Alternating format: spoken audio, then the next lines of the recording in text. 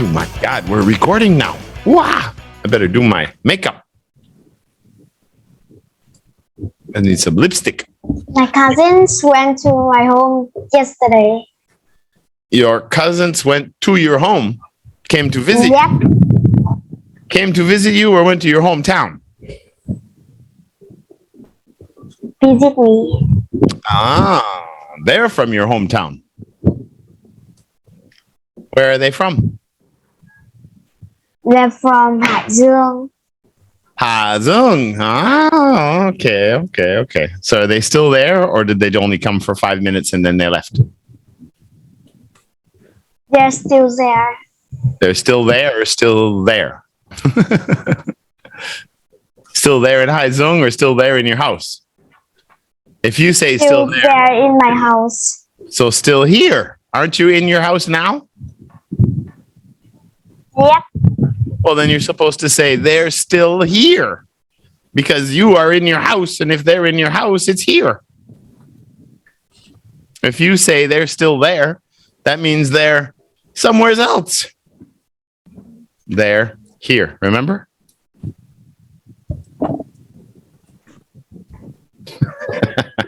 Is that your mom? No. That's your aunt? Yep. Ah, hi, aunt. She didn't say hi.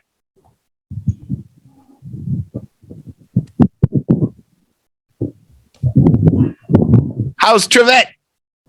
Trevor, I don't know. You don't know how Trevor is? And you don't know how she's doing? I don't know. Oh my God. How's your mom? She downstairs too. But you don't know how your mom is. You don't know if she's good, bad, normal, sick, healthy. I don't know. How's your dad? I don't know too. You don't know either. Mm-hmm. Do you know how anybody is? Lily said she's normal. I'm normal too. You're normal too. So you're both normal. Normal human. Normal humans. Oh my God. What is a normal human? Everybody's different. Nobody's normal. What is normal? Nobody knows what normal is anymore. Where's that Mimi Milo? Holding up the vocab challenge. Mimi, where are you? Today we have some funny stories.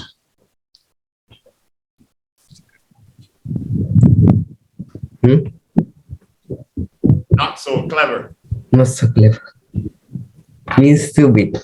Not so clever. Yeah, not so clever is about some really stupid criminals.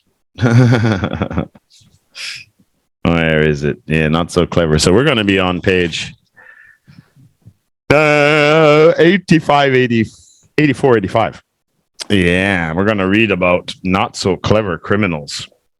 Some people who were not thinking very well when they tried to commit their crimes, and they obviously got caught in funny ways. So we're gonna read about that today. One guy, what did he try to steal? Oh yeah, he stole his friend's video games. And then another guy got out of jail and tried to rob a bank, but a bunch of senior citizens beat him up. So it's kind of funny. Interesting stories. Earth base. Any word from Mimi Milo? Earth base. Come in, Earth base. Are we going to start without her? Earth base. Come in, Earth base. Earth base. Mayday, mayday. This is Mars base.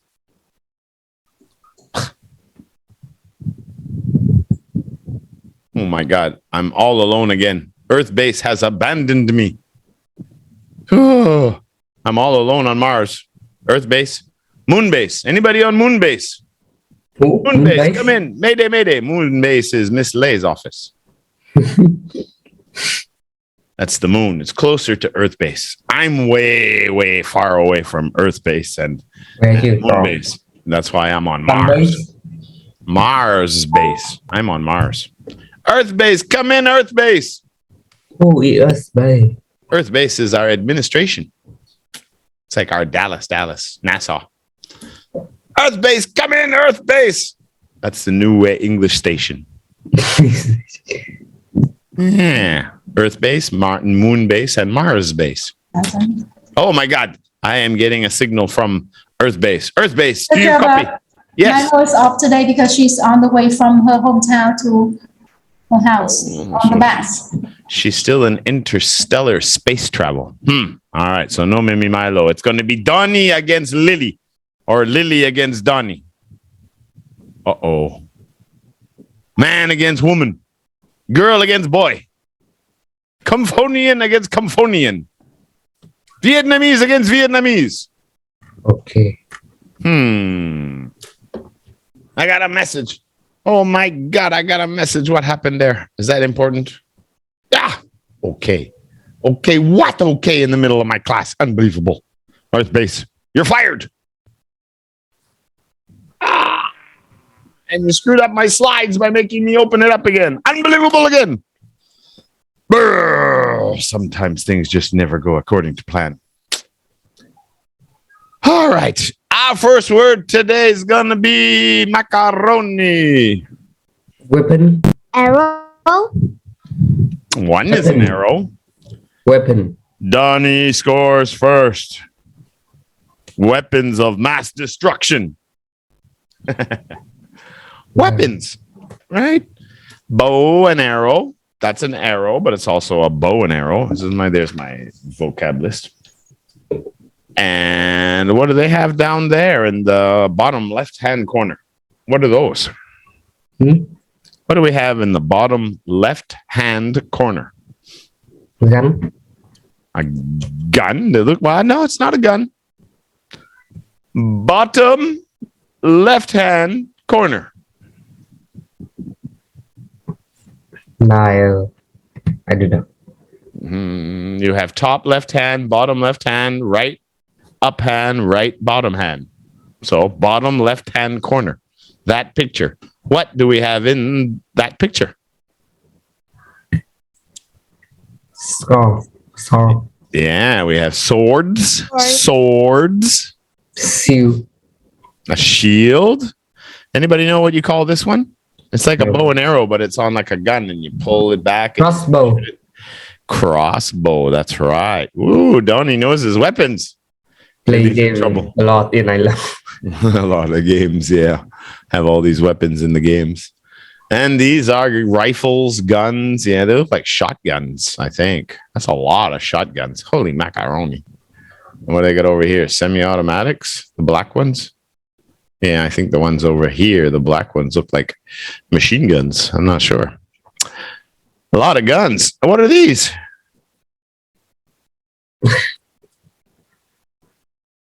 Those are big weapons.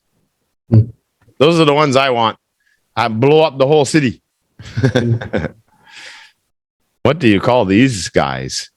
These are not guns. They're not bow and arrows. They're not crossbows. They're certainly not a shield. What do we call them? What are they? Big bomb. Big bombs, but there's a word for them. What do we call them? Bomb. Starts with an M. No, I don't know. They're called missiles. Oh. Missiles. Yeah, these are like rocket missiles. I don't know what country, but I don't think I want one to land here. That doesn't look good. Not good. No, I don't think so. All right, let's go to the next one. Now, this can be used in many ways. Could be used for tents, could be used for painting, could be used for a tarp. It's a material. Very strong, rough cloth used for making tents, sails, bags, strong clothes, etc. What kind of material is that? All right, we can't use.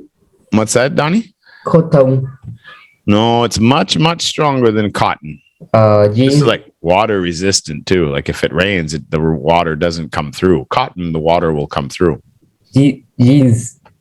Trim canvas. Canvas, yeah. Jeans is well, you have cotton, which this isn't cotton. I guess it's more like a polyester. But a cotton, yeah, like a t-shirt. Like I think Donnie's shirt is probably cotton. But that one, when it gets wet, water goes through it. Now, jeans, they're made of something called denim. D-E-N-I-M. Denim. And that's a really strong material too. It was originally designed for worker pants, like with miners in them, and that's where denim came from. But they became so popular that they became stylish, and then they started making really nice jeans for people to wear every day. And it's one of the most popular clothes. Almost everybody has some denim in their closet or their wardrobe. And then on top of that, even more durable is canvas. Now, I know it's also a free editing software that you can use for making Facebook videos and things like that. That's just the company name. But it's waterproof. Like if you use it for tents and stuff, the water just rolls off. It doesn't go through. And sometimes they use it for like a canopy to cover something. And it's also used for painting, because a lot of paintings are made with oil paints and they're made with acrylic paints, but they're watery, right? So you can't really paint on paper because the paper will get all mushy. And I mean, we do paint on paper, but it's much better to paint on a canvas.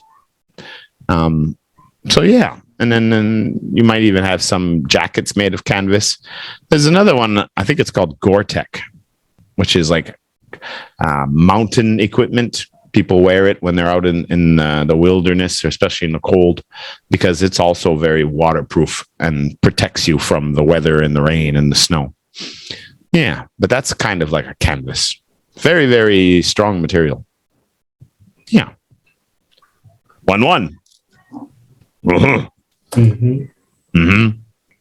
All right. Tell me the story again. I want to know I want to know every... Ooh, the clock has so many fine... Objects? Oh. I need more. The doctor zooms in to observe the of this test result. The girl wearing glasses wants to know more about this service in detail. Lily is detailed. Details, all the specifics, all the little intricacies. Yeah, if you open up a watch or a clock and you look at all the little sprockets and everything in there and how it all works so perfectly, there's a lot of little detail in there. If one little detail is wrong, it won't work properly. Yeah, give me all the details. I want to know all the facts. What happened first? So this also is another material, which is probably one of the oldest. But it's also I don't know if it's completely, it can be treated to be waterproof, but I don't think it's waterproof, but it's very, very durable.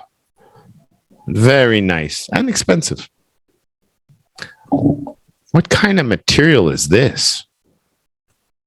Feather. What is it, Donnie? Feather. Feather? Yes. A feather on a bird? Fur? No, it's not fur. Animal skin. Donnie, you got it, but it's not an F, it's an L. You love your L's, right? Leaf. How do you say it now? Leather. Leather, feather, weather.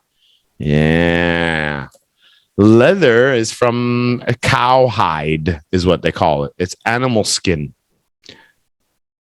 And yeah, this is, I think you can go all the way back to the caveman days where they used to use animal leather and fur to make clothes to keep warm in the winter. So I believe leather has been used pretty much the whole history of humans. Yeah, leather is very durable. I know the Native American Indians used the buffalo leather all the time. I think they used buffalo skin for making their teepees, their tents, their homes, and all their food and their clothes and their bags and all of that stuff. Yeah, leather, quite the resource. And they also use other animals too, not just cows and buffalo, but they also use lamb skin to make softer leather. And you even see some animal like snake skins and crocodile skin leathers. Those are also quite popular.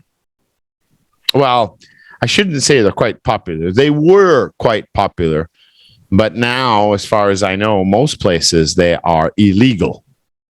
You're not allowed to sell crocodile leather. People were just killing lots of crocodiles for no good reason, just to get their skin to make clothes. So that was causing a big problem with nature. Yeah, but cows, we kill millions of them every day, probably. So it's a little different. It's better to use everything on the animal than to waste anything. So in that case, leather is probably good that we use it. And like I said, it makes really good quality clothes and shoes and belts and bags and everything. Leather. I love good leather. This is a crime. What is the crime?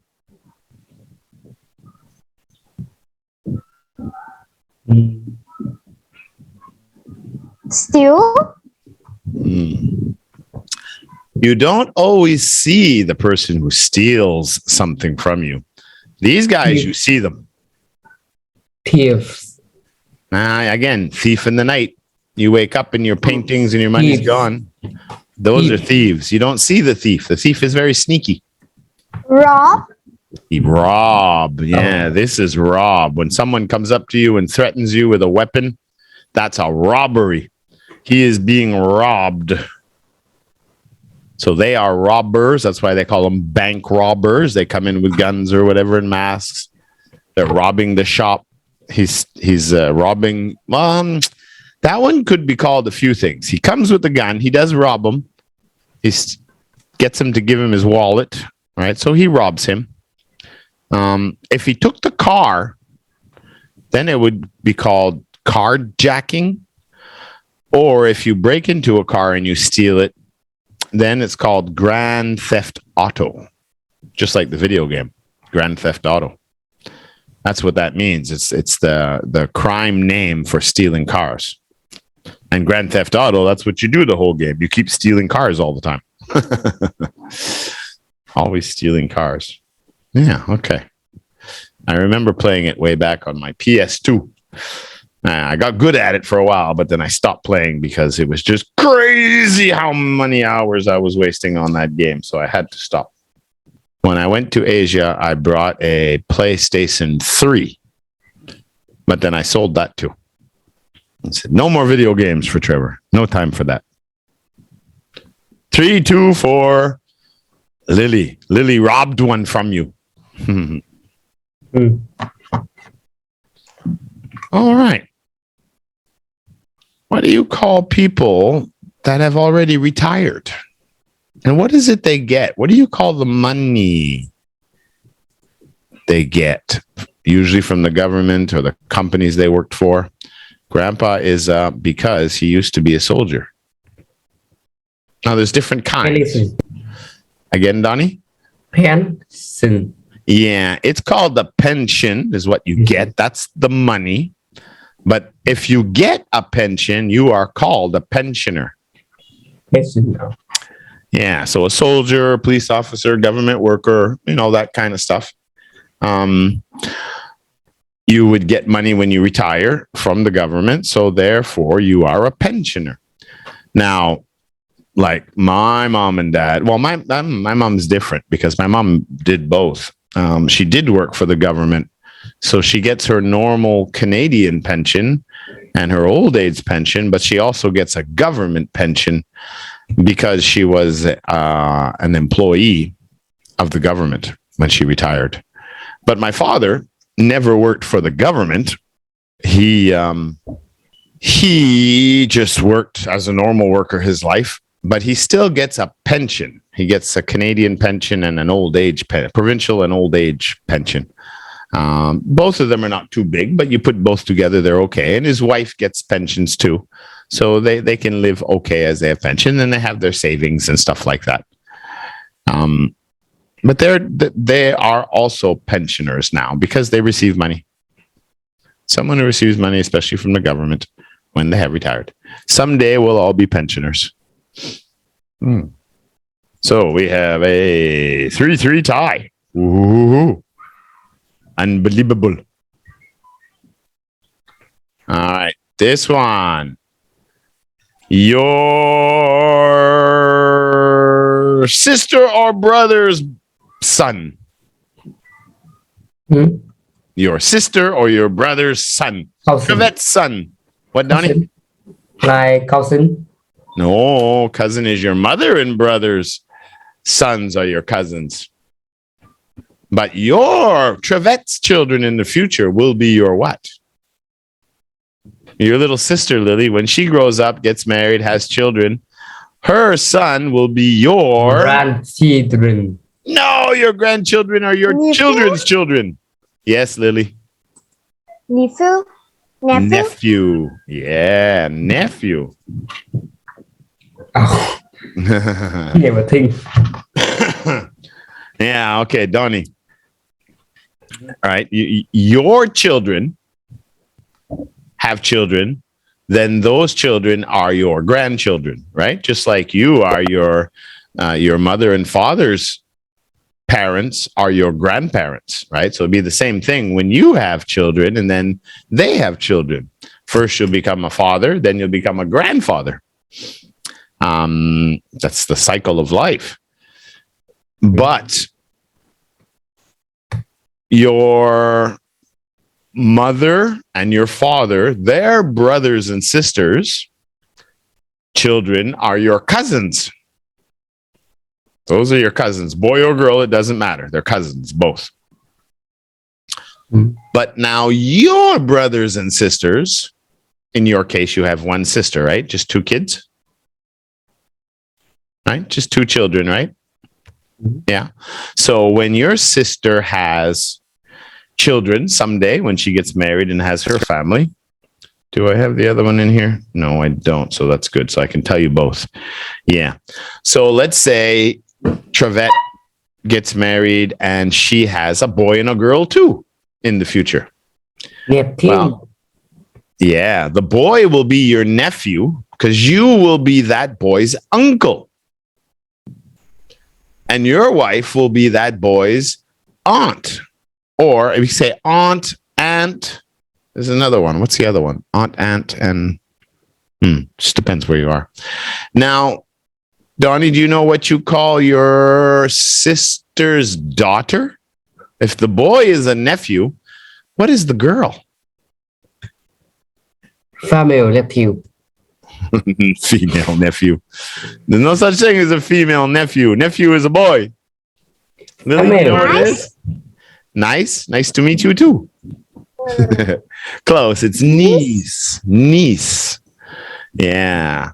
But you both have younger sisters. So both of you, when your sisters grow up and they have their families, let's say they have a boy and a girl, your sister's son will be your nephew, and your sister's daughter will be your niece. Oh. Niece. N-I-C-E. E-C-E. Niece. C-E ending.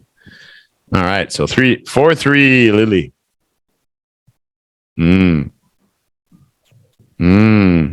Not long ago, happening or starting from a short time ago. Already. Years I've been cursed with worsening eyesight. So only the last few years, not that long. Kind of like Trevor. Recently. Recently or recent. Yeah, 5 points for the Lily. Recent, not that long ago, but occurring now. But it started not too long ago.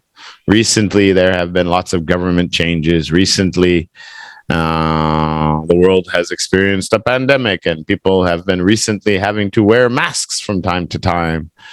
Trevor has recently been losing hair, and his eyes are getting weaker because he's getting old. These will make for some good sentences today.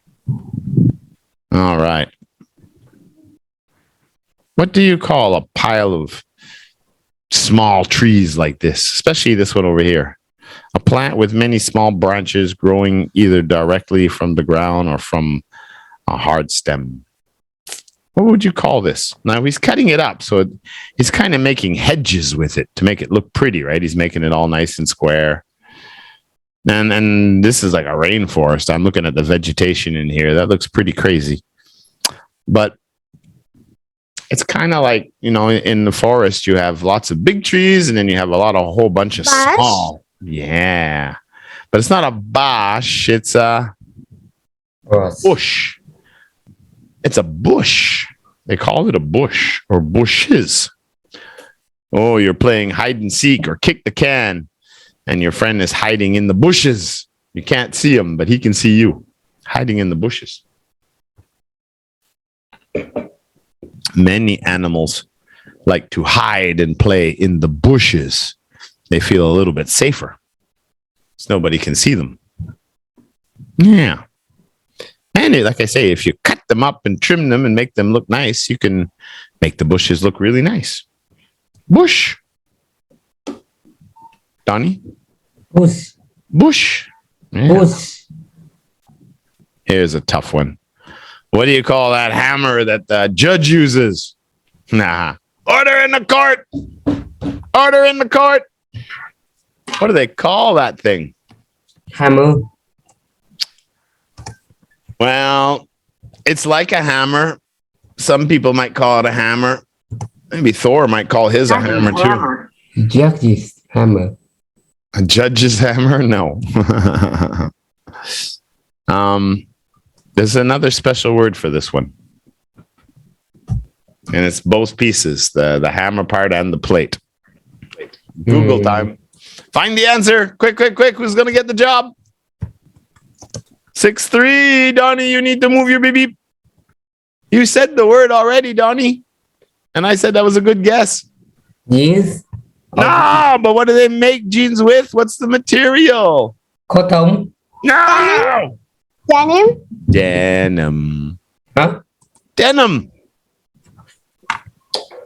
And you said that before, Donnie. No.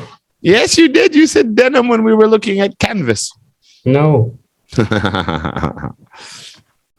You'll see when you watch the video. You did say it. Denim. Denim jeans. Uh-oh, it's 7-3 now. Donnie's got to get the next couple here. All right. So now we talked about crimes again. Now, when you go in with a weapon and you steal from people, you threaten them, that's a robbery, right? To rob someone. I think this is when a place has been robbed. Someone broke in and stole something.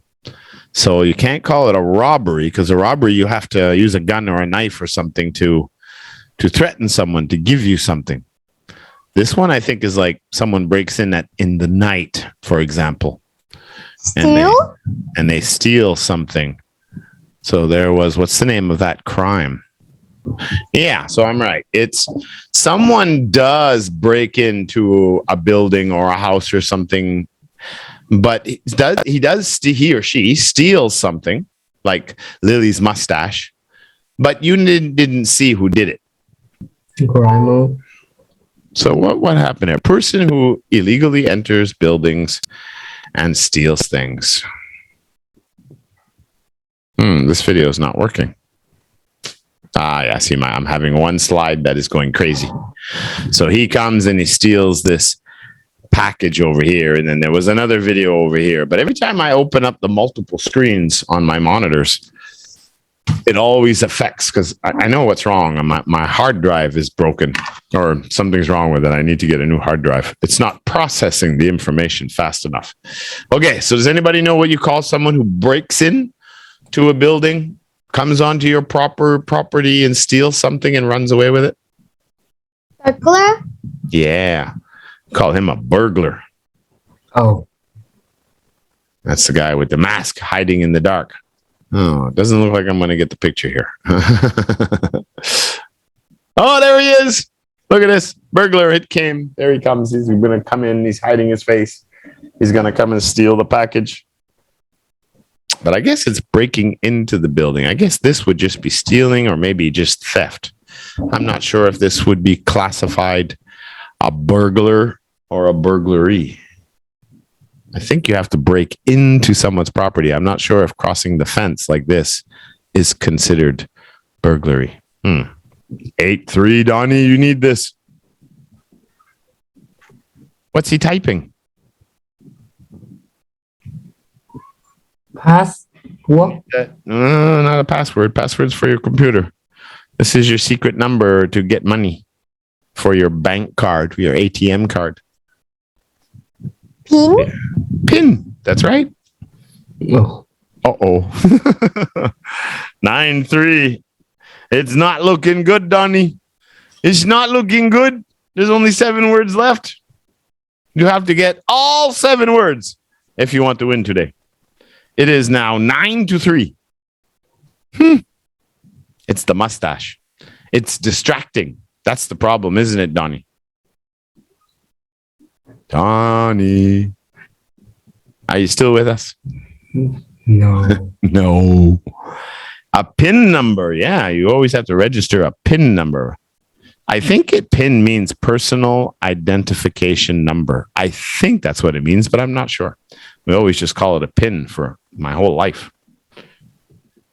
ATMs came out when I was a teenager, so I've always had bank cards.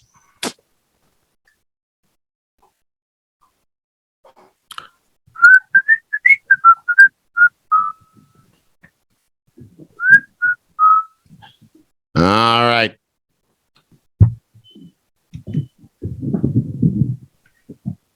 It's kind of like a ransom here, too.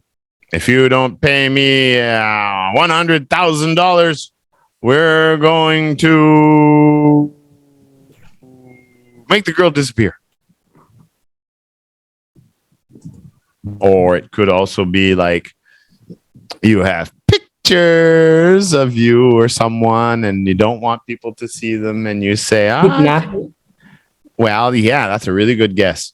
Because clearly, they got guns. It looks like her hands are tied up and they covered her head. So it sure looks like she was kidnapped. But this looks like a ransom situation. Extortion? Oh, okay. That's another really good one. Ransom, extortion, kidnap. We couldn't really find a good picture for this. So I'm going to have to explain through all of them here for you. Okay. So in this first picture, what we definitely have, blackmail was the word I'm looking for. Correct. Blackmail. Now, let me explain the differences. Kidnapping is when you take someone against their will, right? Forcefully. That's a kidnap. It's a very dangerous and a very bad thing. Now, if you look at these two pictures, they're videotaping her face. You can see where she was blindfolded, right? She had a bag over her head. And clearly she's being kidnapped because she's got a gun on her. So when the camera's on her too, you see the little red light there. So someone has kidnapped her and they want money if they want this girl back, right? Or they want something. And the other picture is a suitcase full of money. So that's one way of asking for a ransom. That's often the case with a kidnapping. They want the family to pay money to get the person back. And that's a kind of a form of extortion. Extortion is very, very similar to like blackmail because it's kind of like It's kind of like the mafia or the bad guys, like the little lilies with the mustaches and the little black hats. They come to your shop and they say, you're going to pay us money every month for security. And if you don't, we're going to start breaking your windows and make sure your customers are always afraid and they're not going to come shop here. So you're kind of being extorted, right? You're kind of being blackmailed. That's true. In a way. Let's see what the difference is between blackmail versus extortion. Here we go. Blackmail versus extortion. All right. In terms, blackmail and extortion are often used interchangeably. So yeah, like I said, they're very similar. Yet in ordinary speech, they connote somewhat different behavior. Yeah. Blackmail generally refers to hush money. So it's kind of like, I know what you did last night. I know you stole that. I know you did the crime. I know you cheated on your wife or something. I have the proof. So if you don't want me to tell everybody, pay me and I'll be quiet. So that's like blackmail. Okay? To make me quiet so I don't tell everybody or show everybody the pictures I have of you. To extort refers to certain forms of public official misconduct. So yeah, more like I say, you go to the Lily's little mafia, comes to Donnie's store and says, you're going to pay me money, mister, every month.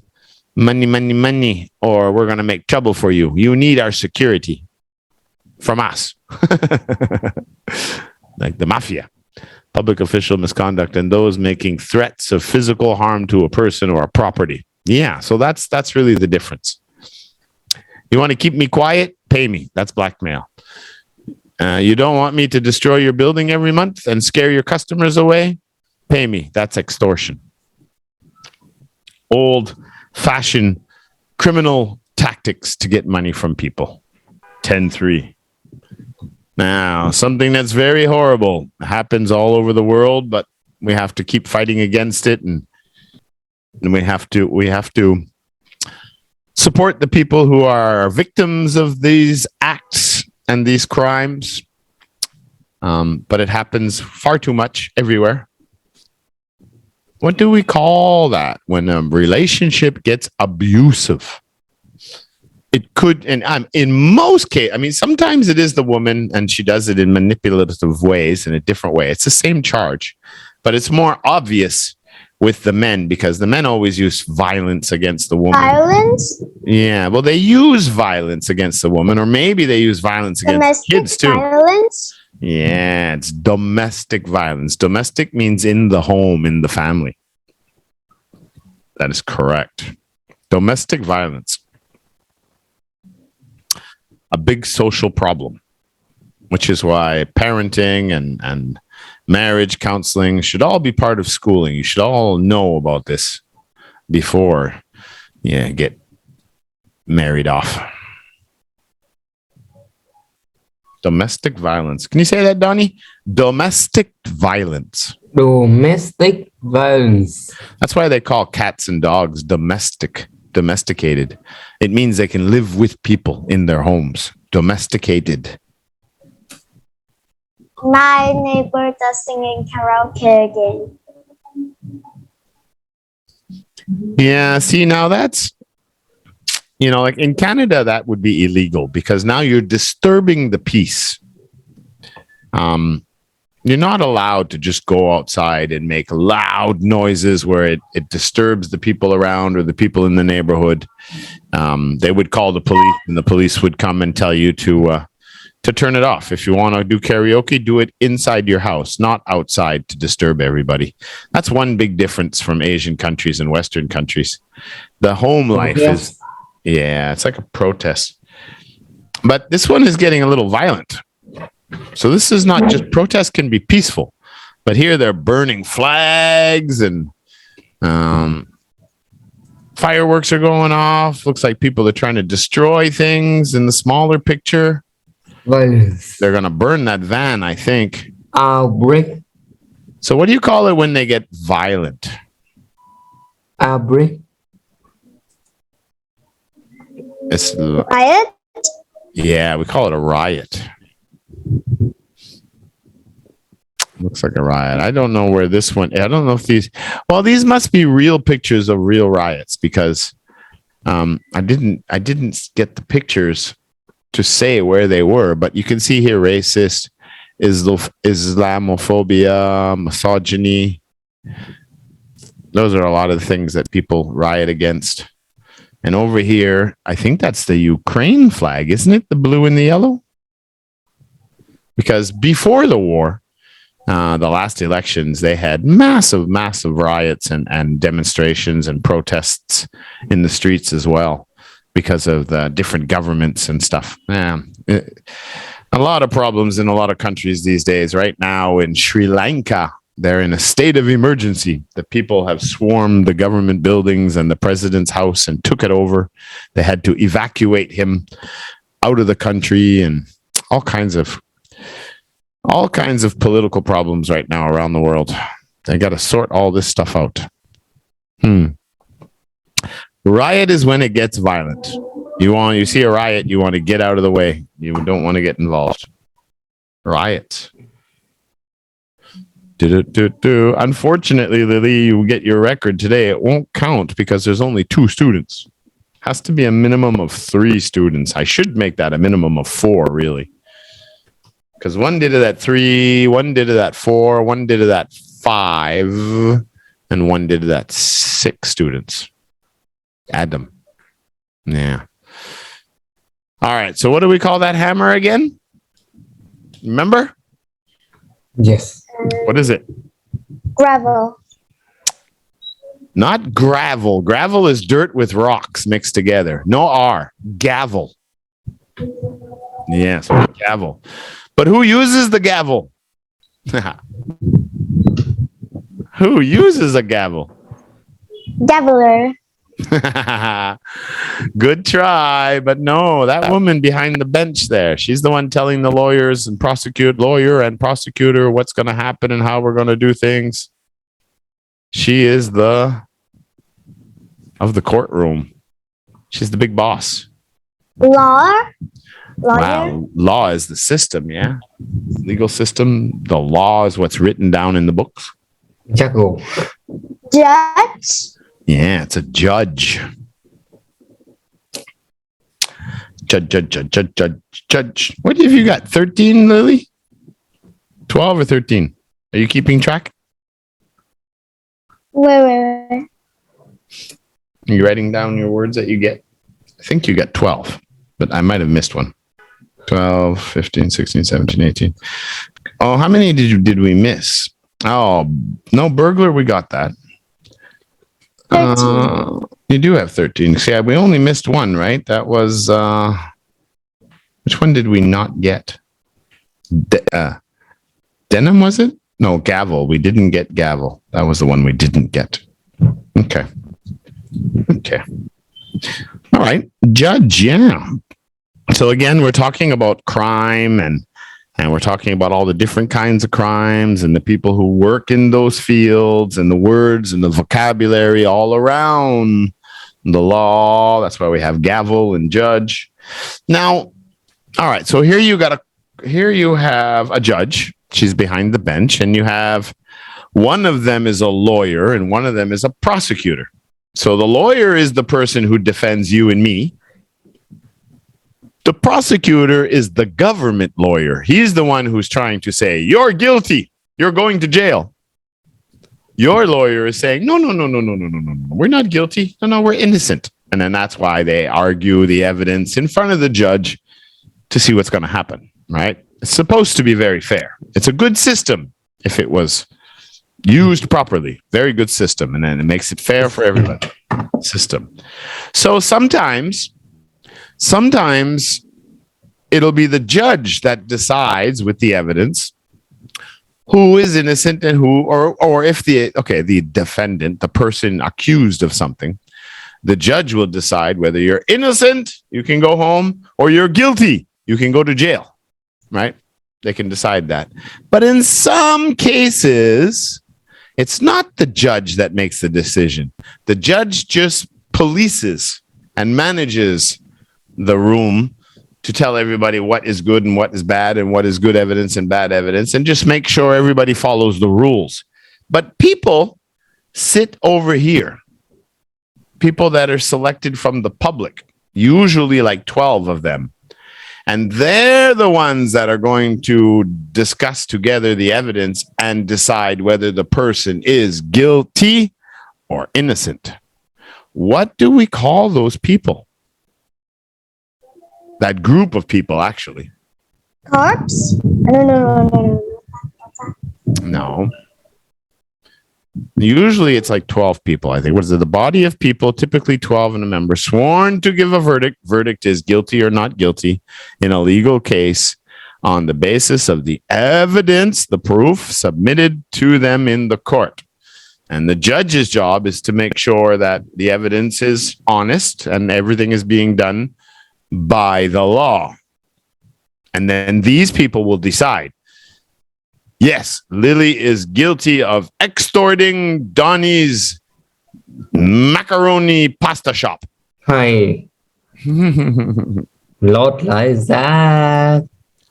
Maybe. Or maybe Donnie was proven innocent of stealing Lily's mustache. So what do we call these people? This group of people, they are the Jury? Yeah, jury is what we call these people. An elected group of people randomly through the public, the people in that city or that area. And they're the ones that are going to decide, according to the evidence and according to the law, if the person is innocent or guilty. Yeah. And they're called the jury. All right, so let's keep going. So we have the judge who runs the room, right? And then you have the jury. Could be one or the other. Sometimes it's just judge alone, and he decides on the evidence what's going to happen. You have a lawyer, you have a prosecutor, and this all happens in a big room. What do we call the room? See, you can see the jury box over there. You can see the judge's bench over there. You can see the prosecutor's table here. You can see the defense over here. The people can sit back here and the press can sit back here. This is this is where we have the trials. What do we call it, Donnie? Congress. Well, Congress is about the government. That's like that's a group of people in the government who talk about bills and laws and different things. Congress and Senate, and I get confused with all the different groups. It's confusing. I wish politics was taught more in school too. I feel people really don't know much about politics, and we should know more about politics. It affects all of us. But no, this is where we do the trials. Yeah, it's a courtroom. It's called the courtroom. I have to go to court today.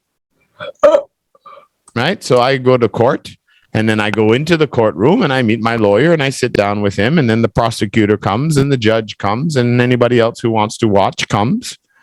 And then I don't know who goes first. Maybe the prosecutor talks to the jury and says, "We believe that Trevor Dollemont stole $1 million from illegal ATM scams. And we have some witnesses and we have some proof that we'd like to put forward to the judge." And my lawyer says, "Ladies and gentlemen, please now, Trevor, steal $1 million from people's ATMs? Don't be so silly. I will show you evidence to prove that Trevor did not steal no $1 million from anybody." And then the evidence will be Exhibit 1, Exhibit 2, and they'll present the evidence. And then the prosecutor might ask me questions, and then my lawyer will ask me questions, and then they'll go through the trial. And then at the end of the trial, they say, the judge or the jury says, "The verdict, Mr. Trevor Dollemont, we find you guilty of stealing the $1 million from all the ATM machines." Huh? Oh my God. So then it's the judge's job. And the judge looks at the crime, looks at the seriousness of it, and he says, Mr. Trevor Dollemont, I sentence you to 10 years in prison. And I go, huh? What the hell?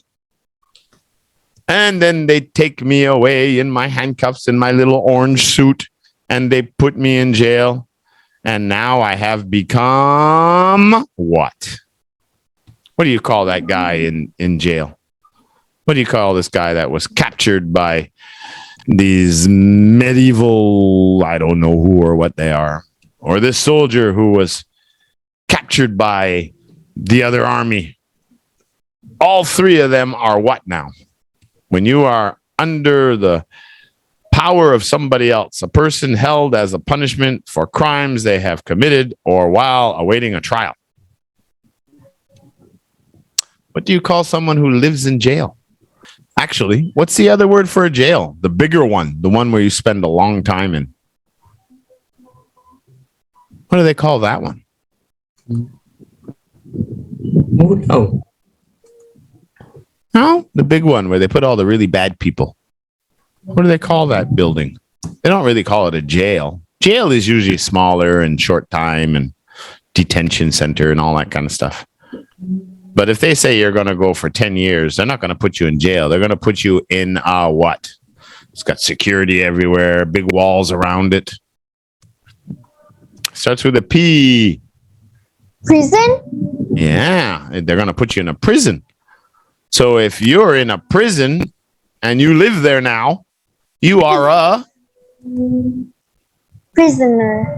You are a prisoner. That is right. Prisoner. But you don't have to be in a prison to be a prisoner. You could be in a dungeon back in the medieval times, right? Because that was their prisons, right? A dungeon in the bottom of a castle somewhere. So you would be a prisoner. And here, this girl, because, I mean, obviously you see soldier outfits and machine guns. So obviously it's some kind of war or something's happening. And they've captured her. So she's a prisoner of war now. So different kinds of prisoners, but nonetheless, a prisoner. Someone has caught you and accused you of something. Yeah. All right. So unfortunately, well, no, fortunately, but a great job for Lily, of course, because she got 16 points today. 16.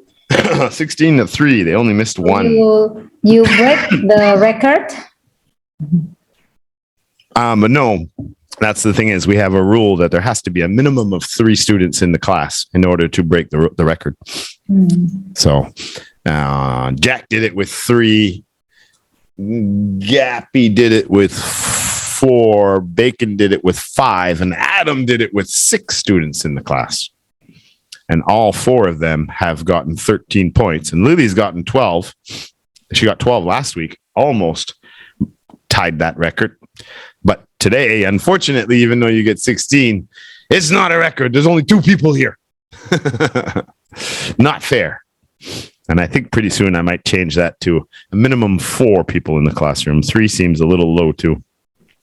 But anyhow, nonetheless, you got 16 out of 20 words. And Donnie's pretty good at this game too. He's won quite a few challenges. So that's a good game. And Donnie did start good, but it looks like he kind of slowed down a little bit at the end.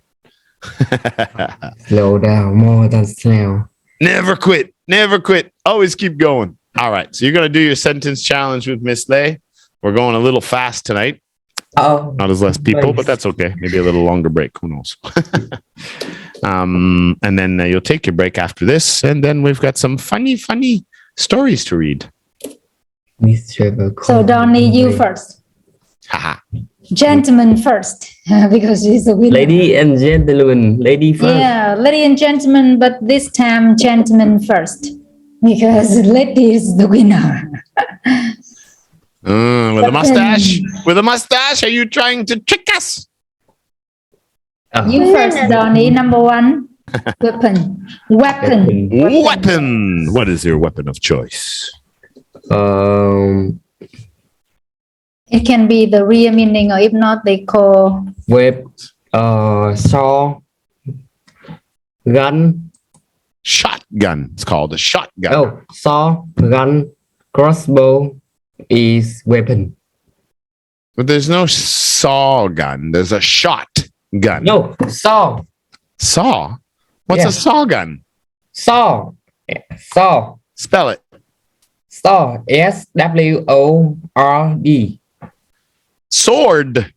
Like no W, right? So you or sword. But a sword is not a gun.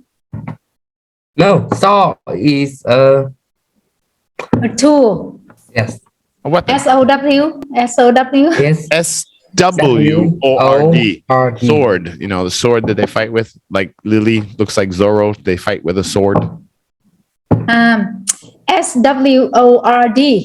Sword, WORD gun. with a silent D. So gun is Sword. A sword, yeah. A long sword. a weapon. Yeah. Yes. Okay. Okay, but you don't say sword is a weapon. You say a sword is a weapon. Many, many, many. Or you But could he said say gun. katana. Not a gun. I heard him say gun too. Yeah. A sword is a sword. gun. Yeah. Sword. Gun. See, you should make that plural, Donnie. You should say swords, swords plural, and guns are dangerous weapons. And then you put a little adjective in there, and then you have a beautiful sentence. Swords and guns are dangerous weapons. Mm-hmm. Say it. No. No. I have already made a sentence. I quit. Canvas. It's the material. Canvas. Yeah, canvas material here. And like Mr. Trevor said, it's very, I think it's this app. It's very, very popular for students, like university students. I met some of them, and majority that they use Canvas, the app, to design some thumbnails, pictures, something. But this is material. So what's your sentence? What's your example with Canvas? Lily the pirate. Lily the pirate. Yeah, you can talk about your pirate ship and canvas.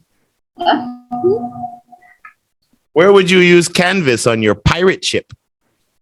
To make what? Look at his beautiful canvas. Ah! What the heck is that? It's not right. It's just 20, right? Where would you use canvas on your pirate ship? You would use a lot of it. Where? For what? To make what? But how does a pirate ship move? It doesn't have any engines. I don't know how to say You that. don't know? Sail, right? The sails. The sails would be made of canvas, yeah. I think so. Okay, already Donnie. Detail. Detail. And here, you know that in our slide, we have very, very nice one is in detail. In detail. I think that is very, very good phrase. Yeah. That we should know and we should use more often. In detail. Something in detail. So what's your example? A smartphone need a lot of detail. Information about something. Mm-hmm. Details. The smartphone needs a lot of details. For what? Think about something that needs much detail, like a painting or something, or a project or something, an explanation. Because the phone, I think they already... To destroy the plane is need a lot of detail. That is a sentence. Destroy. Why is that? You're talking about war? Yes. That is a lot of things in detail. Okay, I'm not real sure about destroying a plane, but a lot of things in detail. So that's a good phrase. Well, an example with a plane crash or destroying a plane would be, you know, after the plane crash, we need a lot more details about what happened, right? More detail is more information. then we can figure out what happened, something Yeah. like that. Yeah, that's what I want. This is interest 20 now. And Lily and Donnie and Mimi, they're strong. And, they're the next Jills and Adams in them. So I want them to be a little bit more focused and do better with their sentences at this level. They're going to be B2 soon. Lily, leather. Material. She is stealing his leather bag. Oh my God. Stealing, and you know about that. Think about the use of leather. Think about where it comes from. Make some nice sentences. Oh, actually, with that, I think like you observe, right? You observe, and then you know that he is stealing. But usually, I think we use stole, right? When it happened, and you know about that. So he stole her leather. What you said? Oh, that. well, you could be witnessing the crime. Could be seeing it happen. But yes, right it's now. grammatically right. I know that it's like uneasy that we just try to fix, but we just encouraged you guys try to make maybe using different structures and Absolutely. nicer. I'm getting at that sentences. level now. Okay, Donnie, what about number 5? It's yours. Rob. You can use rob. You can use robber as the person, criminal, and robbery. Obvious. Robbery. Robber. Robber. You can use all different forms of this word. Yeah. That laptop is stolen by the robber. That what? Robber, you mean that they rob, and then you can see it. You there, right? You see the difference in our slides, right? That's why we call rob. I remember when you're being robbed, that crime specifically, you see your robber. That he might have a mask on, but you see the person in front of you using a knife or a gun or something. And you in the situation, you in the like the scene. If it's movie, you in the scene. Understand, Donnie? Yes. Right? It's different. Steal is like Mr. Trevor said. Usually, thief. When they steal something, they're sneaky, right? You don't know about that, and then it happened, and you said, "Oh, someone stole my bike or something." Don't know. But rob is directly, right? Oh. Yeah, you outside on the street, and then they are using the phone, and they just rob your phone and run away, kind of that. So, what should be an example? I don't know. You can use Donnie. Actually, you've learned a lot of structure. You can use passive voice, active also okay, but you can use passive voice. The police is run to The police. It's plural. So the police. If you use like with B is R. The police are. The police run to Running to cat. that robber. Robber. Okay. Or chasing. Actually, I know what you mean, but they could have to chase, right? Chasing. So the police are chasing after the robber. Try to catch him or them or something. Okay, chasing. Run after. Number 6 for Lily. Pensioner is a person, but of course you can use pension, the money. Like grandpa is a pensioner because he was a soldier. Okay. He was a soldier, because he was a soldier. What? Soldier. Sorry. It's a little bit confused with shoulder. Soldier. Yeah, my grandfather is a pensioner because he was a soldier. Actually, other too. My parents are also pensioners, but they were just workers. They also got this or get this. Yeah. But yes, that generation, sure. Nephew. So now Donnie know nephew. What nephew means? It's Chauvet. It's Chauvet's son. Chauvet's son. Okay. Please explain that Nephew is like Juliet's son. But who knows? Only you and me know Trevor. No one knows about that. At So yeah, you just say he has to. Of course, this one just simple family member. So you can say that he has two energetic or something nephews. I explained, but Trevor. No one knows Trevor. Who Trevor is? All right. Hello. No, It's no one Trevor. knows. Number 8, recent.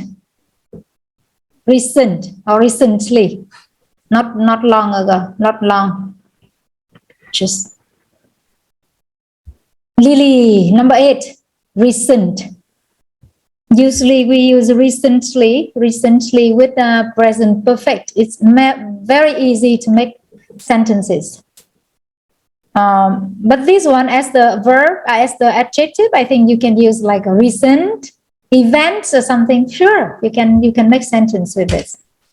Lily, number 8.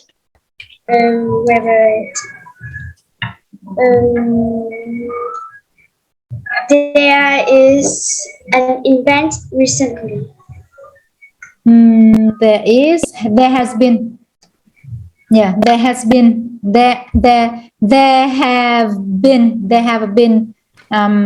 some events recently, or you can say there have been recent event in my city. Yeah, because usually recently we use present perfect. We talk about the result, right? But no time, no specific time. I don't think that we can use, not really sure, but I don't think that we can use present simple because it's not habit. It's just, they said that starting from short time ago. So it means that it happened in the past, but no specific time. So usually we use present perfect. So you can say there have been some recent event in my city. Or there are some big events. There have been some big important events recently in my city. Number 9, just a noun, Donnie. Bush. Yeah. Bush. Short. Yeah. Short plants, right? Very, very short plants. Short plant. Yeah. Plants or trees. Yeah. Very, very short. Just low.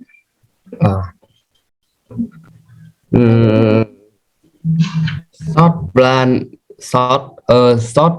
plant can be called a bush. Can be called a bush. Yes. Donnie also tried to pay attention to now. Yeah, this one.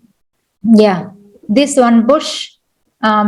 You can count. The thing is, now we are using structures. Of course, we have to analyze the now, that it's countable or uncountable. This one's countable. So say that like a low plant, right? Even here, the plant with many small branches, very low and kind of big, right? Called a bush. You have to put there, right? Called a bush.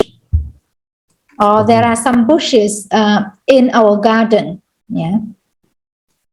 Gavel. It's the first time I know about these two of the judge.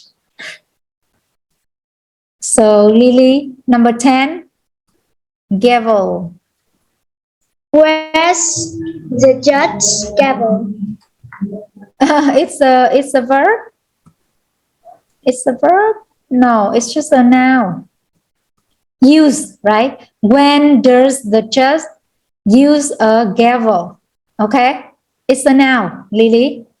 Yeah. Use, take, yeah. I mean, where's the judge's gavel? But it's not a verb. I don't see it as a verb here, Lily. It's just a noun. So I think when the judge, or when the judge, or when there's the judge use the gavel, yeah, we have to put the verb there. It's not a verb. It's just a noun. And I even use Cambridge here, but no, it's more hammer used by the officer in just a meeting or something. So Have you ever used the gavel? Donnie, it's material too. Denim. Denim. Then ni mình Denim. uh, The material for they use to make jeans, yeah.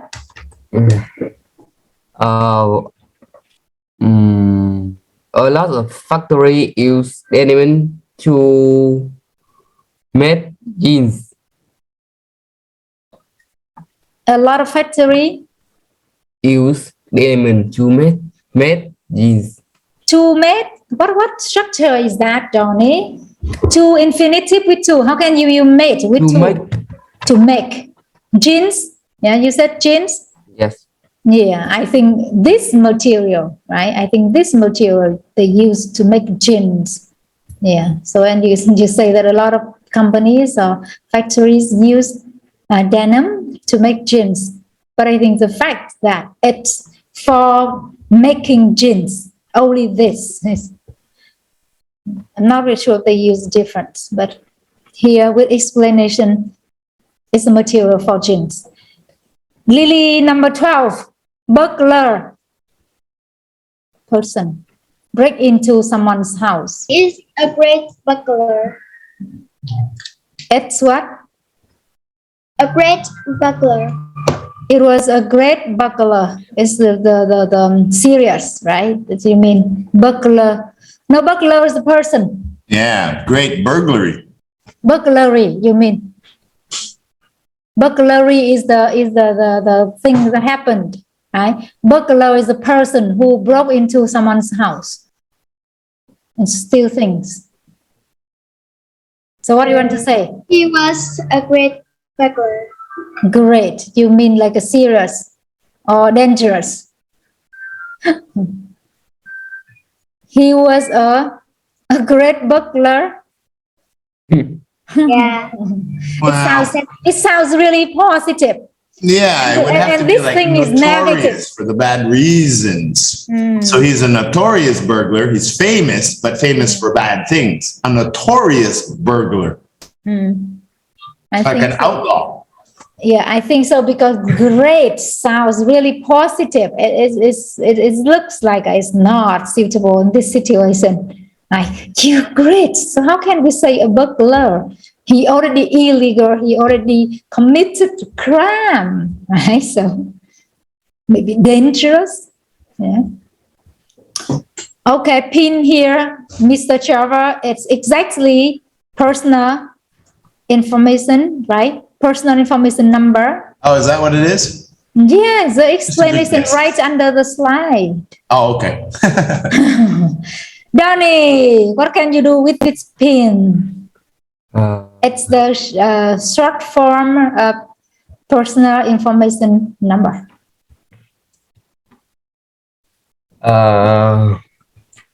PIN is a short form of personal. I have no standard for it. What? PIN is Pin, yeah, is a short form for personal. personal information number. Yes. Short form, yeah. It stands. Isn't it? Acronym is the first letters. Abbreviation is when you shorten a word. Acronym is when you take FBI, Federal Bureau of Investigation, PIN, yeah, NASA, National Astronaut Association. Abbreviation, I think. Acronym. Yeah, personal. I'm sorry, it's not information. Identification, not information. Personal identification number, right? So, can he say that PIN stands for personal identification number? Yep. Yeah. So, Tommy, Donnie, we should say stands for, right? Like a short. Right? Is the short form? We say a short form? But you can say short form, but it has a name. It's called an acronym. So I think that for me, I just say PIN stands for personal identification numbers, not information. Sorry. Even if it Informal starts, means. even it starts initiate with I, but no identification, not information. All right, that's Donnie. So now back to Lily. Blackmail. Noun or verb? Lên plus song. She uses blackmail to get money. She used, right? Already happened. So use this to blackmail me or him to get money. It's Donnie already number 15. Me. Domestic violence means. Can you explain it? You remember the videos, a few videos, like the man just beating the woman at home. Domestic I is remember. in the house. In my house. In my house. It's in my house. It don't have domestic violence. It doesn't have.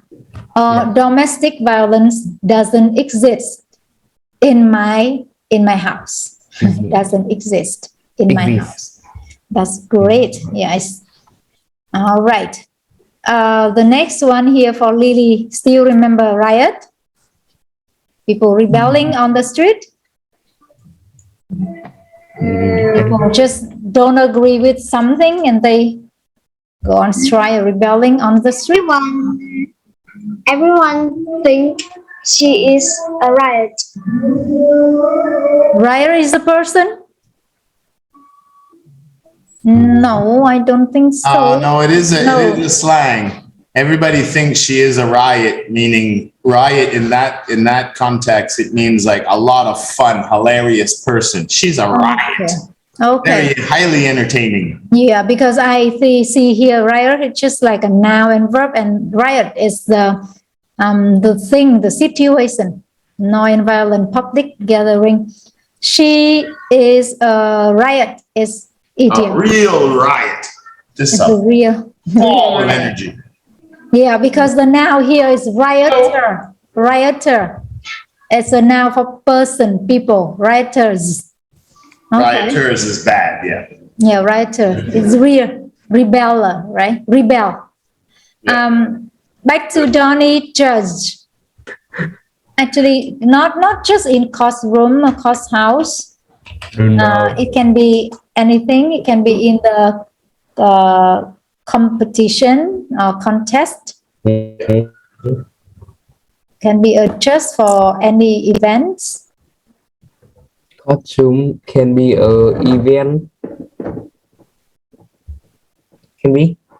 For sure. Like in our last lesson of Interest 40, I was a judge.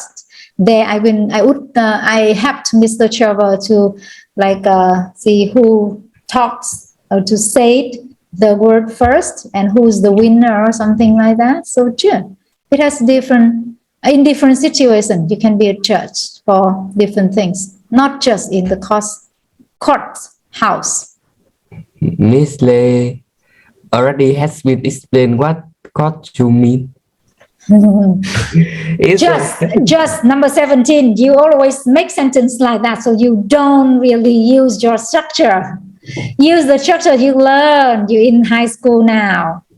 Don't try it like that. We're lazy at something and we cannot just improve that area or that field. The Jacker said that the grammar will be die. Yeah, I don't know. Sentence. The judge declare that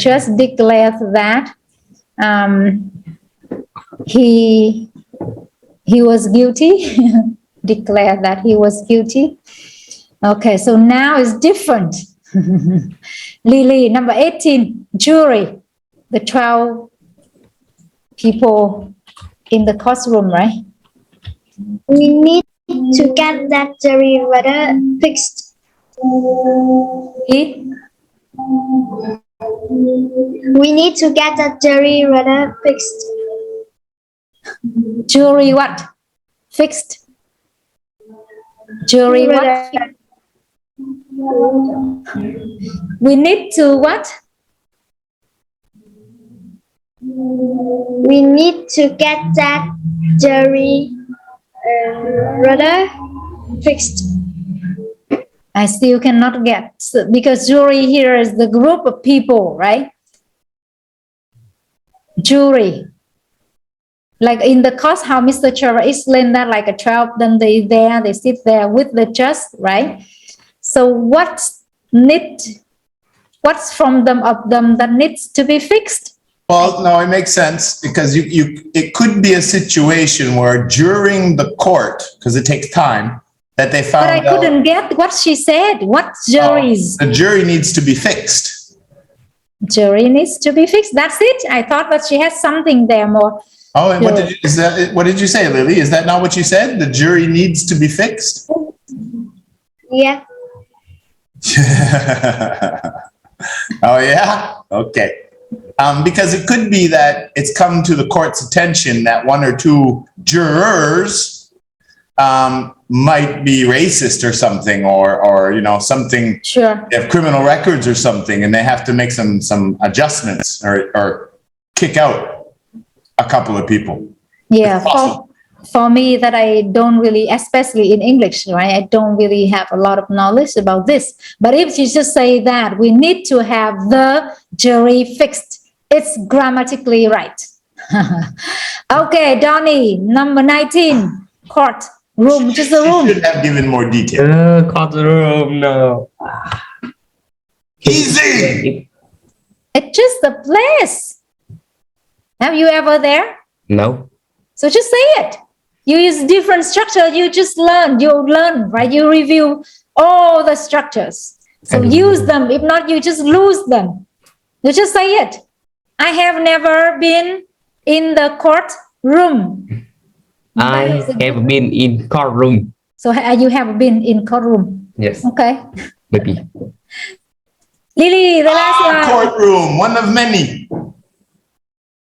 Many. It can be the, because we know what it was, or it is. Prisoner. Look at that ugly prisoner.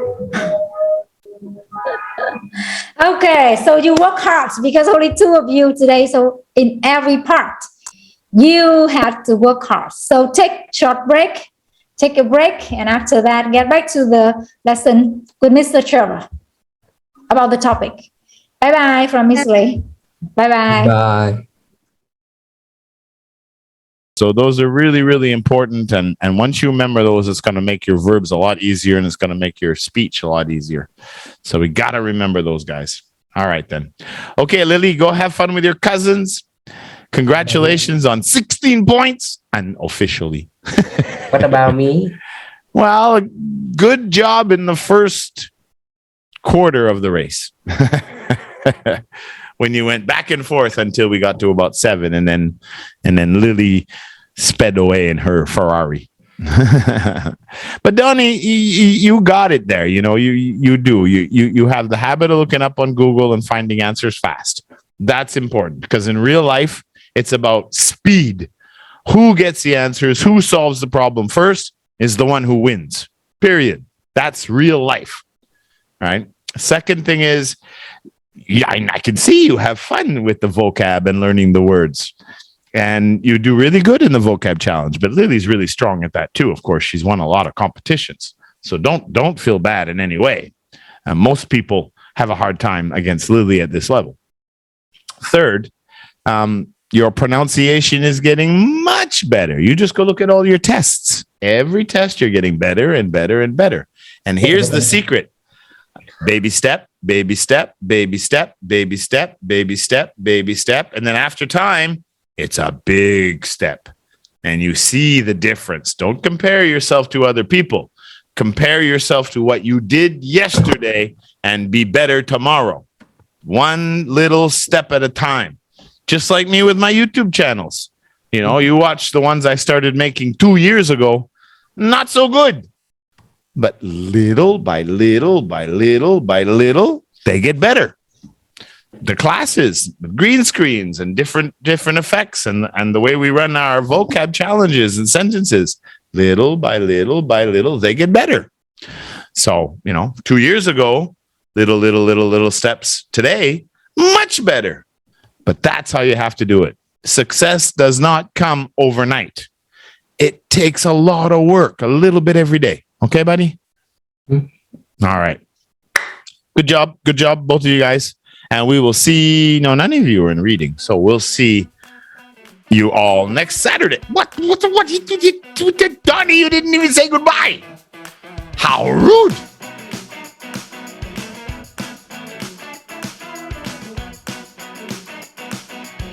We've got little Lily.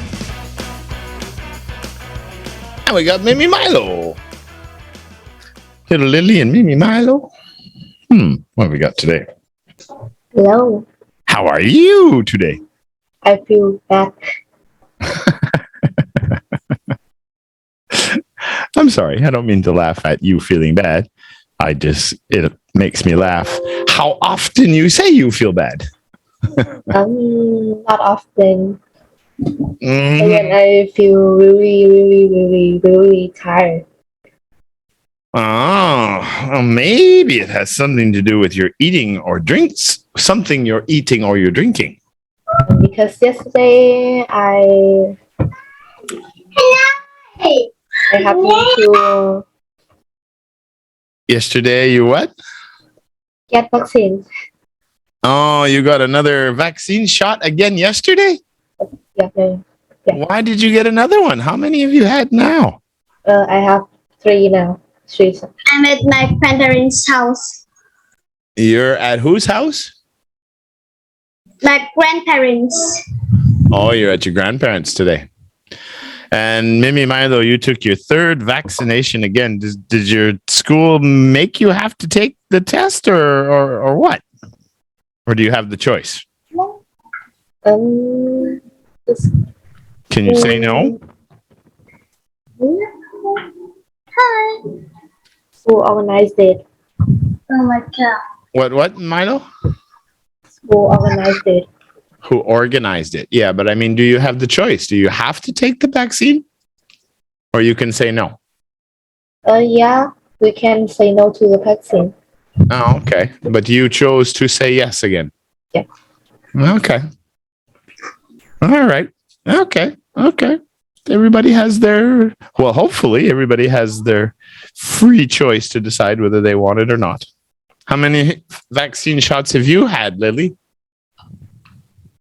Can you speak louder? Can I speak louder? Oh my God, I'm right in the microphone. How many vaccine shots have you had? No. None. 0. 0. Me too. Same. 0. Where's that Donnie? Where is that Donnie? Donnie is late again. Unbelievable. Oh, who's this? I think. Oh, okay. I don't know where he is. So what did you do today? You're visiting your grandmother. So is that your cousin? Who's with you? Yeah. Cousins, huh? Are you the oldest? Or are they the same age? No. Younger? Older? Younger? Older? My brother is older than me. Your brother is older than you. You don't have a brother. Cousin. Your cousin is older than you. Oh, okay. Does she study English too? Yes, but not very good. No, not very good. All right, so we're going to be lesson 5. No, we're lesson 5 today. So what are we doing? We're going to be doing some Shakespeare. To be or not to be. We're going to read about the life of Shakespeare. It's an interesting read. Oh, where's that Donnie? Earthbase. Any word on Mr. Donnie? I want to start the vocab challenge. Yeah, already texted, but the answer I will call now. Okay. All right. So is your cousin going to help you with the vocab challenge, Lily? Maybe no. Maybe no. Not interest 20 level yet. So what town are you in? What city, what town? Where's your grandmother live? In Bacheak, in Quảng Ninh. Okay. Is it far? No, not too far. Oh, it's not too far. Okay. Mhm. All right. Well, I guess we'll start anyway. You ready to start, Mimi Milo? Yeah. All right. Put your camera on. Let's get started. I can't hear you very good today. Oh, that's because of where you are. It's not because of my microphone. I'm talking right in the mic and I have my speakers up to 60%. So it's really loud here. So, like I said, our story today is going to be about a famous writer, Shakespeare, William Shakespeare. And he's also responsible for creating a lot of new words too in his time when he was writing poems and plays and acting and doing all kinds of stuff, which I think was when. Born in 1564, so almost 450 years ago, but he was writing so he moved to London, I think around 1985, and 1592, he was writing plays and working as an actor. Yeah, so long time ago. But he had a big influence on the English language for sure. Okay. So what do you call people that write books? What is the book? What do we call the books? To Kill a Mockingbird by Harper Lee, or The Black Sheep by Honoré de Balzac, or Logo. A what? Logo? Logo. Novel. Don Quixote. I remember the name of that book. Miguel de Cervantes. Don Quixote. I don't remember. Killing Mockingbird. Yeah. There's a lot of books I'd like to read. I wish I had more time to read books. I really do. I really do. Yeah, novel. That's what we call them. They write novels. Writers write novels. Do you guys want to write a book? I write one. I can't hear you, Lily. Lily, you're talking, but I don't hear you. Can you hear me now? Yes, I hear you very loud and clear. Do you want to write I can hear you clearly.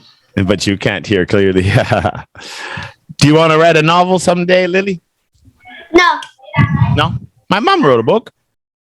I'm lazy. Well, sometimes we're all lazy until we find something that we want.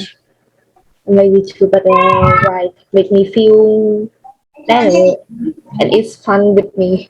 Yeah, you like writing, don't you? You already told me you like to write poems and stuff, right?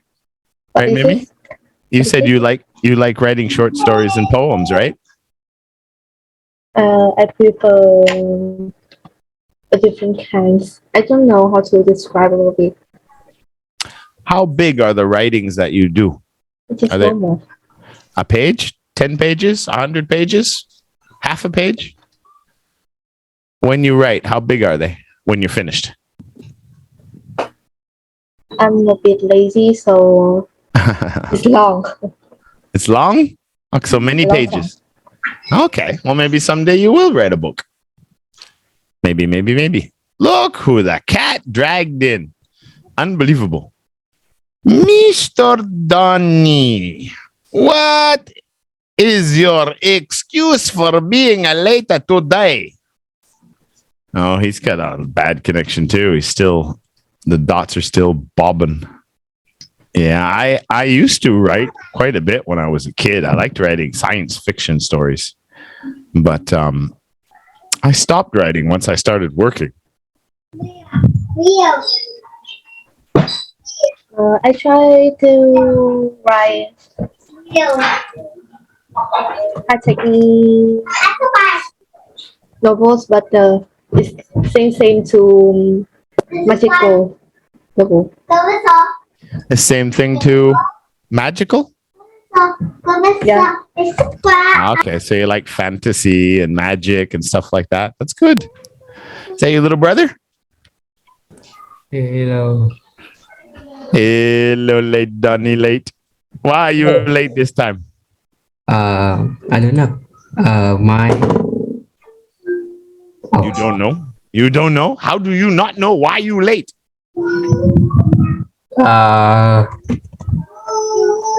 Someone turned off my phone. Someone turned off your phone. Yes. And the clock don't ring. The clock don't ring. The alarm clock. You set the alarm clock, a timer? Yes. Ah, so you set the timer to remember when you have a class. Well, that's smart. If your phone is on, but the alarm on the phone, where's my phone? There's my phone. If I set my alarm and I turn my phone off, it still rings even if my phone is off. The alarm clock overrules that. Because a lot of people set the alarm and they go to bed, they turn their phone off. I'm sure it does. I'm going to test it and find out right now. And then I'll turn it off and we'll see if it goes off. We'll set it for, let's see. It is 5:14 now. So we're going to set it for 5:30. And I'm going to turn it off. Save. Yeah. And then I'm going to turn it off. Let's see if Donnie's lying to us. I think Donnie's lying. No.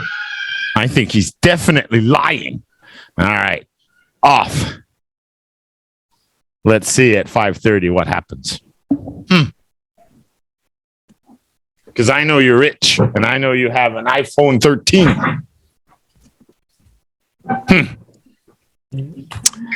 All right. Novel was the word. What's a novel, Donnie? Novel Yeah. What is that? is kind of book. A kind of book. That's right. It's a big book. Long story. 300, 400, 500, 600 pages. Yeah. All right. This is going to be a tough one. This is an old language, but it was used by ancient Romans as the language. What does it say here? Language of educated people in many European countries in the past. So Latin? Yeah, that's right. This is kind of, I don't know how much Latin there is. I remember watching, there's a really, he's called the grammarian. Some of these YouTube English teachers are really good. And I try to watch them when I can. I mean, there are some English teachers on YouTube that I think are not so good. Excuse me. But of course, I won't say their names. But there are some English teachers on YouTube that I should start posting because it would still help you guys. And there's one guy, he's English. He's an older guy. I'm sure he's older than me. He's got gray hair and everything. He's funny. But I'm sure his channel is The Grammarian, someone who studies grammar. And he did a video a little while ago. I can't check now because of Donnie, my phone is off. No. I will look after when I get things going here I'll get the other window open and I'll try to find it for you.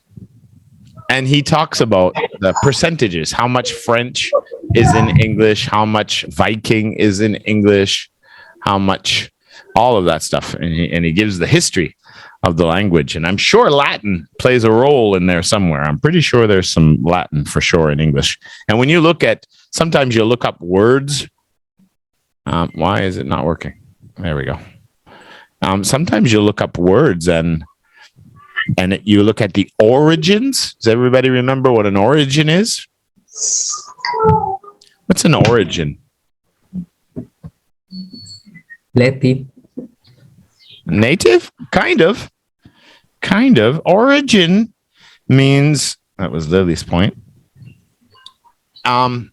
Origin means where it started, where it came from, where it began. Origins. Yeah. What are your origins? Well, my ancestors come from France and Scandinavia. Yeah. All right. So yeah, the language, Latin language. I think that's the language that the Pope and everybody used to speak. Okay. The grammarian. Oh no, that's not the same guy. I forget what he calls it. He's got a. Oh, there he is. I found him. Let them talk TV. That's what his channel is.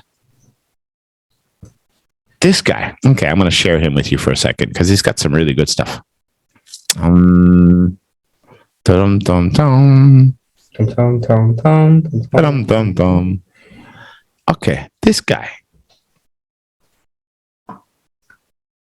Like I say, he's an old British guy. I don't know if he's got a school in Spain or Italy or somewhere, but some of his videos are really, really, really good. And I'm wondering here if,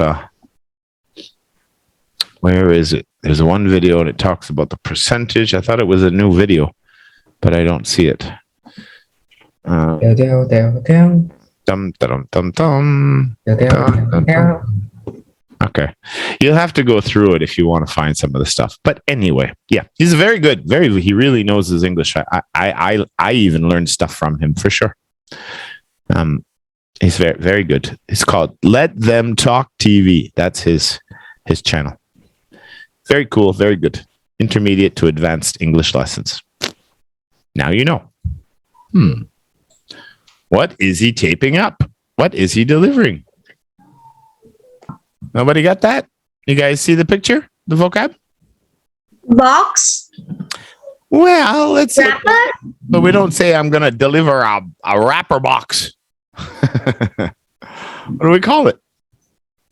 I have 6 to deliver today. You could say package.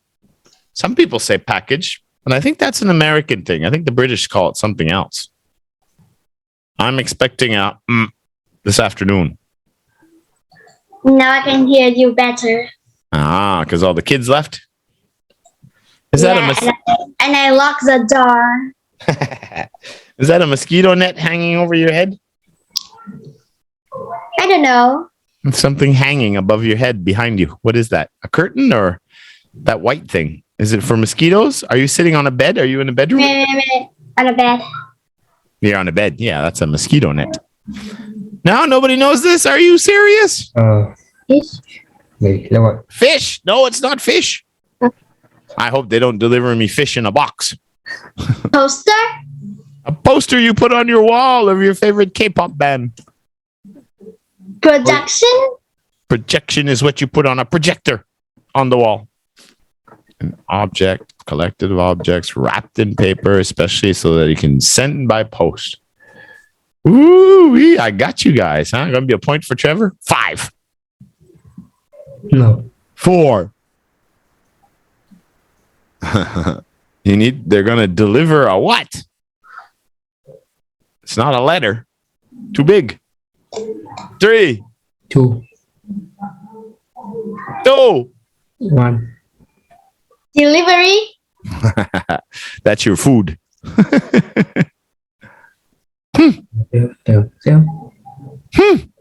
So easy. What is it, Donnie? It's right there. I put the word up. What is it? Read it. Oh. What is it? Ridic. Redic. What the heck is a redic? Oh, basic. A pisic. What? No. No. No sell. Parcel. Parcel. Parcel. It's a parcel. Another word is a package. A parcel or package. Never heard it before. Really? You never heard parcel before? Yeah.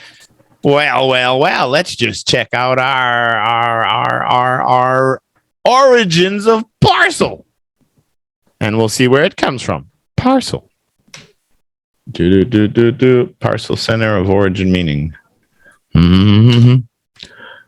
Latin. Particular. Parcel. Parcel. Parcel. Yeah, in Latin, it comes from the Latin language. See, that's why I said I know there's a connection. There's quite a bit of Latin words, and I don't remember. University was like 30 years ago. I don't remember any of this stuff anymore. But I'm starting to get more into the history of English these days. But I knew it in French. It's LLE at the end. Parcel. In Old French. The Middle English chief sense small portion from Old French parcelle, from Latin particula, small part, particular, part. Okay, now you know. Point for Trevor. No point Yeah. for me. And no points for Donnie yet.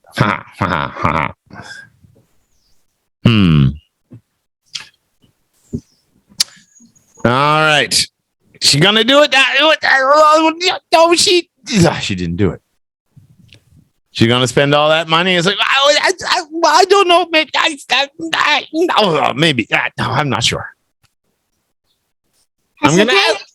What? I type it. No, try saying it first. I was talking. That's why I didn't hear you. Just say it again. I don't want you to type it. I want you to say it first. Okay. Oh, I don't know how to write it. Say it. Or I think you got it right.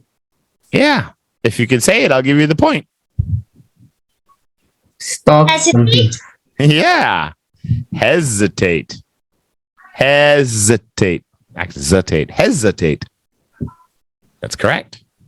Hesitate is to pause before you do or say something, often because you are uncertain or nervous about it.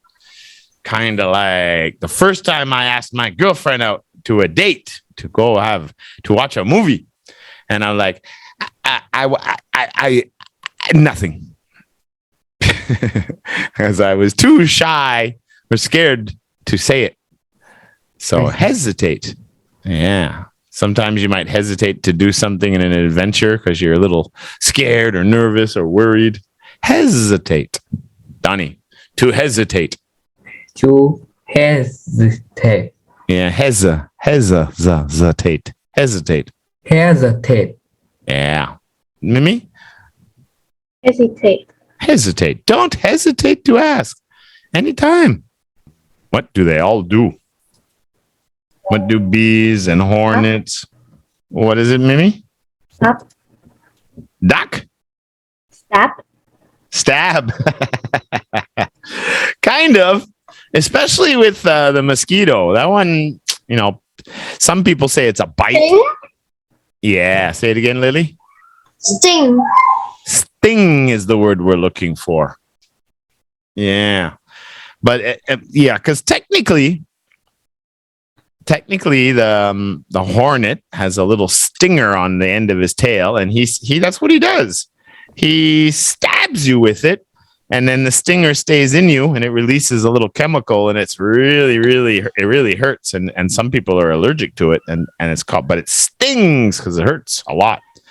A mosquito, again, same thing. Technically, it takes its long, pointy syringe-like nose, and he stabs you. Yeah, and then he goes in and he sucks your blood. So technically, he is stabbing you too. But we always say, I got stung by a mosquito. I have a little red spot or something, right? And mosquitoes are really, really dangerous too. I mean, it depends where you live.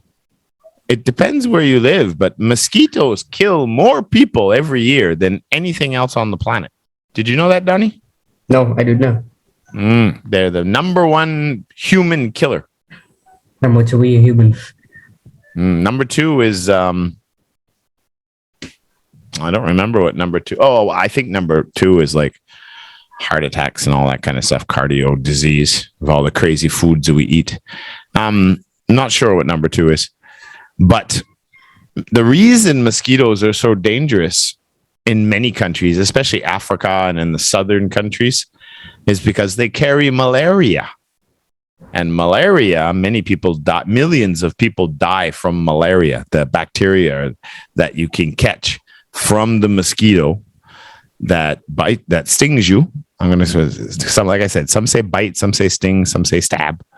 But the malaria, yes, is what kills a lot of people. Millions, I think, in Africa die every year. And even, where was it? They even had a malaria outbreak in China in the past. I remember reading about that not too long ago. I was like, in China, really? Mosquitoes way up there? But yeah, they even get into the States. There's been cases of malaria there too, but usually it's in the southern hot places. Sting ear carp ring. Do you know? What's that? Sting is the name of the ring. Name of a drink? Yes. Oh, maybe. Yes. That wouldn't surprise me. It was the name of a singer too. Sting. Sting, yeah. But yeah, a lot of them do. And then wasps, they actually bite. They don't sting. But it stings when they bite. Top 10 human killers. They're saying snakes. Okay, mosquitoes are number 1. Okay, so yeah. Per year, at least 1 million people die from mosquitoes. But the number 2 killer of humans every year. Anybody want to guess? Human. Kill human. Exactly. Humans. The war. A lot of war. Kill each other. Exactly. Because of all the wars. Yeah. And the homicides, murders, and all that stuff. Yeah. Number 2 killer of humans is humans. World War II. Oh my God. That's horrible. Animal killers. Snakes are supposed to be number 2. And actually, dogs are really high too because they have rabies and different things. But it seems like it seems like these are really crazy numbers. It seems like every list I look at, they have a very different. I know hippos kill a lot of people in Africa as well. Hippopotamus, snakes, of course. Yeah. I'm surprised dogs is there, but there's a few flies too that are very dangerous. Crocodiles about 1,000 people. Hippos about 500 people. I thought that hippo is safe for us. No. Hippopotamuses are some of the most dangerous animals to people. They are very, very territorial. They don't like when people come around them. And they attack, and they have mouths big enough to swallow a whole big man. I mean, they're very aggressive, and they attack a lot, and they kill a lot of people. If people are fishing in the ponds and lakes close to their family and stuff, they'll come after you. They'll attack you, and they'll kill you. No, they're very dangerous. Very, very dangerous. And there are some, you wouldn't believe how fast a hippo can travel in the water. It can swim as fast as fish. It's crazy. And he's so big and fat, but it's unbelievable.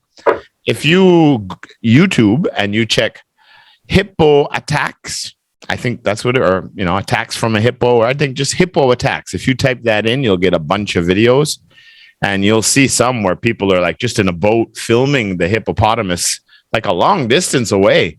And then all of a sudden the hippo gets angry and he jumps into the water, and then he pops up and he's halfway close to the boat already. It's like, oh my God, they turn the boat on, and he pops up and he's almost at the boat, and they hit the gas to run away fast, and the hippo is right there at the boat already. Like super, super fast. Unbelievable. Yeah. No. Okay. Sting. And these guys, you know what these guys are? These jellyfish? Do you know why they're so dangerous? I don't know. Do you know what they are? Do you know where they are? Ocean? Well, they're in the ocean. All jellyfish are in the ocean, as far as I know. Ocean. But these jellyfish are called box. I'm not sure if that's the right picture, but that's what it said in story blocks. They have long what? What do you call these things underneath the jellyfish? It's the same thing as squid. The same name as what a squid has, or an octopus. What do we call those? Starts with a T. tentacles. All these little things hanging are called tentacles. And these B-O-X, box jellyfish, mostly live all along the northern shore, the northern part of Australia, between Australia and Papua New Guinea, eastern Indonesia. But these box jellyfish are deadly. If you get stung by too many of them and you're swimming with them, they'll put you into shock and give you a heart attack and kill you. Very dangerous, these box jellyfish. Yeah. All right. Let's move on. Lots of dangerous animals. Wild animals are dangerous. It's as simple as that. So always be careful with wild animals. Even if they're not big, they could still have disease and different things, right? Even rats have killed millions of people. Like the Black Death plague. They started the biggest plague in the human history back in the 1600s. The Black Death that came from the fleas on the black rat. So, what are we doing here? All right, this is two things now. Now we could write a letter and then write the name of the person and something else where they live, right? And then it goes there. What do you call that? Or the staff. Well, it's about where someone lives. What do you write? What do we call that? Can you please tell me and what you're doing is you're telling them where you live. What is that? Put your name and phone number on the application form, please. Or if you're writing to someone, it's the same thing as mailing to someone. What is it, Mimi? Milo? Send. Sent. Well, sent just means it's gone. Yeah, it's been sent to someone. This poem is to his mother. So he's writing about his mother. He is talking to the staff about the concerns of maybe the numbers or the quarterly numbers are really bad. So we got to have a serious talk here. This has got to stop. We can't do this. We're going to go out of business. Oh, again? Relate. No, I couldn't hear you. Someone said something. Relate. Relate? No. Like when I look at this flyer, contact, it's like this little old flyer we have from Newway here, right? First it has the name of the business and the street and the number, right? It has the street and the number. And then it has the phone number. And then it says 74 Buiki Kumle Danang. So what do I call that? If I write this down, if I want you to write down your house number and street, what are you writing down? Your home what? Information? Nah. 5, 4, 3. Oh, you're Address. shit. Oh, Donnie, again? Address. Yeah. Oh. Your address. Yes. Write down your name and address. Your address is where you live. Address. But if you change it a little bit and you say address, but what is your address? I need to write a letter because I need to address, a little bit different, address a certain situation means I need to tend to something. Or this poem is addressed to his mother, meaning it's written about or to his mother. Yeah, addressed. Address. 2 points for Trevor. Woohoo! Oh no, Donnie got that. Darn it. I almost had it. I was at 2. Jeez.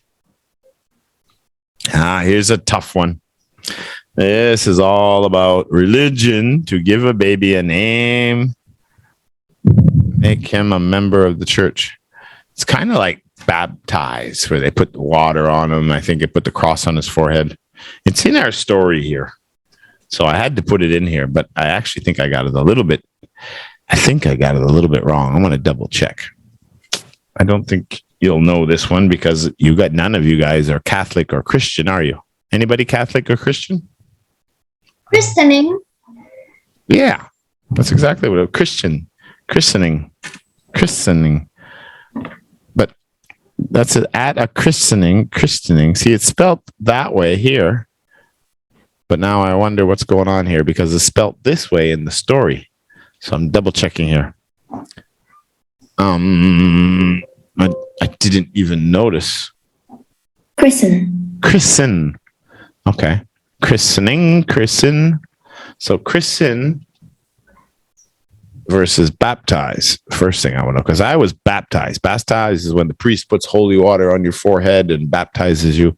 Christening refers to a name ceremony. To christen means to give a name to. Okay, so that's just giving the name. Whereas baptize is one of the 7 sacraments of the Catholic Church. Okay, so they are very different. But let's see, christen versus. So at a Christian. Okay, Christian. Okay, no, that's not christen. The word up here is christen, just like listen, silent T. Down here, Christian ceremony, right? That's the religion. Okay. All right, so that gives Lily 3 points now. 3-1-1. Good guess. How did you know that? 4 point. Christen, Donnie was address. Nobody got sting. Hesitate. Nobody got parcel. I got Oh, yeah. You got, Latin, sting, hesitate, and christen. 4 points. Okay. Got it. How did you know it was christen or christening? You Googling it? That's Christian. How did you know? Did you Google? Because I learned that word before, and I see Christian. Christian, yeah. Christian is the religion. Christen is what they do. That's the action of christening someone. What do we got here? Okay. So, yeah. Solar flares coming from the moon. No one believed that her would come true. A fortune teller. A statement. Sometimes the weatherman can do this too because they can see the satellite image. Yeah. Well, another word for guess. You're not sure, but you're based on the information you have. You're making your best guess. Hotel. Foretell. No, not foretell. Predict, yeah. Oh. To predict or a noun would be the prediction. Or to predict something is like I can predict the score of the football game. I'm sure Vietnam's going to lose 9-0. What happened to your mouth, Lily? Your mouth disappeared. All I see is your mosquito net. Because I'm sitting on the bed. Prediction. So I have a backache. You got a bed-ache? A bed-ache. Never heard that before. A prediction. Someone predicts your future. Yeah.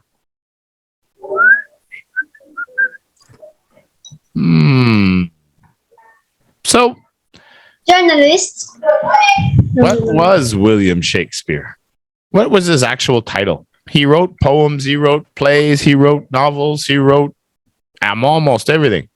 But his big thing was the plays. What do we call someone who writes? A person who writes plays. What is it, Downey? No. He's not a no. In a movie, we usually say, yeah, that's right. It's a playwright. A playwriter, but they just call it playwright. Yeah, a playwright is specifically for theater, the live acting plays that you would watch. A playwright, like if you were doing a movie, I think it would. If you were writing all the dialogue, you would be right. It would be a script for a movie. They call them read the movie script. They sent me a movie script about a movie. It's like the dialogue. And if you're a writer, then usually that's about books. So a playwright, a script writer, and a writer. So there are 3 different little definitions there. Distinctions is the word. So that was Lily, 5 points, 5-2-1. Come on, Milo. Lily already has a 3-1 lead over Milo. One of you guys have got to win today. Our next word today. Crash. Oh, okay, here we go. Right, we're talking a lot about writing today and writers and playwrights and script writers, but there's another style too. Remember, I was asking Milo about how big the stories are. What do we call them if they're small? Short story. Yeah, short stories. You see that in a lot of kid books, right? Or picture books. They'll usually be short stories, right? They're not going to have a 400-page book for a kid. You're not going to give a novel to a kid. It'll be a little bit too much. I say that, but yet lots of kids are reading Harry Potter. So Harry Potter is like 400 pages or something a book. So 300, 400 pages, I think, maybe more. So some kids do read novels, but usually we start out with short stories. Many writers start out with short stories too, right? To get the style and everything, because it's not easy to write a 300 or 400 page book. It's a lot of work and trying to remember everything. And then you got, I would need details.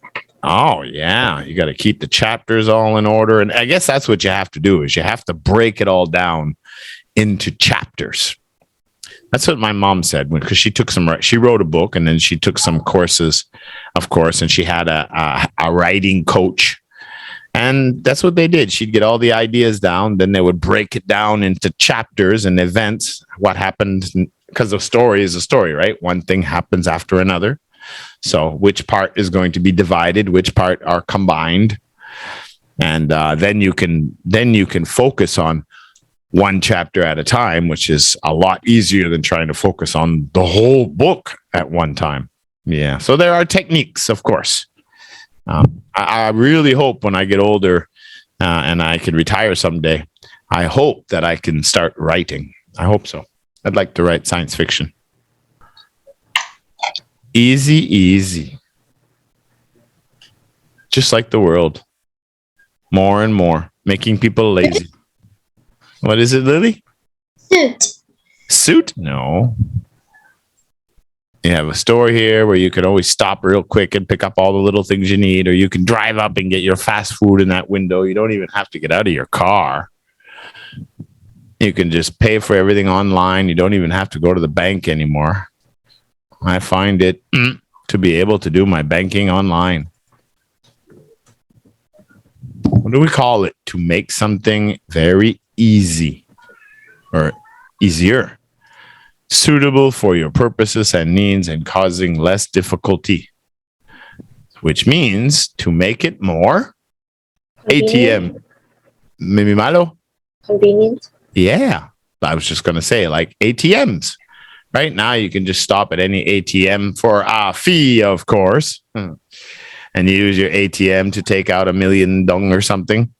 And it's so much easier and faster than going to the bank, going inside, getting a number, sitting down, waiting, and then going to see the girl and filling out the paper and giving it to her and then getting your money and then leaving. Just go to the ATM machine. Convenient. Yes. And those ATMs was one of the greatest inventions of all time for banks. When I was a kid, before the ATM machines all came out, everybody had to go to the bank to get their money. So there would always be a rush. You'd have lots of tellers. And going to the bank and getting your cash was always free.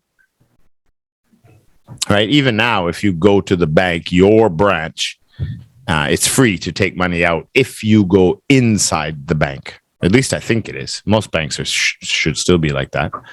But then when they made when they gave you convenience, then they decided, oh, well, you know what? We're offering a convenience. Now we'll charge you to take your money out of the bank. But the thing is, they kind of win double here. They charge you now to take your money, and they don't have to hire as many people to work in the bank. So they save billions of dollars every year now. is a very good invention for the banks. Very profitable. 522. No, that's 3 now. So that's convenient, means that's 2 in a row for Mimi Milo. 532. Johnny! Yes, I'm here.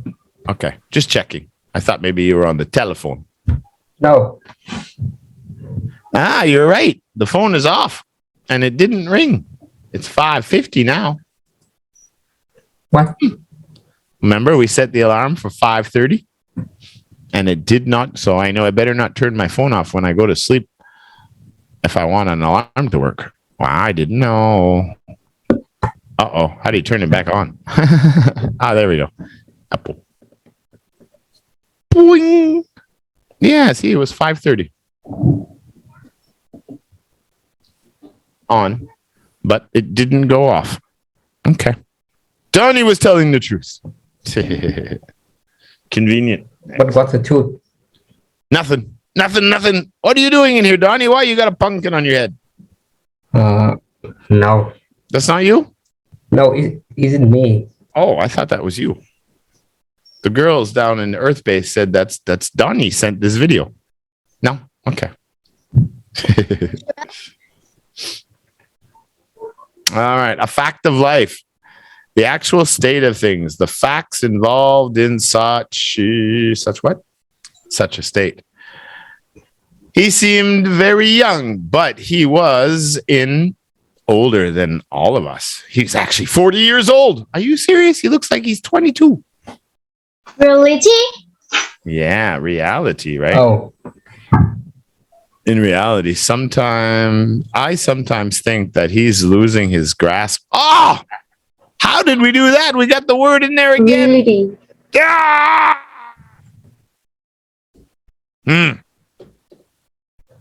How did I miss that? Sometimes I get tired. We do so many slides in a day. We usually try to do them on Mondays and Wednesdays, and then we make sentences sometimes for clues, to help you guys figure out the words. And then sometimes we forget to change the word with ... like we did over here. In reality, older than. Well, that's everybody saw it, so Lily still gets the point. Reality. Got to fix that slide. And I missed it.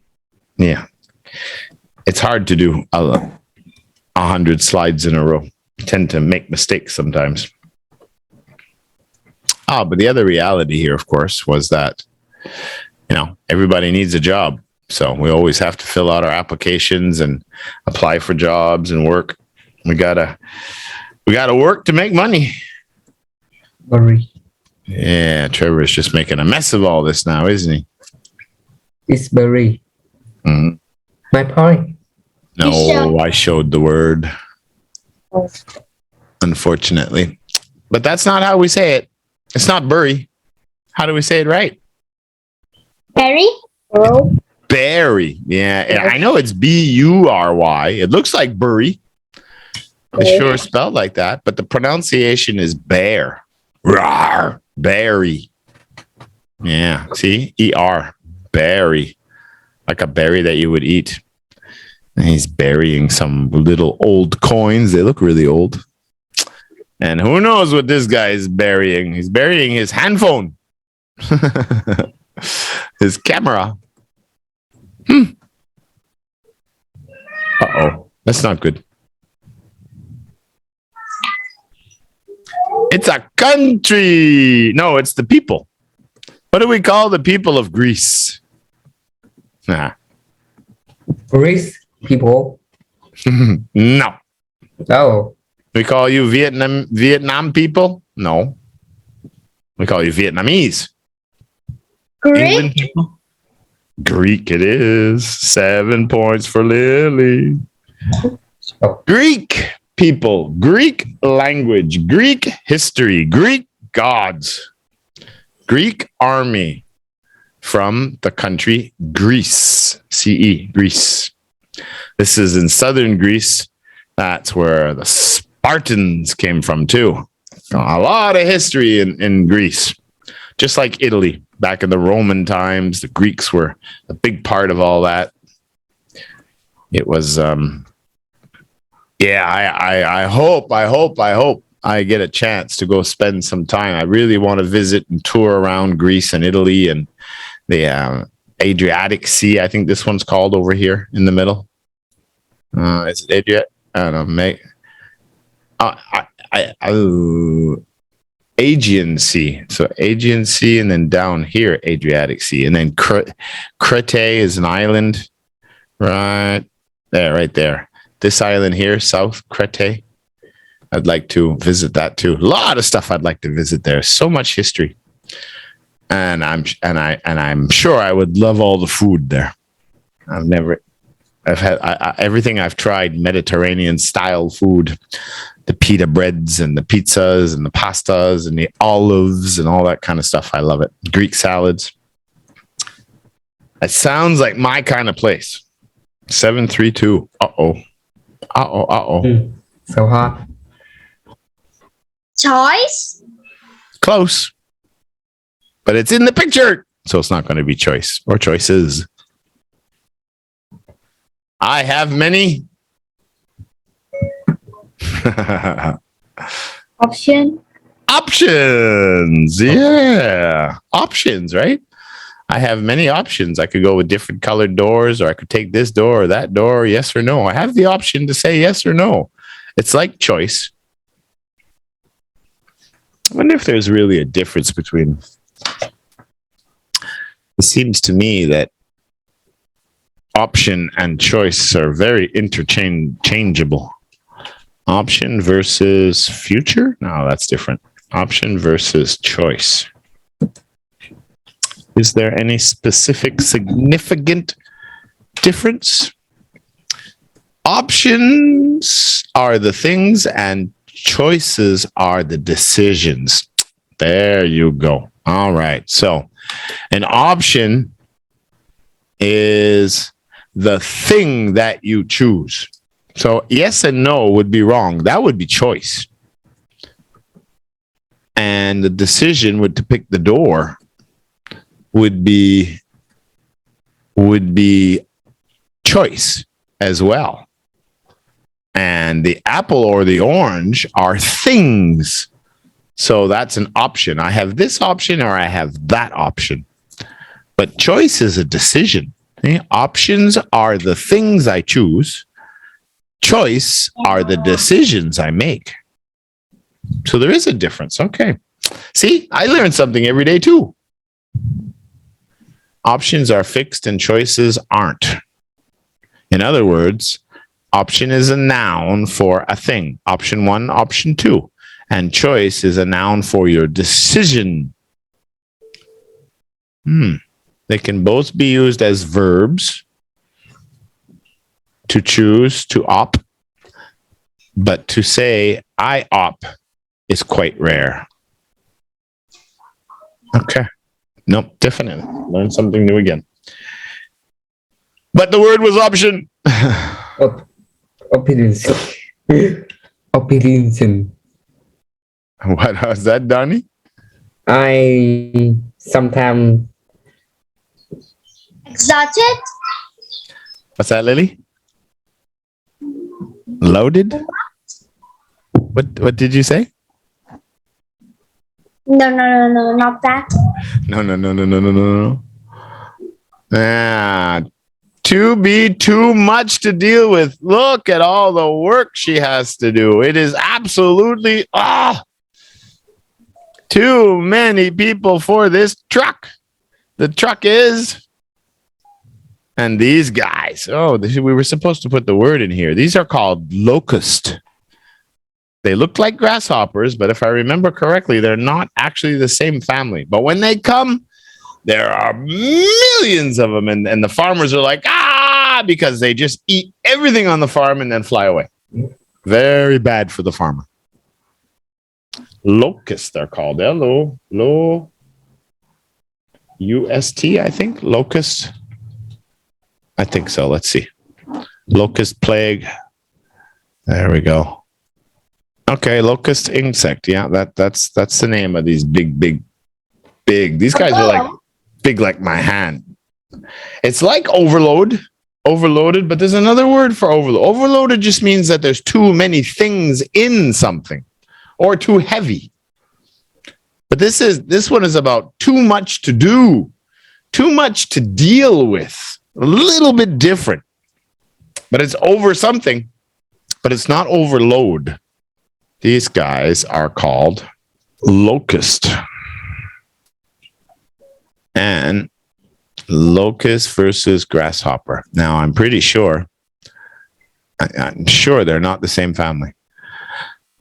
Yeah. Oh, okay. No. Okay, here we go. Locusts and grasshoppers are the same in appearance. They look the same. But the locust is big like my hand. Like they're really big. And a grasshopper is small like my little finger. But locusts can exist in two different behavioral states, solitary or gregarious, in groups. I guess locust is short-horned type of grasshopper. Okay, no, they are the same. Both insects are a member of the order Orthopteria. Really? It's not overload. It's over what? Over what? 5, 4, 3. Overdone. Overdone. Oh, that's like cooking something too much. Overwhelmed.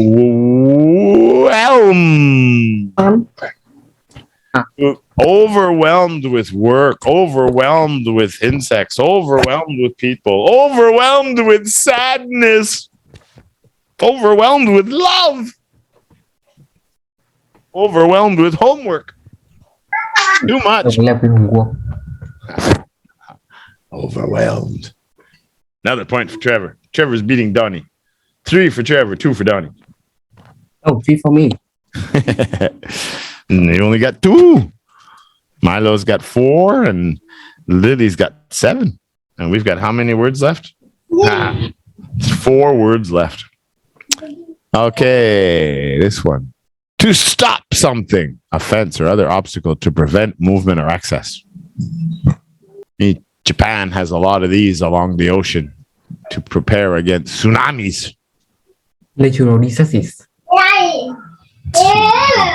But what would you call a big wall like that? Or the tape from police, do not cross, or a fence? And it doesn't always have to be physical.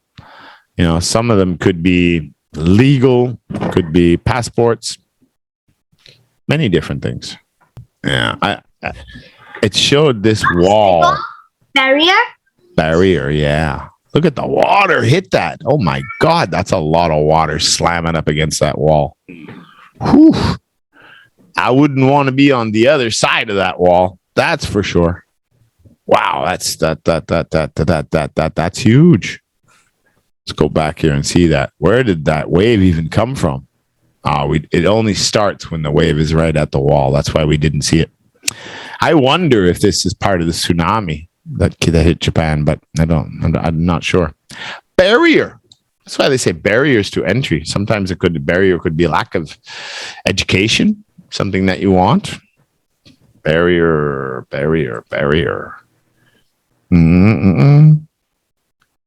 Sometimes barriers fall down. Sometimes these buildings are demolished. Sometimes things fall down within itself. What do we call that? Sometimes people, for no reason. Sometimes governments fall apart. Defense systems. Collapse. Another point for Lily. Another vocab win. That's 9 points. 2 words left.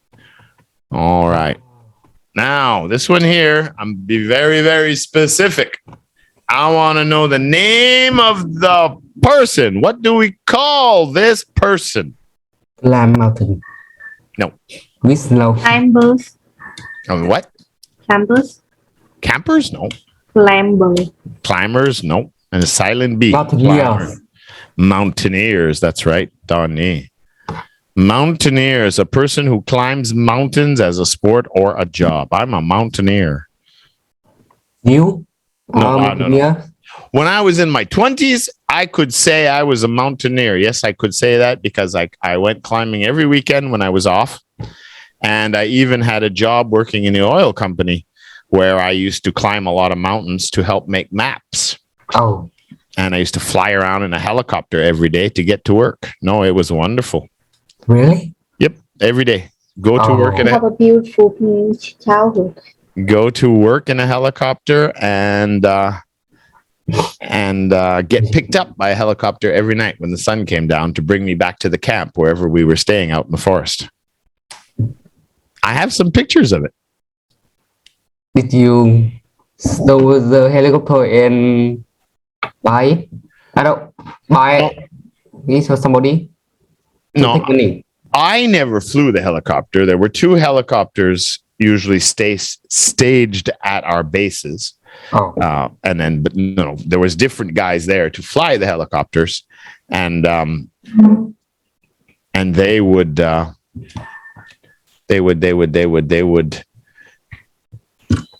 come and pick us up. No, I was making maps, and I was doing the hiking and the climbing like these guys. I did a lot of that in my 20s. I did this. Yeah, I do. I have some pictures. Even some of the staff wanted to see them. We used to actually. Sometimes the helicopter would be dropped off on a mountain, but of course the helicopter couldn't land on the mountain. So we actually would be like, let's say this is the helicopter, but we're going up on a mountain and he can't land on it where we have to start working. So he would just come close to the mountain, 1,000 feet in the air, and we would have to get out of the helicopter and stand on the railing and hold on to the helicopter outside the helicopter, take our bags and throw our bags on the cliff. And then we'd have to push and jump off the helicopter and land on the mountain and roll backwards so we didn't fall off the mountain and the helicopter would take off. It was really crazy. I had to get rescued one day because one day we were on the side of a mountain and I came across a grizzly bear. So I had to get the helicopter to come rescue me because the grizzly bear was hungry. So the helicopter came and scared the grizzly bear away. Yeah, no, it was hard to do the job because of where you had to live. You know, you had to live in these camps way out in the middle of nowhere. There's no streets or anything. And that's why we had to take helicopters to work every day. But you wouldn't go home for like 30 or 40 days. And that's what was hard because you had to live with all these oil worker people and you had First Nations people. You had a lot of rough people. You had a lot of criminal people. It was a very rough place to live. The job was really cool, you know, because that's what I would do every day. Oh. But then when you go back to the camp and then you go eat, it's like a prison almost. Like you got, you know, hundreds of people that live there. All workers, and of course, 99% are all men, and all tough guy. And I know I was. The job was great, but living there was not so much fun. A lot of fighting. It was rough. Last one, mountaineer.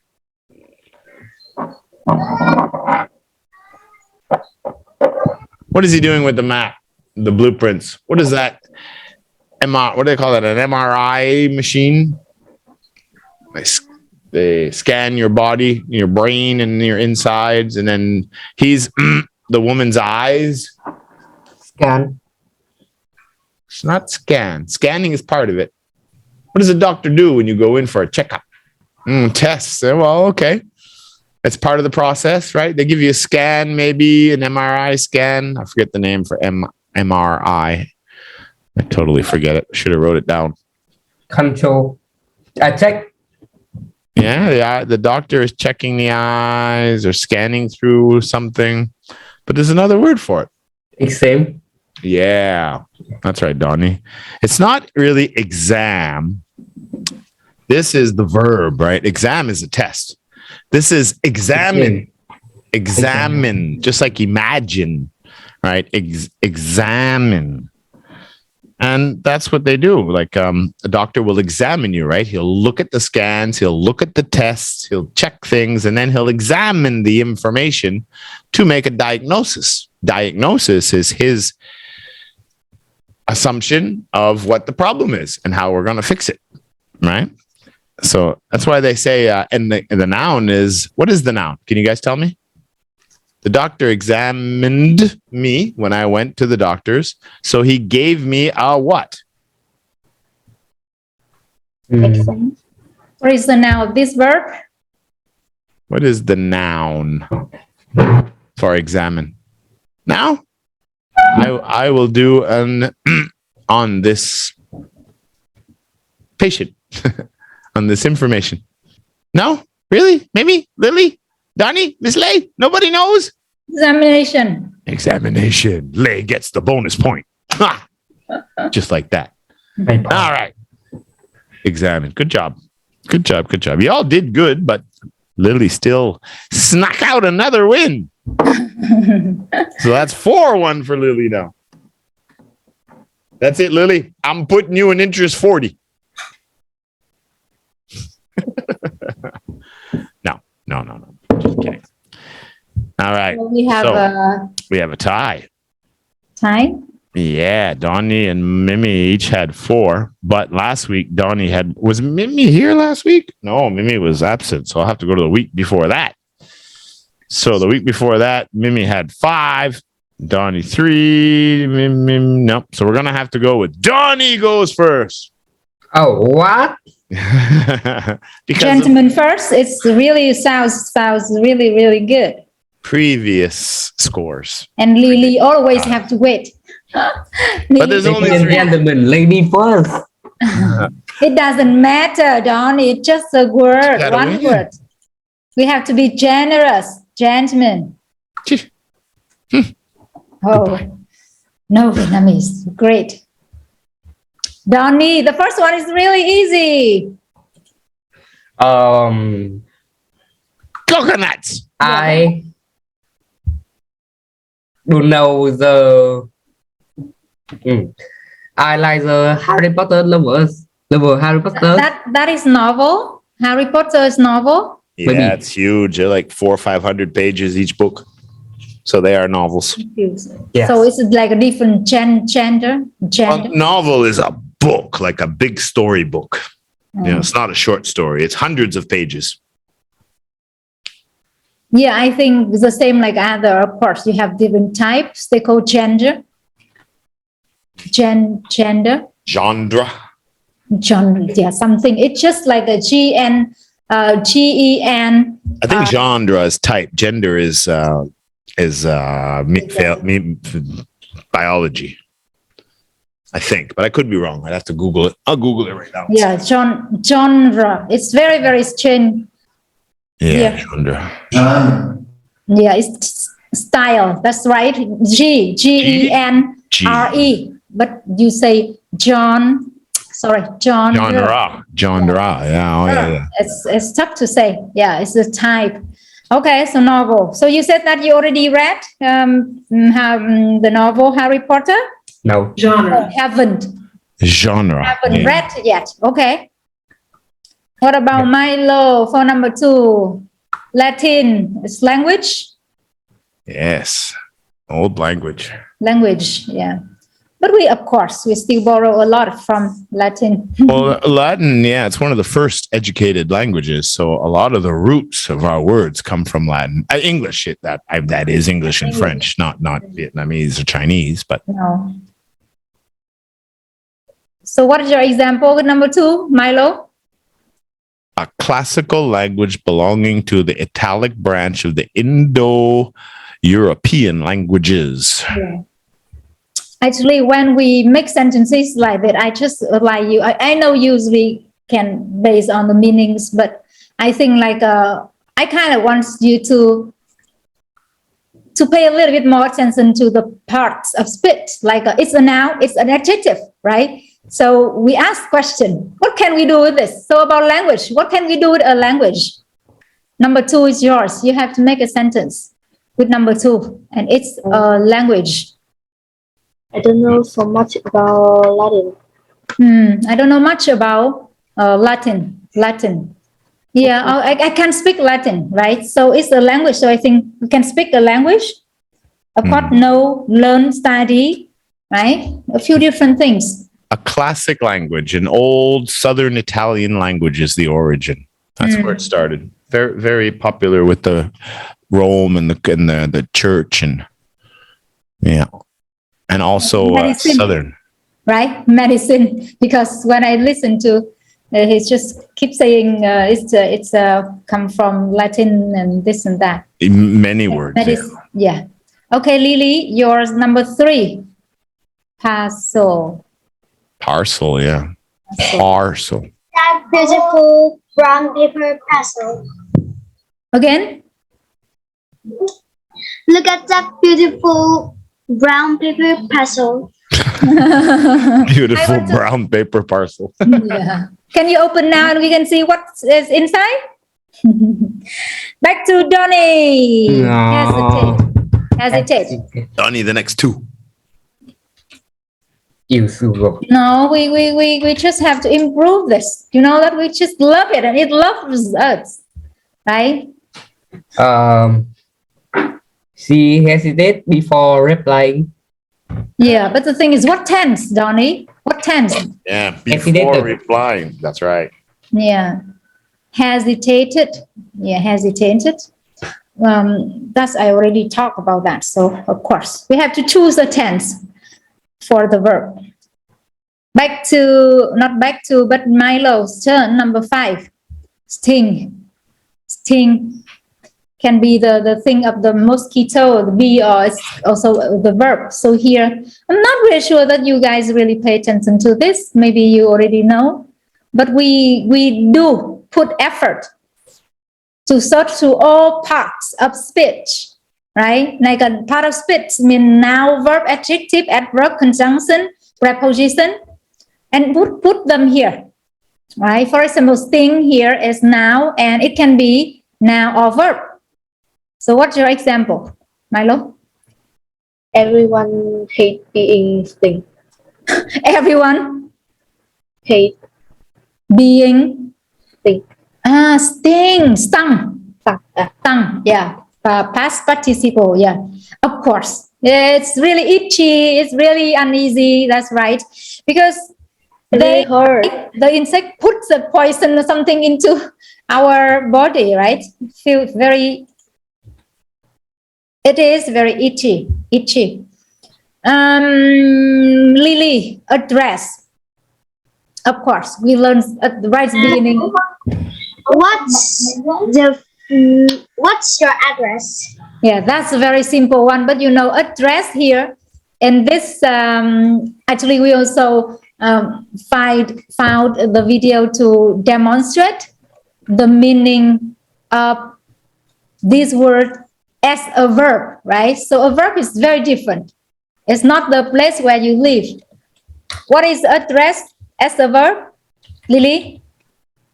Usually we don't really want to use that much. What is it as a verb? Okay, I can give you like a speak to, right? For example, he addressed a few introductory remarks to the audience. So he just like a spoke. Addressed here seem like a spoke to, right? Or for example, Mr. Trevor, I can say that he doesn't like to be addressed as a teacher. He wants all the students to call him just Trevor, right? So he doesn't like being addressed as teacher. Okay, so address here is like a spoken or called. But of course, your sentence is okay. What is your address? But that level is a little bit lower, right? And address as a verb is a little bit higher, I think. All right, Donnie, Kristen. Kristen is just a verb. Kristen. Yeah, Kristen. Do you remember the video that the parents brought the baby to the breast, and the breast? Yes. There's some, ritual. It's a verb. We will have me. To Tristan Mary. Oh, yes. Kristen, Mary. Mary. Mary. Okay. Mary is the name. Yeah, Mary is the name. Yeah, I understand being Christian like Mary. All right. Christian, Norton, Christian. You know that T is mute here, christened. So she was christened Mary. It is a gorilla. Milo, prediction. This one is not quite popular, but sometimes we still have to repeat. 8, Milo. Her prediction never. Everyone thought that her prediction won't happen.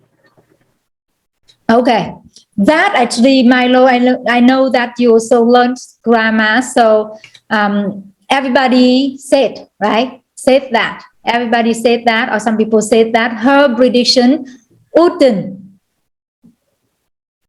happen, because at that time you really have to change it into, they call future in the past. Actually, it sounds really strange, but it's like a indirect speech. Have you ever learned about that? Indirect speech, direct speech? No. For example, the direct speech in quotation, your mother said that, make up your bed. Okay, make up your bed after getting up. So you retell me, you said that my mom told me to make my bed after getting up. So you make it in direct speech. You reported it to me. Okay. So in your sentence, in your example, you say people said that, or everybody said that, or some people said that her prediction wouldn't happen. Okay. You have to change once into wouldn't, because at that time you make it in direct speech. Have you ever heard about that? Yeah. Not yet? Yeah.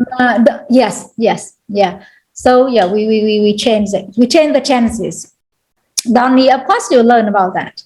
Direct speech and indirect. No. Donnie, I know that you grade 10 and you had to review everything for your test. Yeah. No. Yeah, I know. We even we like it or not, we still have to learn grammar. All right, very, very good example, Milo. Lily, play right. It looked crazy, but it's just right. Play right. This play is so amazing. Who's the playwright of this play? I don't know, but yeah, it sounds interesting. Donnie, already Donnie? Yeah, we only have a 3. This is so easy. Short story. You sometimes write some short stories. Yes. So just tell us. Short story. No, I never write short story. I don't write short stories. Lam Cao is one of the popular, at least the most popular writer about short story. Of short stories. Short story. Actually, Donnie, one thing like your example, the meaning is really, really good, I think. But you know that a few different factors, a few different things we have to pay attention when we really make sentences, because it's about grammar. So the first thing is tense, of course. The second thing is about a noun. If it's a noun, and it's countable, so you have to put it in singular or plural, right? If you just say short story, if you say like a Nam Cao's short story, so it means only one, so it's okay. But you said what? He's very good. He was very good at writing short stories, so it must be plural, right? Of course, he wrote more than one. So yes, I have to pay a little bit attention to a few different things here. To have good sentences, because now you go to grade 10, of course. And of course, you also want to improve 4 skills, writing too. Everything helps. So just pay a little bit more, put a little bit more effort to making sentences. Milo, convenient. Within this shop, sell a lot of convenient Okay, you can say that, or you can say this shop is just convenient one. We call the shop is convenient shop. Yeah, convenient one. Or you can say that this shop sells provides a lot of things, which is very convenient, that I don't have to go to the supermarket. You want to make it connected to the shop, right? This shop is very convenient for me.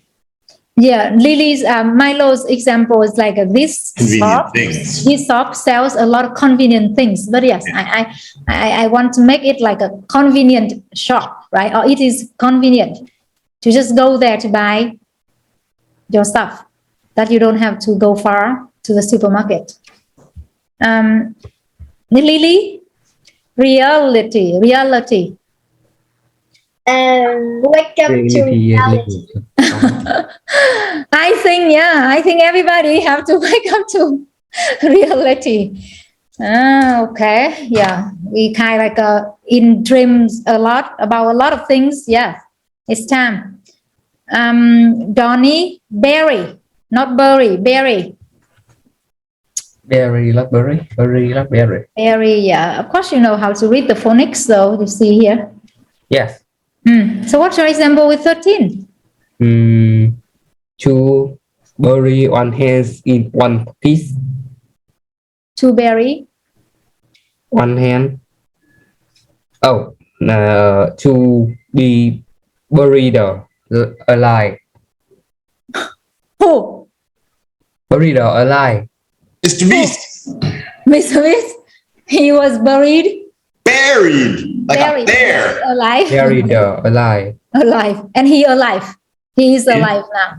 Buried alive No, for 2 days. buried alive. Yeah. It means that he was not dead yet and he was No. buried. Là chôn sống ạ. Yes, that's right. Buried I alive. understand it. Yeah. Buried They alive. did a video where they buried him alive for 2 days. Oh my God. Maybe it's good for him because as we do need challenge. Billions of views. That's life. And people don't want to focus on serious thing and to deal the problems. Just want to have a little bit fun. Try to seek for that. Sick. Milo already Greek. Easy, simple. What's that, Trevor? Easy peasy. Easy peasy. Easy peasy. Easy peasy. Lemon queasy. I forget where it comes from. But lemon queasy, right? Squeezy. Lemon squeezy. Maybe. Easy peasy lemon squeezy. Maybe. You put it in Sydney's. Sorry, Milo. It's just like a chant. Sometimes maybe it's easier for us to learn pronunciation or like have fun with English. 14, yes. Greek. Sometimes Greek legend is a bit crazy. What? Sometimes Greek legend. Greek legend is a bit crazy. Was a little bit? It's a little bit crazy. Crazy. Crazy. Yeah, you don't want to find a better adjective than that. Yeah, because A little bit far-fetched, right? a little bit unbelievable. Unbelievable, amazing. Could be amazing for some people. Greek mythology. Yeah, because kind of we incredible. We kind of cannot believe it, right? So incredible, unbelievable, amazing, astonishing. Lily, option. She has no option but to pay up. All right, no choice. Donnie has very easy one. No. Overwhelmed. And the adjective is overwhelming. We have heard a lot, right? Google help me one more time. No, it's easy. It's what? It's over what? Over is over. So over Um, the the adjective. house is to be overwhelmed. Increase. Increase. Increased. What does it mean? Difficult to fight against. Overwhelming. Okay, not overwhelming, but overwhelmed. Overwhelmed. Yeah. Overwhelming. Yeah, is Forced. It can be like a forced. So the house was overwhelmed, not that. overwhelmed. Cause someone to feel certain strong emotion or to be too much. So what is his meaning? To be too much to deal with. Too much to deal with. Yeah. Yeah. The amount of work I have is overwhelming. It's too much to deal with. But Donnie's example. With sadness and grief when my wife died. Yeah, but Donnie's example is the house was what? Overwhelmed? Mm-hmm. By what? I will check the word increase is here. Yeah. Overwhelmed by something. But what he said, in peace? Like a broken in peace or what? What does he mean? Inquires. Oh my God. What? Overwhelming inquire. Overwhelmed inquires. Inquires. Inquiries? Inquires like request. Why? Inquires. Inquiries. If he's talking about something, an inquiry. Yeah, but your home? What? Why? Inquiries are people asking you questions. Like if you're a phone center, you could get overwhelmed by calls. So many people inquiring more information. I kind of don't understand the meaning. Try your sentence again, Donnie. That's not a sentence. To be overwhelmed. Okay, Donnie, you gotta stop saying overwhelmed. Da. There's no da with ed. It's just overwhelmed. Yeah. Overwhelmed. Don't stress it. Yeah. Overwhelmed. With inquires. Inquires. Inquiries. Something. Or inquiries. But how can the home be overwhelmed with inquiries? Yes. Inquiries are questions. I just say that like before the test, like you just experienced. A lot of students were overwhelmed with studying stress, right? He said home, right? What's the subject, Donnie? In your example? Home? The house or home? Mm-hmm. Okay, well think. What could be overwhelming for a house? It would be too much for a house to handle. What could it possibly be? Another subject. What could destroy your house? Another subject. It can be. What could destroy your house, Donnie? Think. A war. Right, but a war is overwhelmed. A war is one thing. The bombing could be overwhelming, all the bombs. But think about tornadoes or typhoons, right? Natural disasters, yeah. Yeah. So pretend, let's say you live in in Tornado Valley in the USA. The homes in the Midwest USA, the US, are overwhelmed by tornadoes. Meaning they just keep getting destroyed. Too many storms keep hitting the area. Right? You got to think about what it is that is overwhelming to something. Yeah, I think with this verb it's very simple that we just use passive voice, and right, because like overwhelming by something, right? Overwhelmed by something, and that's it. It's very easy. Nothing is complicated. For example, before the test, especially like the test you just experienced, or the test of high school students to join university. Of course, I think majority of them are overwhelmed with the pressure. Yes, I have to pass. I have to get the good result, right? Overwhelmed with pressure. Yeah. Pressure. That's it. Overwhelmed by something. Or it could be in school. Sorry, I didn't mean to cut you off. But like if you're talking about a school, let's say a new school opened up for gifted students or something. You could say that the school has been overwhelmed with applicants. Yeah. Too many to manage. Okay, that's overwhelming, Donnie. Milo's there. Barrier. Barrier is barrier. In Vietnamese, it sounds almost the same. It can be just like a fence. And adjective is what? Adjective is optical. The same. No. Adjective is something different. Milo, can you do number 17? So I guess that Lily, you can cover 17, and Milo, when she's back, she can do 18. Look at the barrier. What's wrong with that? Very, very quick response, but quite simple sentences today. Milo, Lily already did 17, so you will do 18 yet. Collapse. Collapse. What's your example with 18? Yeah, collapse. That building is really big, but it's still collapsed. Building? The building? The building. The building was very big, but it still collapsed. Collapsed. For sure, that is already happened. Yeah, this one is like we call intertransitive. So like the building collapsed.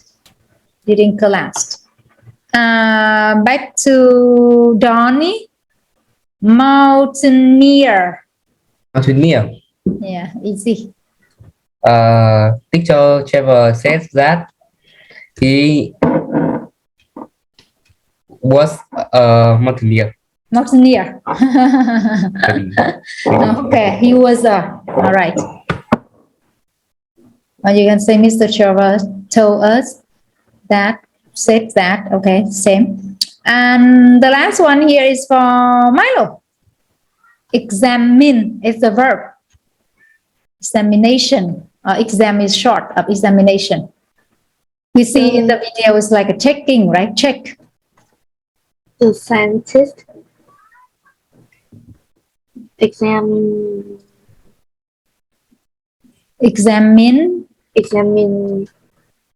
Verb, yeah, something to do. To look over the information. Examined what, Milo? The scientists examined just something. examine in a inhuman way. In too many ways.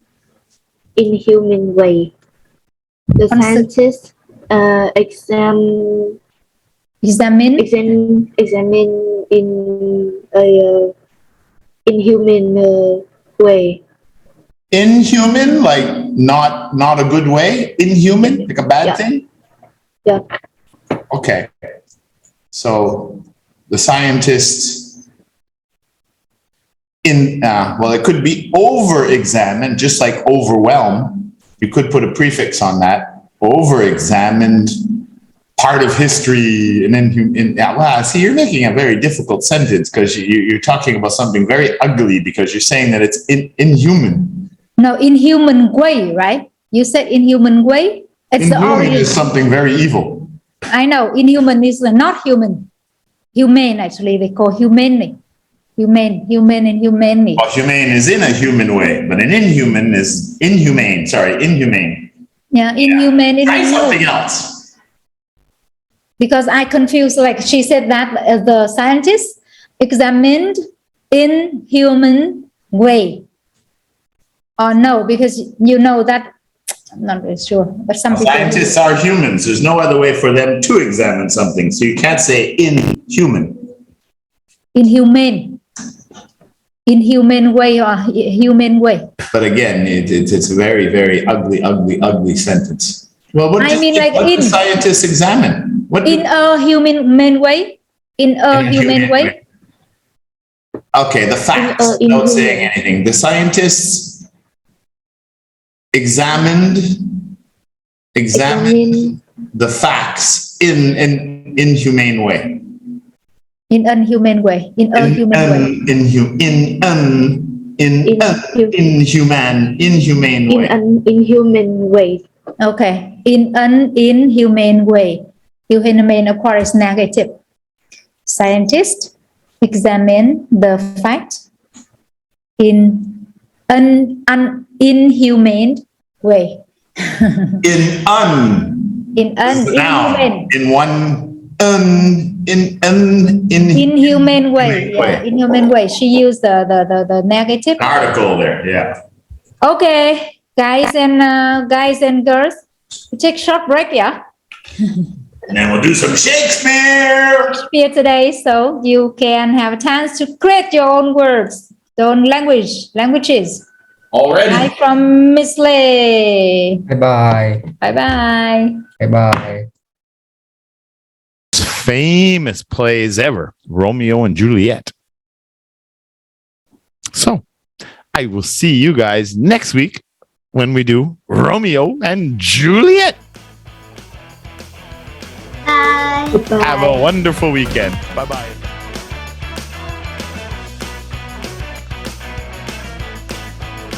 Good morning, everybody from Mars. No, nobody's awake yet. Everybody's still sleeping. Hello. Oh my God, look at all these avatars. Avatars everywhere. Oh, these little, what do you call them? Manga? Anime? What is it? Manga? No, I think it's anime. Anime. Oh my God. What's the difference between anime and manga? Anime is just like animation, and manga is just like a comic. Oh, manga is comics, not computerized. Oh. Now I know. Okay. See, you got to teach this old guy some new things too. All you young folks, and don't know all these new slangs and these new things and new forms of entertainment, such as manga and anime. Well, anime, I guess I knew what that was. Anime is just animation. Yeah. All right. Okay. So you ready for some Romeo and Juliet today? Maybe. Maybe yes. Maybe no. Little Lily, you still got a foggy camera. What's the matter with your webcam? Always so foggy. Looks like you're in the rain. Mom goes to work today. Oh, so she keeps leaving you with the old Sorry. laptop. So Chi-Sang is on the way, not on the way. Oh, okay. Chi-Sung's going to try this one, huh? Well, this was the group he was in before, so this is likely the best level for him. Just wish he'd participate a little bit more. If he does, yes. Yeah, and that's like I said, I wish he would participate a little bit more. But we'll see what happens. Oh, Lee Red, you look like a Christmas tree. No. No, it's Christmas tree. It's Donnie the Christmas tree. It's Christmas, yes? No. Or Donnie the apple pie. No, not apple pie. You're not an apple pie. Yes. Apple pie is apple. Cocoa pie. Apple is... I didn't say cocoa pie. I said apple pie. Big difference. Oh, what the heck? That's not on. Sheesh. Get back here. There we go. I thought there was a little less light there. That's right. Okay. So did your mom get the cameras and everything fixed in her classroom yet? We did a little test with her on I don't know. Sunday or something, and I haven't heard a word about anything. We were supposed to talk to the IT guy about teaching those classes there at your mom's school, and you don't know. What do you know? I don't have anything. You got to go find out. That's your job. Oh, I don't know what. Even Lay hasn't said anything about your mom recently, so I don't know what's going on. So, do you know the story of Romeo and Juliet, Donnie? no, I don't know. I don't hear. You never heard that story? No. Oh, it's probably one of the most if not the most famous love story in history. It is one of the most famous love stories in history. I can't believe you've never heard of Romeo and Juliet. What about you, Lily? Have you heard of Romeo and Juliet? No. No, but you guys should be acting it out in school. Maybe you know it. I heard about it, but I don't know that story. I hear about that a lot. You heard about it, but you don't know the story. Yeah. Well, today we're going to have a summary, right? Condensed story. A summary of the story of Romeo and Juliet. Who wrote Romeo and Juliet? Who is the author? 2 weeks ago, what was our lesson about? Maybe from Avon. He was a playwright and a poet. He helped create a lot of words in the English language. What was his name? What? Remember the guy we read about last week? He's a famous English playwright. He used to write plays. And he wrote Romeo and Juliet, Hamlet, and Caesar. He wrote all these famous plays, poems. He died on his birthday. Anne Hathaway, I think he married. You guys don't remember? The most famous playwright in the world? You don't remember his name either? Are you sure? Oh, now you think you're Spider-Man, huh? Donnie the Spider-Man. Well, Spider-Man is a teenager, so it's possible. Maybe Donnie is the real Spider-Man. What do you think, Mimi? You think Donnie's the Spider-Man? I don't think so. You don't think so? I think he's American. Lily, you don't remember who we read last week? Look at your book. Don't you have your book in front of you? Look at the lesson last week. Who did we read about? It's rainy outside now. It's rainy outside. It looks like it's rainy inside your house. Outside. It looks rainy in the house. Soft raining. Raining there. Well, you're all in Comfa. No. Milo is in, you're in Van Don, yeah? Oh, Yeah. Lily from Comfa. Lily's in Comfa. Oh. Donnie's next to Comfa, right? You're kind of like in between Comfa and, what's that place in between Comfa and Van Don? Kozong? What is it? Koizo? What's the name of that place where you cross the bridge to go over to Van Don Island? Cửa ông. What is it? Cửa ông. Koong. Yeah, it was coconut something. I remember the cocoa. Nat. Koong. Yeah, Donnie lives halfway between Koong and downtown Comfa. Right? What's the name of the area? Oh, no Hitler up here. Get that off the screen. Get that off the screen. What? Yes. You get us in a whole bunch of trouble if you put that on the screen. Don't do that. Hitler. Yeah, no, he's not a good. It's okay to have a topic about talking about him, but you don't want to put his flag and all that stuff up on your banners. You'll get in trouble for that for sure. Yes, I know. Yeah, that's a bad topic, a very bad topic. Yeah. So, what's the area you live in, Donnie? I'm in Quảng Ninh. Well, you're in Quảng Ninh province, yeah, province. but you're not. The place where you live is not considered Comfa. What is it called? No, it's Cẩm Phả. It's Cẩm Sơn. Belong Cẩm Sơn. Cẩm Sơn. Cẩm Sơn, because it's kind of on the outskirts of the main area of Comfa. Yeah. And Milo, you're in Van Don, right? Yeah, I'm in Van Don. You're in Van Don. Yeah, that's right. And Lily is in Africa. That's why we have such a foggy picture. She's in From Zimbabwe. Africa. She's from Africa. Yeah. Her mom works there, so she has to live in Africa. It's like 10 a.m. there now. Right, Lily? Did you see any giraffes today? No. Any gorillas? Yes, in the picture. Oh, some of the gorillas. All right. Yeah. Tree Sung is supposed to be coming in. I saw him sign in, but he's not here anymore. Tree Sung was in this class when you guys, just before Donnie, well, a little bit before Donnie. Who is Tree Sung? Tree Sung is from Halong Bay. He was in this group, this class, which has changed a lot of students, more than the other classes.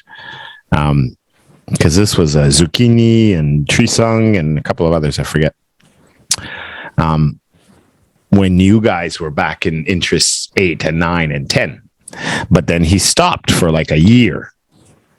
And he's tried out the interest 31. But he's going to try this one tonight. So yeah, he's from Halong. If he joins us, I saw him sign in, but now he disappeared. So I don't know how long yet. Yeah, so all of you are in Quang Ninh, but all different places. We still have a lot of students from up north in Quang Ninh. If it wasn't for Quang Ninh, we'd probably be in trouble. But we've got students from, there he comes back. We got students in some of the other provinces. I don't remember the names of the provinces. Down south near Ho Chi Minh.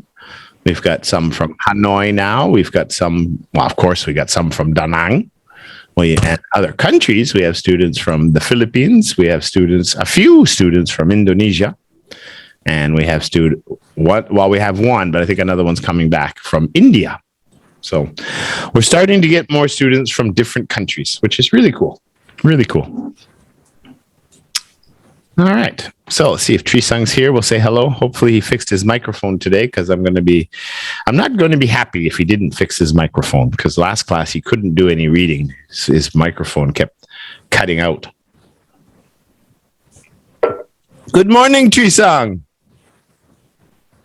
Are you here, Tree Sung? Oh, no, he's cut out again. Is he back or what? No, he signed out again. All right. Well, he already knew. Oh, no, there he is. Tree Sung, are you here? What's going on? All right, so we're going to start our story anyway. Like I said, Romeo and Juliet. Now, did you guys check your student book yet to see what the lesson was last week? Who was the man we read about last week? He used to write plays. This is back in the, oh my God, what was it, 1600s? Romeo and Juliet. Yeah. He was born, 1582, is it? Oh my God, that's like 450 years ago. No, he was born April 23rd, 1564. And he died in April 23rd, 1616. So I think he was like 52 years old. Or was it 40? Yeah, okay, so to 1604, he would have been 40, 70, 80, 90, 04, 40, 14, 50. So 52. Yeah, he was 52 years old when he died. Same age as me. Oh my God. What was his name? Come on, don't you have your student book? Show me your student books. My student book lost for 2 days. You lost your book for 2 days. I don't believe you. Donnie, show me your book. Maybe my grandparents see it and think it's trash. They thought it was trash. Because it's looks black and white. Oh my God. How could they throw my book away? See that the trash. Yeah, check the trash. Maybe it's still in the trash with the bananas. No. I went on holiday that day. Show me your book, Donnie. Oh. Where's your book? Show me your book. Oh, I don't know. Where's your book? Ah, see, Mimi's got it. She's a good girl. My book is upset today. You a bad boy, and Lily's a bad girl. Oh, no. You a bad boy. You don't have your book. No, my book is upset today. Well, go get it. We're not starting until you tell me who we read about last week. William Shakespeare. Yes, William Shakespeare. That's right. Oh, William. I know, yes. Shakespeare. That's who wrote the play. Walk us Romeo and Juliet first, of course, in 1500s and 1600s, we didn't have TV and we didn't have movies. So everything was live acting on a stage. Yeah, they were called plays in a theater, right? There were no cinemas then. Cinemas weren't invented until the 20th century, I think. I think the first films that were made were like in the early 1900s with Charlie Chaplin, and they were silent black and white movies. They would just dance, but there was no sound in the first movies. So, of course, William Shakespeare wrote the play Romeo and Juliet, but I couldn't find a good picture of Romeo and Juliet. So we have Romeo and Juliet, or Juliet and Romeo. So basically what happens here, they were two young, I don't know how old they were. Maybe they were adolescents or young adults, I guess. But of course they fell in love with each other back in those days, a long time ago. And the story takes place in Italy, in a city called Verona. I think it's close to Venice. I'm not sure where Verona is. I didn't actually check. But the problem was their families hated each other. They were like mortal enemies. The family, where was it? Romeo was from which family? Romeo is a member of the Montague family, and Juliet was from the Capulet. Can you speak louder? I can't hear. Well, then it's something wrong with your microphone. Yes. Turn your volume up. I'm going to do share sound here. Maybe. Okay, that might be better. Yeah, so Romeo was from the family, from a member of the Montague family. I think I'm pronouncing it all right. Not sure. And Juliet was from the Capulet family. Capulet. But the problem was the families were mortal enemies. They hated each other. They were fighting against each other all the time. So if the Montague family knew that Romeo was in love with Juliet, it would have started a war. And the same thing, if the Capulet family knew that Juliet loved Romeo, it would start a war. They really hated each other. So they had to have their love in secrecy. So that's what the story is going to be about. So it's a really good story. Very cool ending. All right. Chi-Sung, are you finally here? All right. So let's get started. Our first word today. I already said this word just a minute ago. Summary. Summary. No, summary is when you condense a story and just get to the points. What, Donnie? No. I just read the sentence. Oh, the sentence. The articles. A person, animal, or thing that is part of a group. We've had this word before, I think. Take part in. A what? A party? Take part in. A pig party. Person. Johnny, a person. Oh.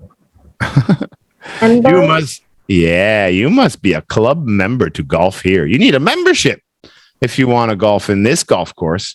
But actually, I think every golf course you have to buy a membership.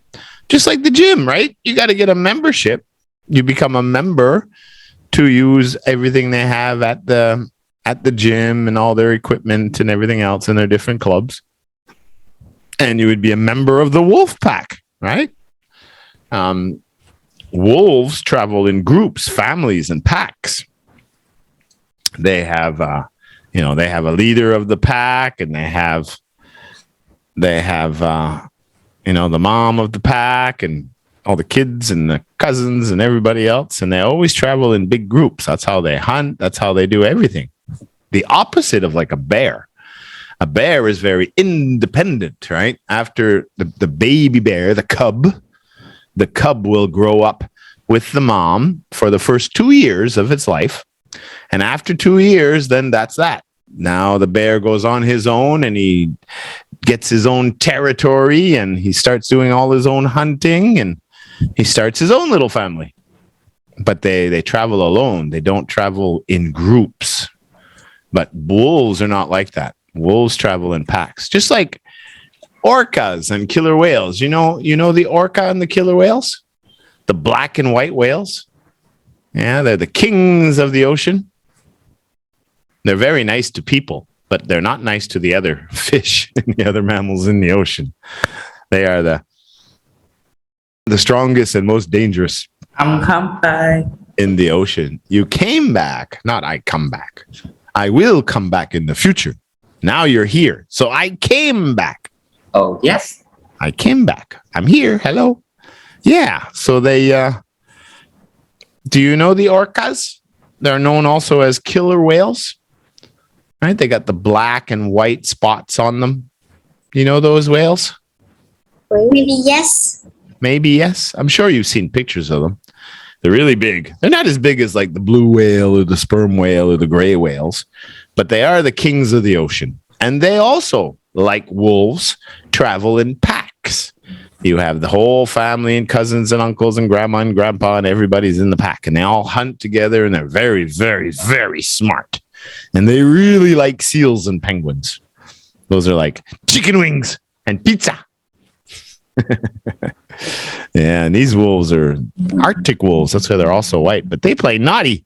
And one's biting the other one's tail. Oh my God. Cute. But they're very, well, they are cute. They're very playful. Yeah. But they're practicing their hunting skills. Yeah. They always practice. And I love wolves. I think they're amazing creatures. But yeah, they're very dangerous. Especially Some aggressive. Sometimes aggressive. They what? They're aggressive. Aggressive. Well, they're wild animals. Yeah. So, yeah, I mean, you see, he's biting his tail. Ouch! You're biting my tail. Come back here. Yeah, the timber wolves and the gray wolves and those northern wolves up in northern Canada, northern Russia, northern in Alaska as well. Yeah, they're dangerous because even with people, they're dangerous. They'll hunt people too. And there's so many of them. If it was just one, you have a chance to fight. But they're very big, they're very strong, they're very wild, and they don't fight fair. They'll attack you with 10, 15, 20 wolves at one time. So yeah, that's why they're so dangerous. But they are beautiful, beautiful animals. I think all animals are beautiful. All right. Member. So there we go. We have Mimi Mallow on the board today. Mimi, there you are. Chisung, how are you? Hello, Joe. How are you today? I'm fine. You're fine, huh? Are you enjoying your summer holidays? I see you got a new microphone. Do you have a new laptop today? No, I don't have a. Oh, no, old Trisang. laptop. Trisang. Do you have a new laptop today, Trisang? Yes. Yes, that's why I can hear you. All right, fix your camera there so we can see your mouth. So when you're talking, I know you're talking. Adjust your camera. What's another word for extremely angry? Upset. Confused. Upset? Confused? No, not confused. Confused? Annoyed. Annoyed? No, confused means you fix your camera, Trisang. Confused means you don't know what the answer is, right? You're not sure what to do. What was the other one? Said confused and you said something else? Trisang, fix your camera. Last time. Furious. Furious is the right word. Yeah, furious. Furious means very angry. But you guys said another word. What was it? You said confused. Donnie, what did you say, Mimi? Annoyed. Annoy. Oh, annoy. Annoy is when someone is bothering you. Like, imagine you're trying, excuse me. Imagine you're trying to watch a video on YouTube or something, or you're playing a game, or you're in class, or you're watching TV, and Trevette is constantly bugging you and poking you and asking you to do something and get something, and they won't stop bothering you. Then your sister is being annoying. Annoying. Yeah, to annoy someone. Or you're trying to write a text and someone's talking to you. It's like, give me a minute. Will you wait? Annoying. Oh yeah, so put the word up here. Sorry. Okay. Am I freezing here? What's going on? Oh, there we go. No. Okay, there it is back again. Furious, Donnie. Yes. Furious. Furious. Yeah. Furious. Fear. Just like, well, not fear. Fear. Furious. Fear. Fury. Furious. Furious. Yeah. Furious. Lily, furious. Furious. Yeah. Mimi, furious. Furious. Yeah. Very furious. Very angry. Would you throw your phone and smash it like that? No, because it costs too much money and I don't want to buy another one. I'll throw someone else's phone, but not mine. Oh, shh. Secret. Yeah, I think so. Secret. Shh. Secret. Yeah, I'll tell you a secret, a piece of information that only you know by one person or a few people, and shouldn't be told to others. What's this guy? What's his job? Who is he? He is a doctor. His what? He's a doctor. He's talking? Yeah. Doctor. Pastor. I don't. Well, it's like a pastor. I don't really know all the differences between them. Doctor. A doctor? No, he's talking about the Bible and Christian churches. What, Donnie? Yes. What did you say? Well, pasture. Yeah, it's something like a pasture, but I'm not really sure what the differences are. There's so many things with religions and the people who talk and preach. There's preacher as well. So I really don't know the difference between a preacher, a pastor, and but in my church, where I went to church as a kid, this is what we called him, and he would read parts of the Bible to us in mass. But as it says here, that's really related to Christian church, Christian churches. Starts with a P. P. Yeah. Person. A person. Yeah, well, it's a person for sure. It's a person. I'm not really sure what the difference between a preacher and... Christ. Yeah, that's what it is. Try again, maybe? Christ. It's not a priest. It's a priest, is how we say it. Yeah. Yeah, priest. Priest. Yeah, it's like the I is silent. Priest. But let's see now. So it is a priest. That's Mimi Milo's point. Pastor versus preacher. Yeah, preacher. Okay, let's see. Oh, and then there's a minister too, and then there's a reverend, and then priest. Oh my God, there's a lot of titles here. Sheesh. So let's just see what they say about pastor and preacher. Difference between a preacher and a pastor. The preacher has the job that emphasizes more on proclaiming the words of God or the teachings of the Bible as Jesus Christ, while a pastor's job, a pastor administers the congregation of its members, while preachers are often assistants of pastors to preach the word of God in church members. So preachers are often assistants to the pastors, but they both speak to the people. It's all part of that group of people who read passages of, not minister, priest. But I think like Orthodox Church and Catholic Church and Christian churches and these different ones, I do think that some of them have different names. Yeah. All right. Let's try here. Okay. Try that. Lily, priest. Priest. That's pretty easy. Donnie, a priest. Priest. Like prepare. Priest. Priest. Yeah, Trisang, priest. Priest. Yeah, so a priest, someone who reads the Bible and gives sermons, performs religious duties. Yeah, there's a lot of it. My mom studies that, but I don't know a lot about religions, so I'm not going to try to give any education on religion because I don't know enough. And the older you get, the more you realize how much you don't know. Potion. Yeah, it is a potion. That's good. This one is going to be a special potion, or sometimes we'd call it a magic potion. Special potion. Magic. Spiritual person. Magic potion. Well, it could be one or the other. It depends on the story, right? Like in Cinderella, is it? No, it's Snow White.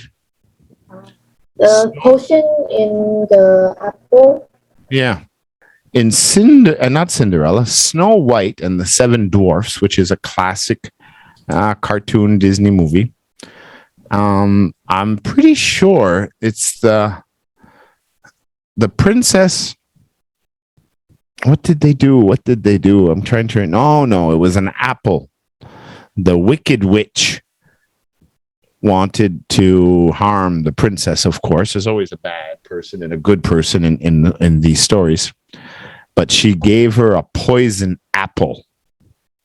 But what broke the spell from this poison apple, I think, was the kiss of a prince, like true love or something like that. It's been so long since I've seen the story of Snow White and the Seven Dwarfs. I don't remember them now. I'm trying to think of a story where they had a secret potion or a magic potion or a special potion. I can't remember now. There are some fairy tale stories that have special potions or magic potions. I can't think of one. But Romeo and Juliet, there is a special potion in the story which Juliet takes. So you'll learn about that later. So it's a magical or special potion. Kind of a secret medicine. Okay. 3-2. Mimi. So let's try that, Donnie. Special potion. Special potion. Very good. Lily, special potion. Special potion. Yeah, one more time, Mimi. Special potion. Special potion. Good. Trisang, special potion. As your potion. Yeah. By the way, everybody, that's Trisang from Halong Bay. We can finally see his face. Handsome young man, isn't he? No. No, he's not handsome. Mimi. Trisang's handsome, yeah. No, of course not. Donnie. Trisang's handsome, right? Yes. Yes. There you go. See, at least someone says you're handsome. Don't have a ugly boy. We don't have any. Chisang's a big football player. He loves to play Oh my football. gosh. You hear No, it's Donnie a said, Christmas he tree. said that no ugly boys. So No ugly boys. you see that he's so, what's that, unfair, right? So it's also no ugly girls, right? No one is ugly. Right, Donnie? Yeah. Yes. Okay, so kind of fair. I won't be a woman. So Lily and Mimi Milo are pretty girls? No, No. we're normal. No, they're normal. Very normal. And Donnie says no. Yeah, everyone normal. Everyone's normal. Everyone's Nobody's normal. What is normal? We had this conversation before. We are What? wrong. What is... Society. Think so. Yeah. It's what the average person would do, would be normal, yeah. The general population is usually normal. It doesn't mean it's right, but that would be considered normal. But there's always exceptions, for sure. For sure. All right, special potion. So Trisang, Mimi Milo is from Vandon. Lily is from Kumpha. And Donnie is from Afghanistan. Hey, what? Where is it? He's from It's from the Christmas tree. He's No. from the Christmas tree. He's born from the Christmas tree. Yeah. Santa Claus brought him to his family. Yeah. Santa Claus. So he got a red clothes. And he's got his Christmas tree shirt on today. Just need a little bit of green. No, Kum Sung. So you're all in Sơn. Guanling. What? Not Kum Sun? Where are you? I'm from Cẩm Sơn. Yeah, Kum Sun, I said. I said Kum Sun, Van Dun, Kum Fa, and Hai Long. Most student here is from Lee. All four of you are from... Ancient? Yeah, I think it is. Yeah, ancient. So, what is this? Oh, there it is. The play button. Yeah, ancient. Terracotta. I don't know how they pronounce that. I think it's terracotta, like gata, but I'm not sure. Warriors. That's an amazing find. And that was only a few years ago, not long ago. Do you know where that is? Terracotta warriors? No. No? See all the soldiers' statues in the ground? There's like 1,000 statues of soldiers. It was all underground from, I'm going to tell you because it's history and it's good to know because you may not ever learn about it in school. So you may as well learn about the world in English with Trevor and English with Lay. Whichever. Well, it's like my banner says on my Facebook, on my YouTube channel. More than just English, because we don't just learn English. We learn history, geography. We learn all kinds of different things. Terracotta warriors. It's in China. Oh, I know. I know that. I know. You know them, huh? Yes. Yeah, it's unbelievable. All these carvings of all these soldiers, the terracotta army. It's in a magazine. It said that it had a lot of color. But now it's gone. I remember. A lot of color? Yes, I remember in magazines. Oh, maybe they had color before. But they were made almost 2,000 years ago, these statues. Between the year 2010, before Christ, more than 2,000 years ago, before Jesus Christ was born. Yes. 210, 209. This is like the beginning of the Punic Wars and the beginning of the Roman Empire. This is ancient. This is a long time ago. And when you think that these people who lived in this place, this village, wherever it is, I forget where, Qi Shi Huang, army of Qi Shi Huang. He was the emperor then, I guess. But where was it? Emperor of China. We'll find out in a minute. The terracotta army is a collection of terracotta sculptures depicting the armies of Qin Shi Huang, the first emperor of China. It is a form of a funeral art burial with warriors from 210, 209 BC with the purpose of protecting the emperor in his afterlife. Wow. That is absolutely amazing. And there's horses, sculptures of horses and chariots and weapons, everything. It's unbelievable. You know how can you imagine trying to do that even today? 1,000 soldiers just for your graveyard. That's incredible. In China, yeah. I think it's not far from Beijing. Let's see. But it is remarkable. The Imperial Kuishing Mausoleum Site Museum. And yes, they built over top of the site. They turned it into a museum, of course. Yes. And that is... No, this is like in the center of China. Like right in between Beijing and Chengdu and Shanghai. Right in the middle. There's nothing... Wow. Wow. I think that's absolutely amazing. This one, Cappadocia. Cappadocia is another incredible, amazing site. This is in Turkey, central Turkey.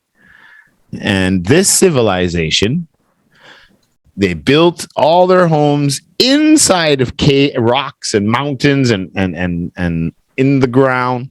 And they actually built 2 cities about 14 kilometers long underground. And in the underground city, two of them, like one here and then deeper, there was another one. Oh, no, not deeper. There was another one. And a few kilometers away, there was another city. And these cities, like they were like real cities. They had underground markets, underground stables for the horses. Everybody lived underground. Do you know why? I don't know why. Would you want to live underground? Maybe no. Because it's private. I don't think so. If it's private. Well, I'm going to guess that. Central Anatolia, which is now, Turkey. Basically because these were in the ancient times, Turkey was like the middle of a war zone. I mean, you had empires coming left, south, up, down, north, east, southwest.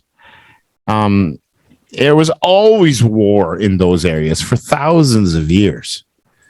So the people who lived there, they tried to hide from a lot of people because you had the Persians go through there, you had the Romans go through there, you had the Ottoman going through there, you had the Crusaders going through there. I mean, it just seemed like every century there was another empire coming to conquer the lands. And this went on for, like I said, a couple of thousand years. So it was, it's not like what we live today. Today we got borders and it's very, very different. Croatia region is formed 60 million years ago by the area. Okay, but the people. How old is this underground city? Here we go. See, the 7th century, 8th and 7th century BC. So that's 2,800, 2,700 years ago. Ancient. Oh, yeah, sorry. The word should be up here. Lily already said ancient. Yeah, ancient. There we go.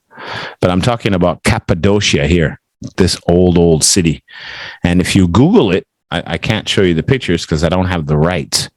But you'll see that they built underground. The cities are still there today. You can go visit their tourist attractions.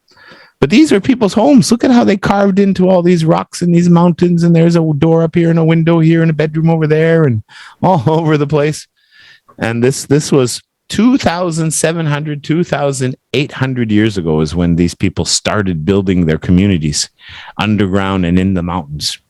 And that was a big part of it was because for protection. Because, like I say, there's so many empires. Even the Mongols came through there too. Genghis Khan and it's just crazy.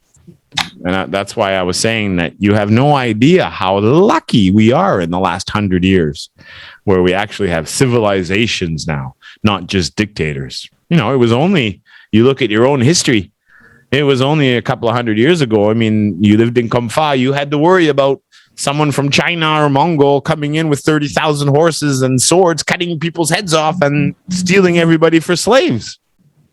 It wasn't long ago. So, you have to be very grateful for the time we live in today. That's for sure. We don't worry about people riding around in horses trying to capture people anymore.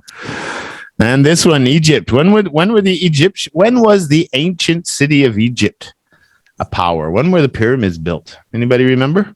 The ancient city of Egypt, where you had the big Sphinx, the man with the lion body, and the pharaohs, and these big pyramids, which apparently they were all covered in limestone, so they would shine like mirrors off the sun. Apparently, it would have been something godly to look at. Do you know when those were built? That's even before the Karakata warriors and statues here, even before Cappadocia. The Egyptian Empire started 4,000 to 5,000 years ago. Even when the Muslims came and took over, I forget his name, came and took over the Egyptian Empire, because there's like 20 different kingdoms that ruled in Egypt over 1,000 plus years, a few thousand years. They actually ordered the pyramids to be destroyed. And they started on one tiny pyramid and they tried to tear it apart. But it took, I don't know how long it was, years, I guess. And all they managed to do was make a little hole on one side because all the stones were so perfectly placed. And each stone weighs like 800 tons or something crazy like that. And then the emperor, the leader at that time, had to give up and said, it's impossible. We cannot destroy these temples, these pyramids. Impossible. It would take hundreds of thousands and hundreds of thousands of peoples and elephants and everything. And it would take hundreds of years to try to tear one down. That's how amazingly built these pyramids are. Even today, to try to tear it apart would be very, very difficult. And that's 4,000 or 5,000 years ago. Even today, we don't know how they built these pyramids. It's like aliens came to Earth and built them for us. And then here, Greece. Greece is next to Italy. It has a lot of history too. Beautiful place to visit. Beautiful, beautiful, beautiful. So what do we got? 3-2. Oh, ancient. So 3-3 tie now, yeah? What do you call it when someone comes into the house and steals something? What do you call him? What's the verb? Or no, it would be a noun. It is Thief. Well, a thief is the person who steals. But I'm talking about this crime. When you break into someone's house illegally, a building, a house, and you steal something and you leave with it. See, like if you steal a car, it's called grand auto theft. If you steal something from a shop, it's called shoplifting. If you kill someone, it's called murder. Oh. Yeah. If you rob someone in a store with a gun or a knife, it's called armed robbery. Intrusion. Intrusion just means someone has come into your personal space without permission. Intrusion. But it's different when you go into somebody's home. Yeah. See, this one confuses me too. Because if someone... Robber. What is it? Robber. A robber. A robber is someone who would... Yeah, kind of. Robber. How would I say that? Someone steals your purse, robbed your purse, took your money. But if it's armed in a shop, it would be an armed robbery.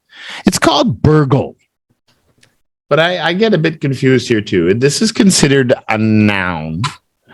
But in court or in what I remember growing up and learning was someone stole something. It was a burglary.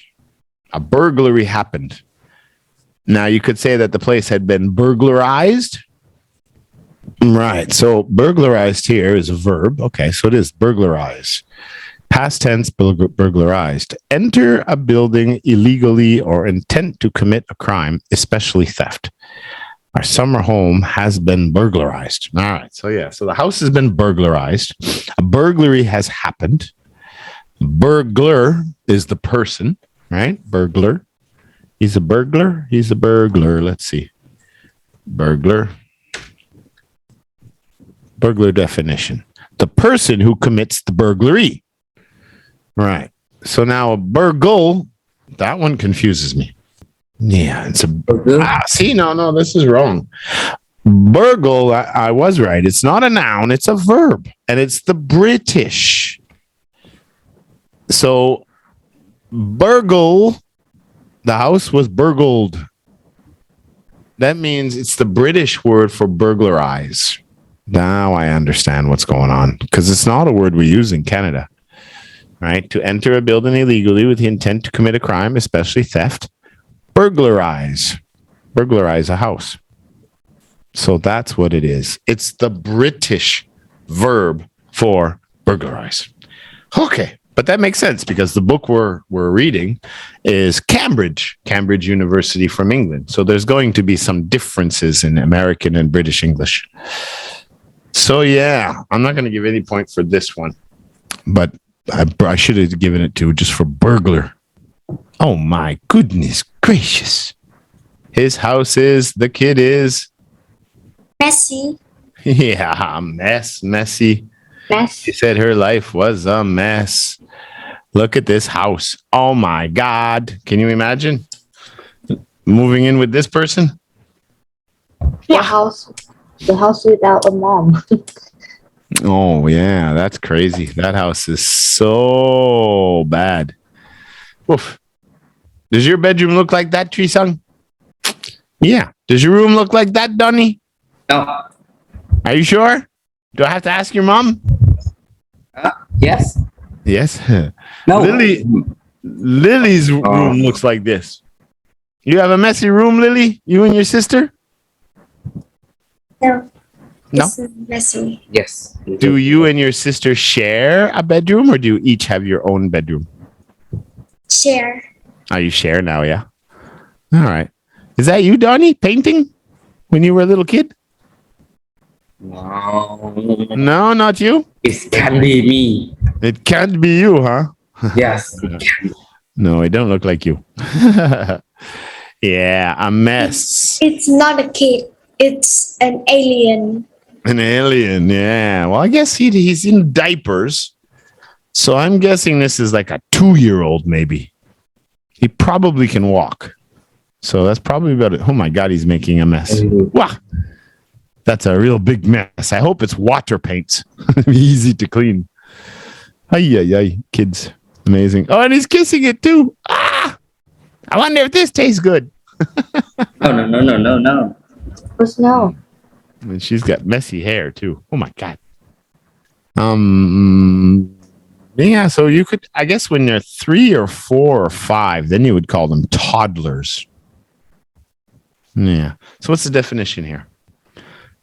Something or someone that looks dirty or untidy. So it can be a person who looks messy, right? They don't take care of their hair. They don't clean their clothes. They don't shave. They could be messy looking. Or a situation that is full of problems. So, for instance, you could have a nice, clean house, but maybe your life is in a mess. I'm bad at English, so don't kick me. You're not bad at English. You just don't want to try. He's actually really good at English when he pays attention. I'm bad in this. Very bad. Thief. Yeah. So these It's are thief? people that yeah, Robert. it's thief, but how do we say the plural of a thief?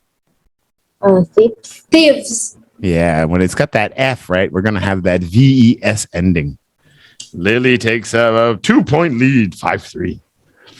Yeah. Donnie, what's going on? You haven't got a point yet.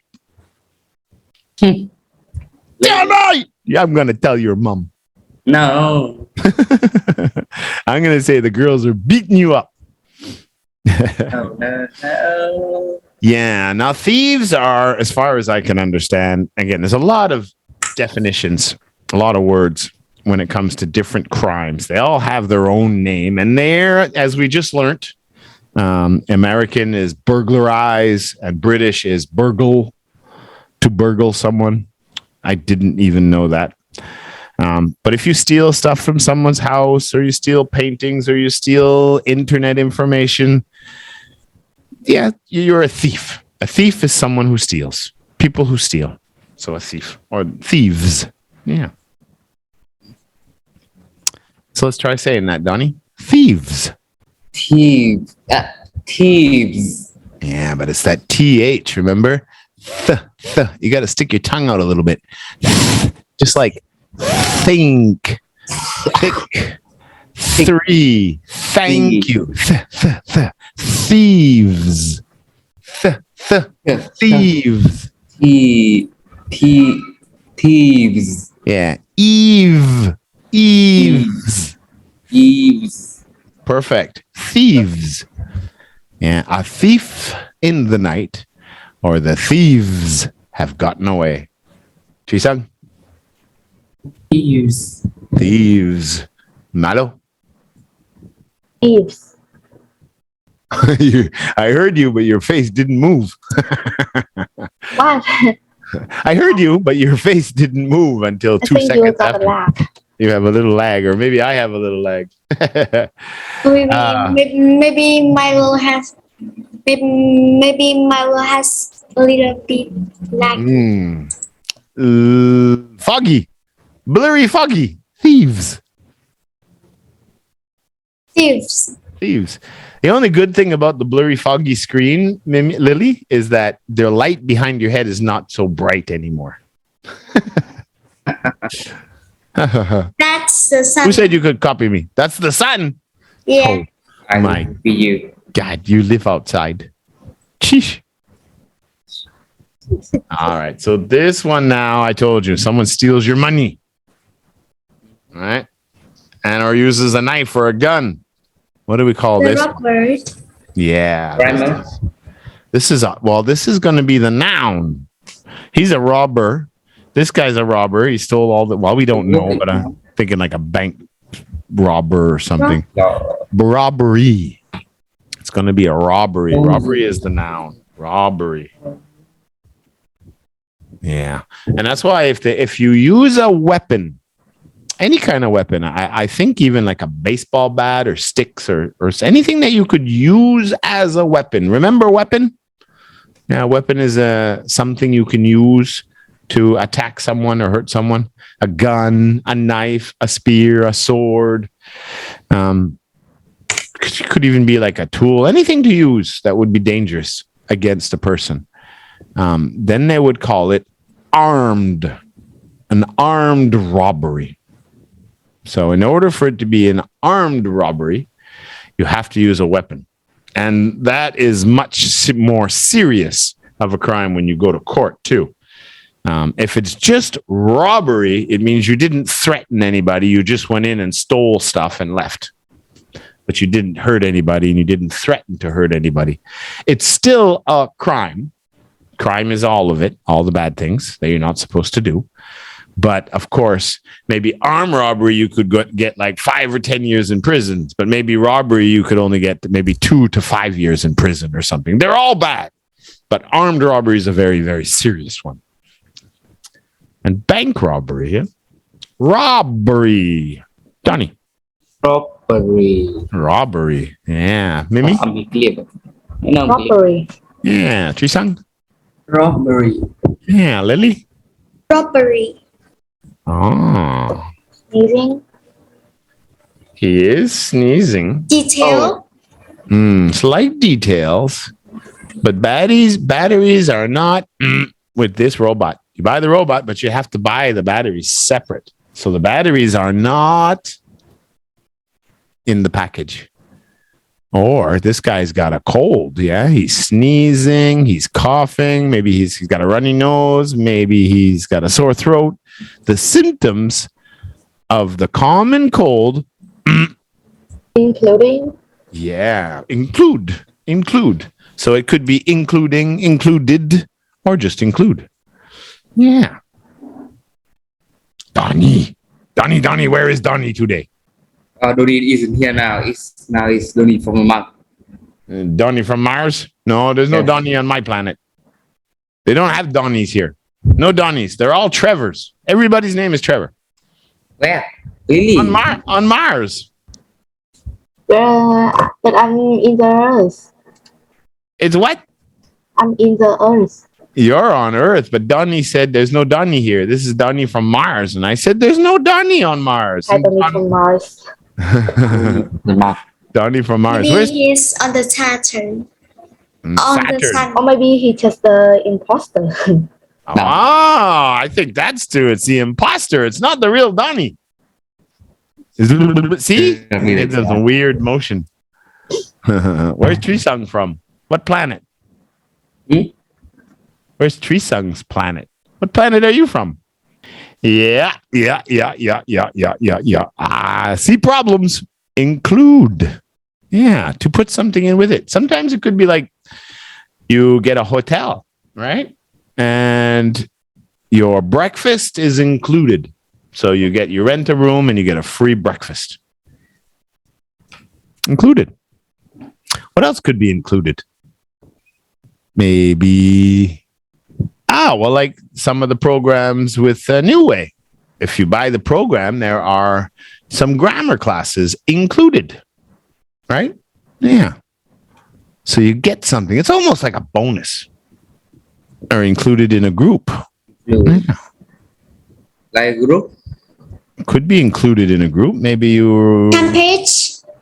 It's not a cabbage. It's not a. Oh, yeah, come on, say it right.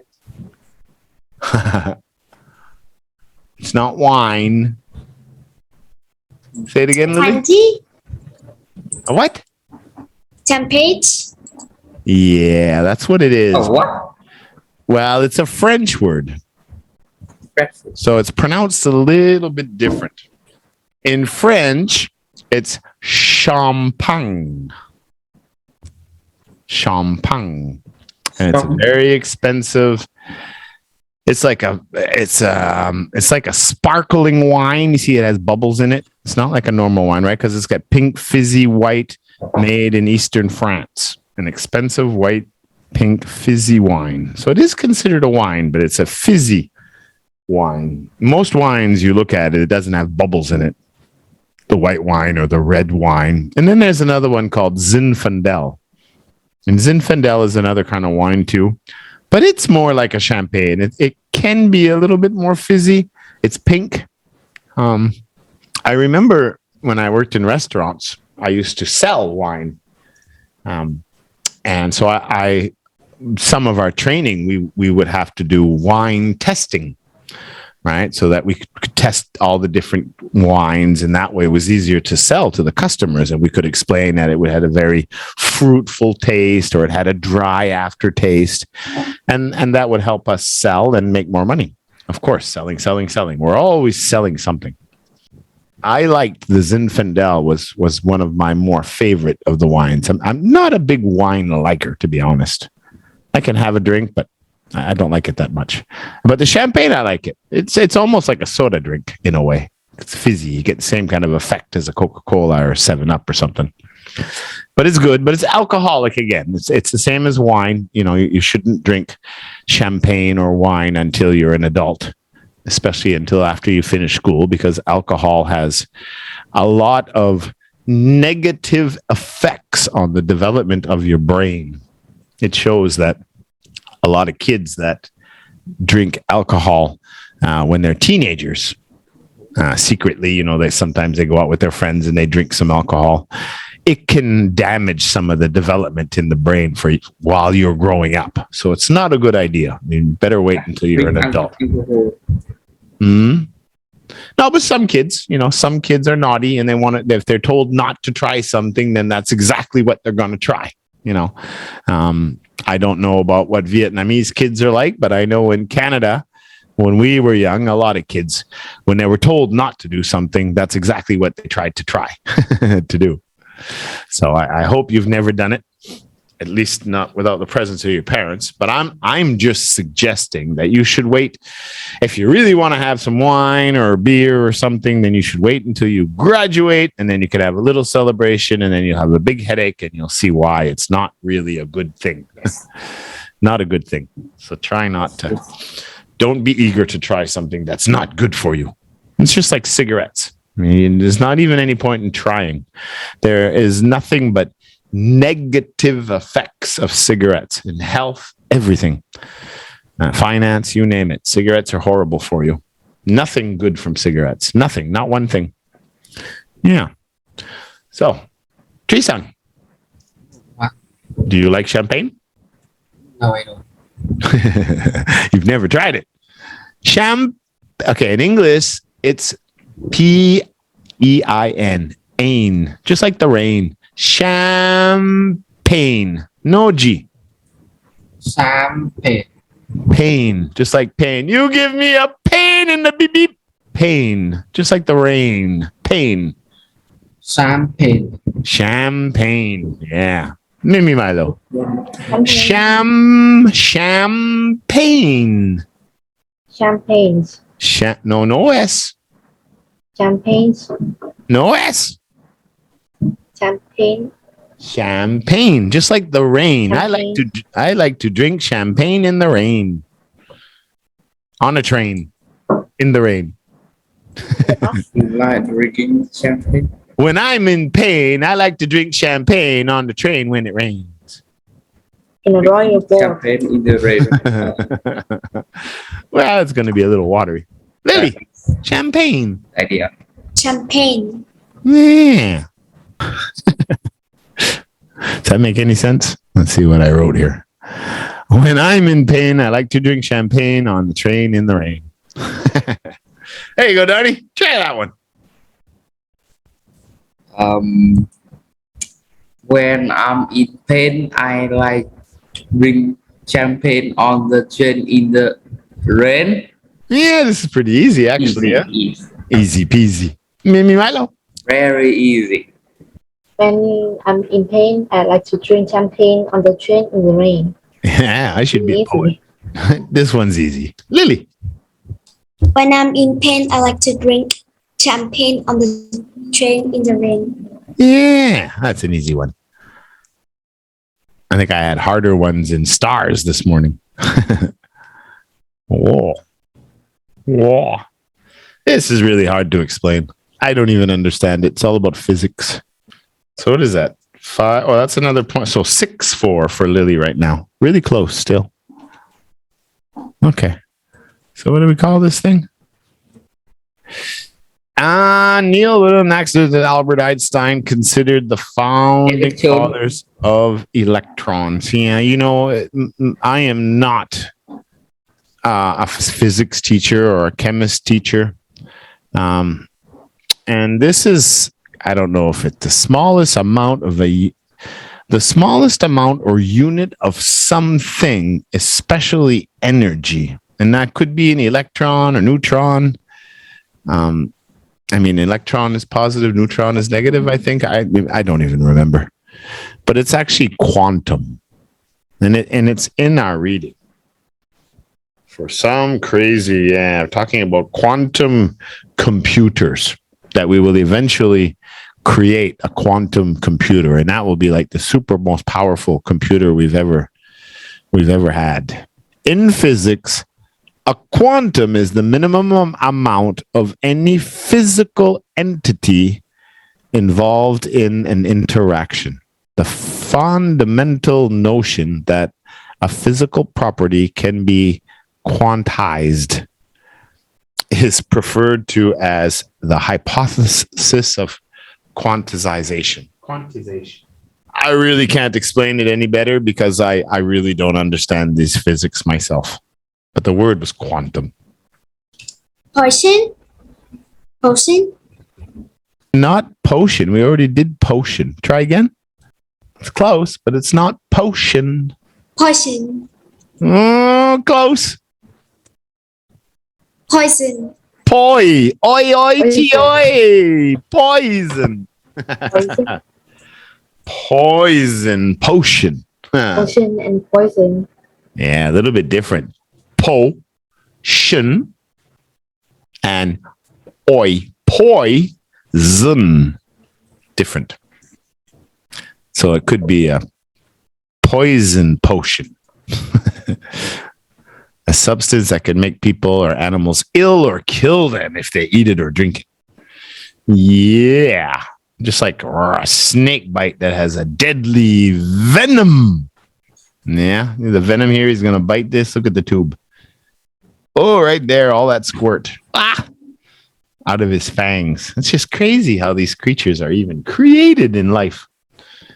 Yeah, and some of them are not bad, but I have a feeling that's the picture of a very poisonous snake. It looks like a brown snake from Australia. And they're very poisonous. You can die from getting bit by one of those guys. There's a lot of snakes that are dangerous. Poison. Yeah, all right. Now, of course, we have to have a plan, but in order to execute the plan, we have to have a... Right, let me explain the plan. What? Idea. Well, idea first, then make a plan, and then to execute the plan, you have to have some kind of a philosophy. You have to have a... Starts with an S. Experience. A what? Experience. Experience means you've done it before. You have knowledge, right? It's not first time. All right, that's a good plan. But how do you think we're going to do it? Like this. Let me explain. So what am I explaining now? Right? Oh, that sounds like a good idea. Sure, we could put that. But how are we going to get behind that wall and that high like this? You see that pole over there and that beam? We're just going to. Oh, that's a good Strategy. strategy is the word I'm looking for. Yeehaw. Oh my God. Lily. Strategy. You have to have a good strategy in everything in life and study. How are you going to get things done? Right? Because you could have a bad strategy and everything falls apart. So a good strategy is very important. Now, I already told you guys where this story takes place. Not where it was written. It was probably written in London, England. But the story of Romeo and Juliet, where did it happen? In Italy. Italy. Yeah, that's the Italian flag. Yeah, I don't know what this background is. Italy is a place I very much want to visit someday. I think I would very much like it there, especially with the food and the history. And oh my God, I think it would be really cool. I'd love to visit. I will. That's in my bucket list. The things I have to do before I die. And no matter what I do, I'm going to visit Italy and tour as much of it as I can. And this is the Leaning Tower of what? Italy. Pizza. Pizza Tower. Pizza. Oh, yeah, we already have Italy. I forgot to put Italy up, yeah. Let me write this again. Clear, clear, clear, clear, clear. All right, let's do this again. Where is it? Oh, Text. Here we go. Okay, let's try this again. We have now the funny thing is the food with the double Z, the way the Italians pronounce it, it's pizza. ZZ paparazzi. ZZE. Paparazzi, the media, that's an Italian word. Pizza. There's no Z in the food. It's actually pronounced pizza. And Pizza. yeah, but the city here with an S, Pizza. this is actually pronounced with a Z. Pizza. Oh, what? In Italian, the S's sound like Z's and the Z's sound like TS in Italian. So that's why this one is, I hope I got that right. The food is called pizza. Pizza. The city is called Pisa. Now, these are famous. They grow on Mediterranean trees in Italy and Greece, all the Mediterranean area. And I love these. They're so good. What are they? Oliver. Yeah, that's right. But I think Donnie said it. What did you say, Donnie? Oil. Oil? Yes. Oh, so close. We get some of the best oils in the world from Oliver. Olive Yeah. tree.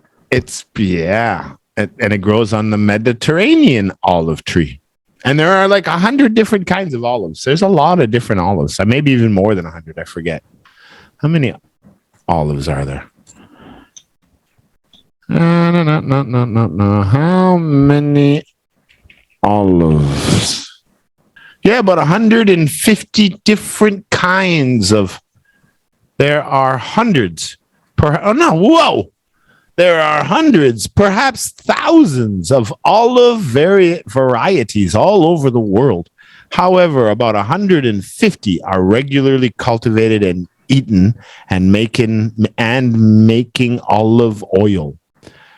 Different olive varieties taste different due to many factors, including soil and weather conditions, when they are harvested.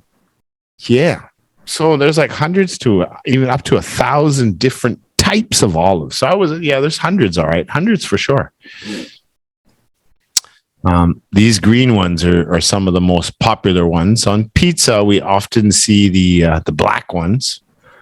And you're right about oil. because there is some oil here in the bottom picture, pouring some oil on the olives.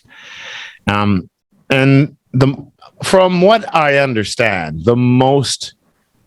one of the most healthiest oils to use for salads, even you don't even have to use it for cooking, like just to even put it in salads and breads and herbs and spices, is oil that we make from or get from olives. Yeah. I know olives are not very popular in Indonesia or in Vietnam, but I love them. And since I started buying some at Newway, even Lay and the staff, they like olives now. But they didn't like it the first time they tried. Not the first time, but after you eat it a few times, yummy, yummy. Yummy. Yummy. Yeah, they're really, really yummy. I like it. Is that 9 points for you now, Lily? I don't know. I think so. All right. So we already talked about Italy. What's the capital city of Italy? What is the famous capital city? One of the oldest cities in the world. Yeah. Say it again. Roma. Well, that's not how we say it in English. And maybe that's how they say it. I'm not sure how they say it in Italian. Yeah, Rome. But we're going to give that. In English, we say Rome. Let's see. I don't know. Roma. I've heard that too. Let's see. Rome pronunciation. I've heard many people say Roma. Rome. All right. So in English, it's Rome. But. I think the football team is Roma. Here we go. How is Rome pronounced in Italy? Let's see. Yeah. Roma. In English or American to say Roma. Roma, or in Italian, Roma. Roma. Roma. Here is how to pronounce the city of Paris, but in French. Paris. Paris in French is Paris. Buongiorno. We are looking at how to say Rome in Italian. Of course, this is the capital city of the beautiful country of Italy in Europe. Of course, in English we say Rome, but in Italian it is spelled with an A at the end. How do you go about pronouncing it with a typical Italian pronunciation? Roma. Roma. You do want to stress on the Welcome first to syllable. Roma. Roma. Hello. You find in English or American to say Roma.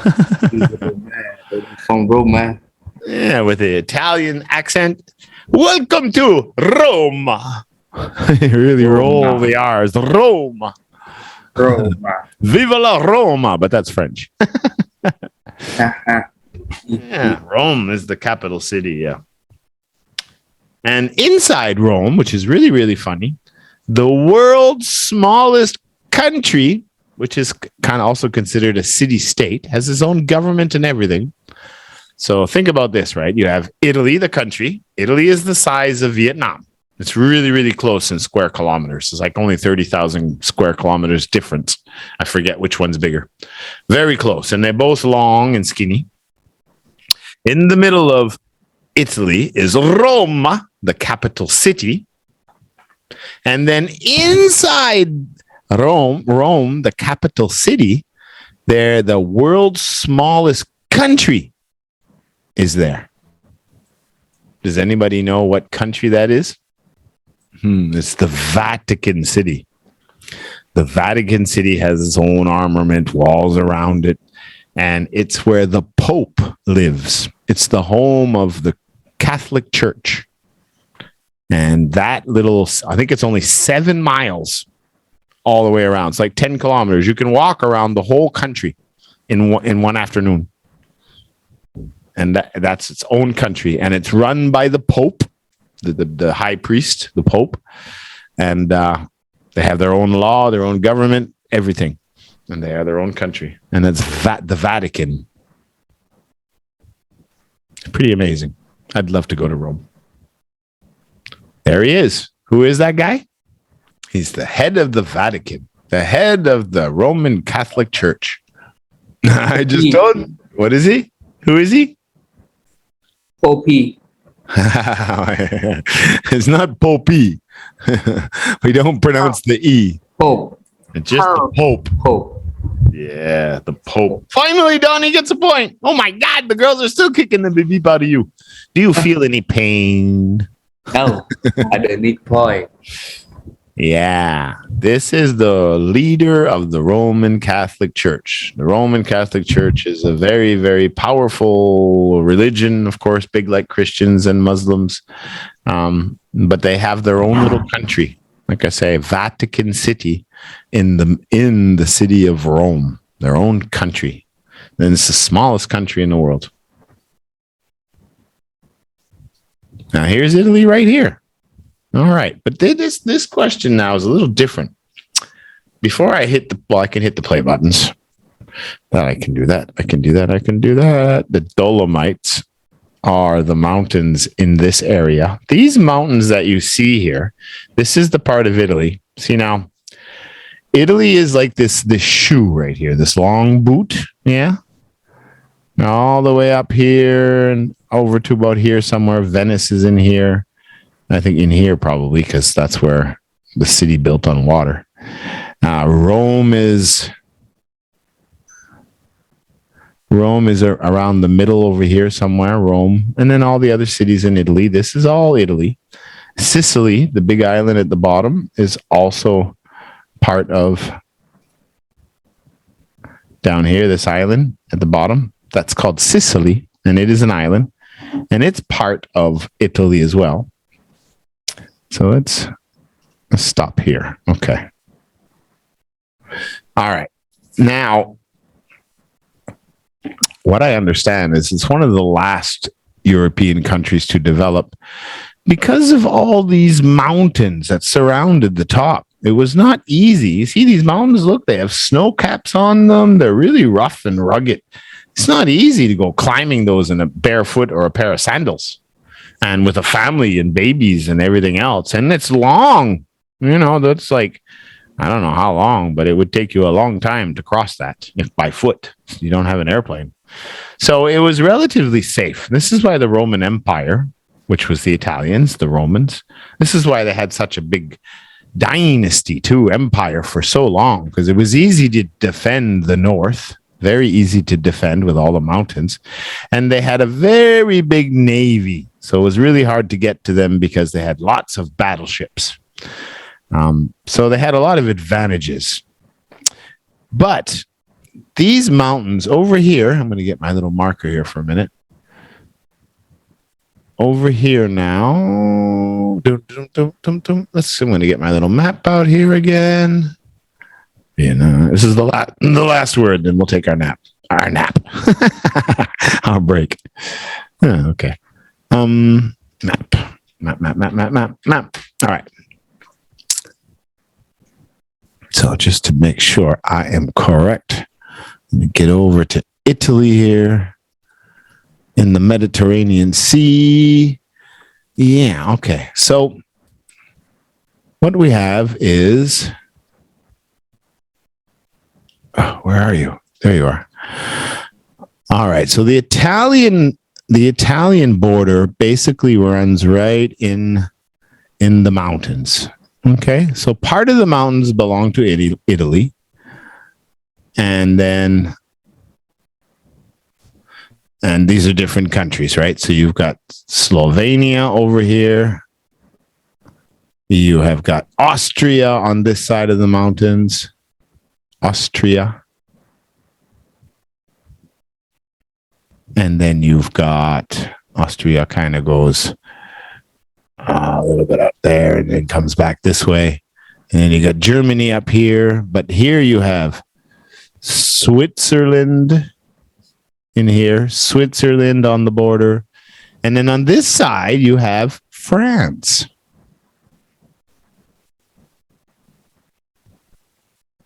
Okay, so you can see that there are a lot of borders, right? There's Slovenia, Austria. Oh, is that another country there? What's that? Oh, I don't even know what that is. And Switzerland and France all border Italy, but the borders are all in the mountains. So part of the mountains belong to Italy. Part of the mountains belong to Austria.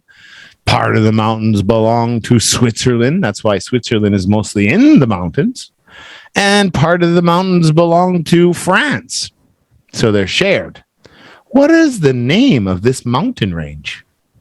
It's the most famous mountain range in Europe, and it's got the tallest mountains. Does anybody know what we call it? Now, France calls it something. Italy calls it something. Dolomites is the part of the mountain range you can see down here in this picture, which is this region here. And then France calls it the French something, and the Swiss something, and the Austrian something. What? What is the name of that mountain range for the last point of the day? Very important geography fact of life. Very important. Life and death. Uh-huh. I'm so A tired. lot of history here. Probably more history around these mountains than any other mountains in the world. Nobody knows? Unbelievable. Very easy. They're called the Alps. Peace. Yeah, the French Alps. A lot of people call it the French Alps because the French really made it popular on their side, very touristy. But the mountain range, you see all this white in the picture here? Right? You see all the white? Yes. Well, those are the ice caps on the top of the mountains. Those are where all the tallest mountains are. And that's how you know exactly where they are.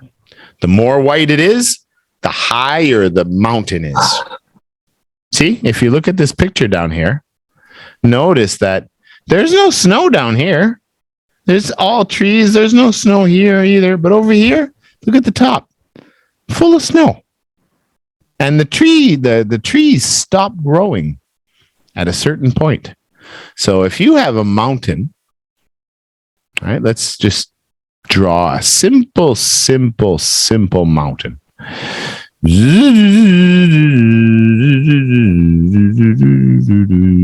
Boom. Okay. Now let's say the trees stop growing here because there's always a line. You can see the line. They stop growing right there. See, you can see it. All mountains that are high enough, you can see where the trees stop growing, and it's one straight line everywhere. It doesn't matter where you go.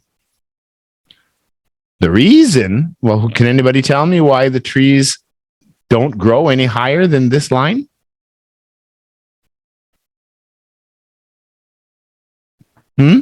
Anybody know why? Anybody guess? No. You don't know? Lily, Mimi, any idea?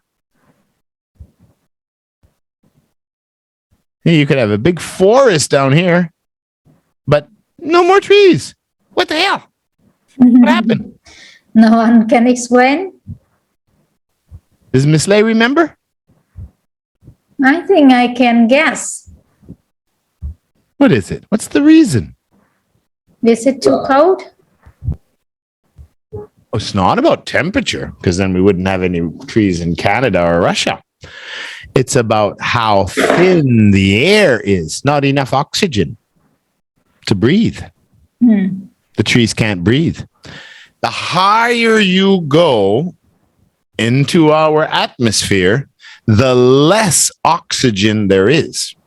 The air gets thinner and thinner and thinner. So beyond this point, there's not, the air is so thin that trees cannot grow anymore. That's why when people climb Mount Everest, right? That's like a third higher than the tallest mountain anywhere else in the world. They have to have gas masks because you have to breathe in more oxygen and take breaks all the time to breathe to get extra oxygen in you.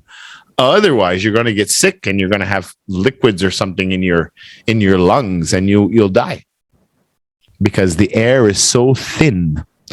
And as well, Lay was right about one thing there too, is the higher you go, the colder it gets. Even here in Vietnam, the higher you go in the sky, the colder it gets, the closer you get to the atmosphere.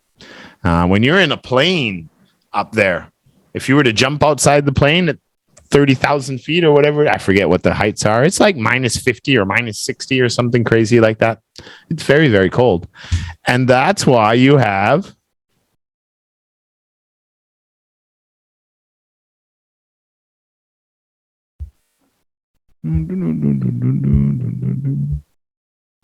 snow on the top of these mountains.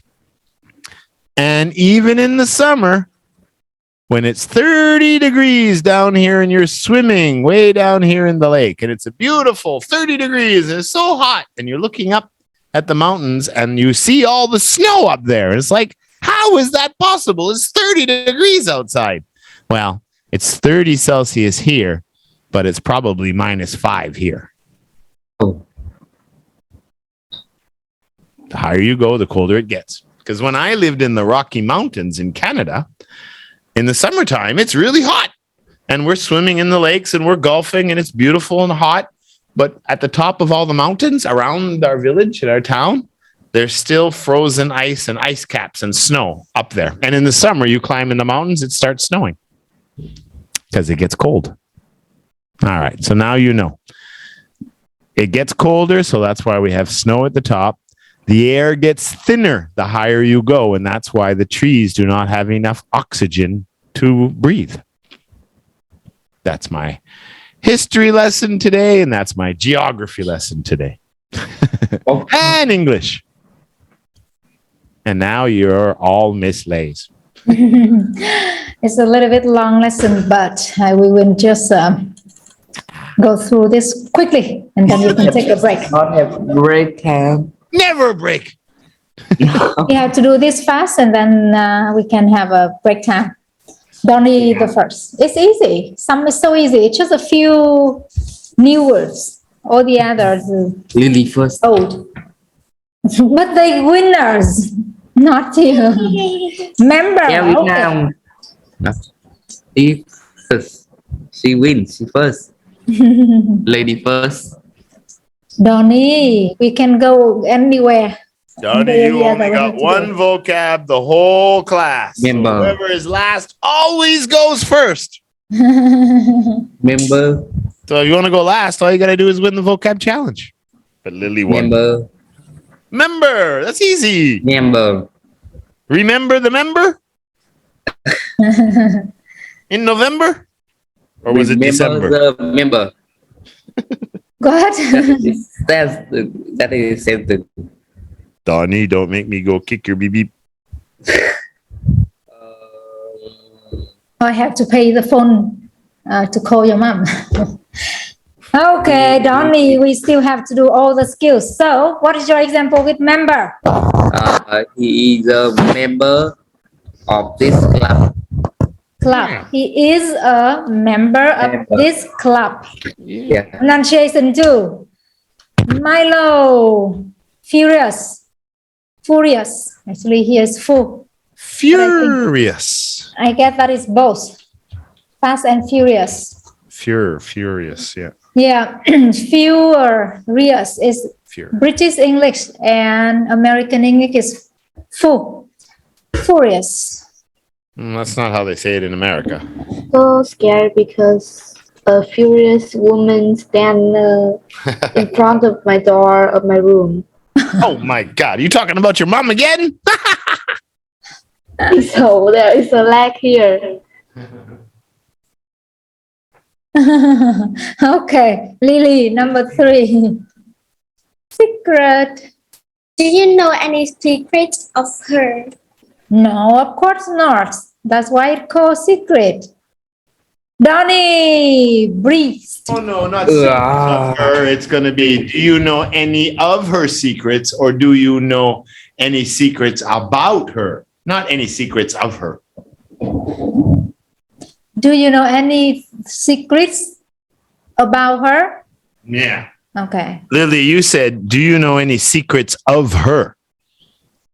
Right? That doesn't make sense. It's, do you know any secrets about her? Okay, about. Or do you know any secrets about her? What was the other possibility? Any secrets? Do you know any? I get it. Do you know any of her secrets? Of her secrets, the things that she doesn't want to tell you? You know, something like that. Yeah, Okay. you have to be careful with that one. Priest. Priest. We have another one is Deacon, right? So many. Preacher, vegans, Oh, okay. pastors. Oh, God. It's just a job, Pierre Donny. It's just a noun. So we kind of speed up a little bit here. Yes. He is a priest. He That's is it? priest. He is a priest. Okay, so Yes. at least the pronunciation is right. Try to have a right, proper pronunciation. He is a priest of the church near my area. He priest. Where? Who? Who is he? Trevor, Mr. Trevor said that is terrible that at our level that we just make very, very simple sentence like that. Absolutely. He is the priest Okay. of the church. Try to put more detail. For example, he is popular, or he is the priest who works somewhere, right? The church in our city. Okay, try to give more detail and try to make like maybe longer or complex sentence or sentences.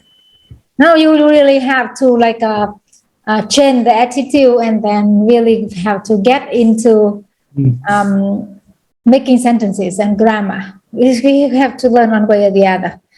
All right, Milo, number 5, special portion.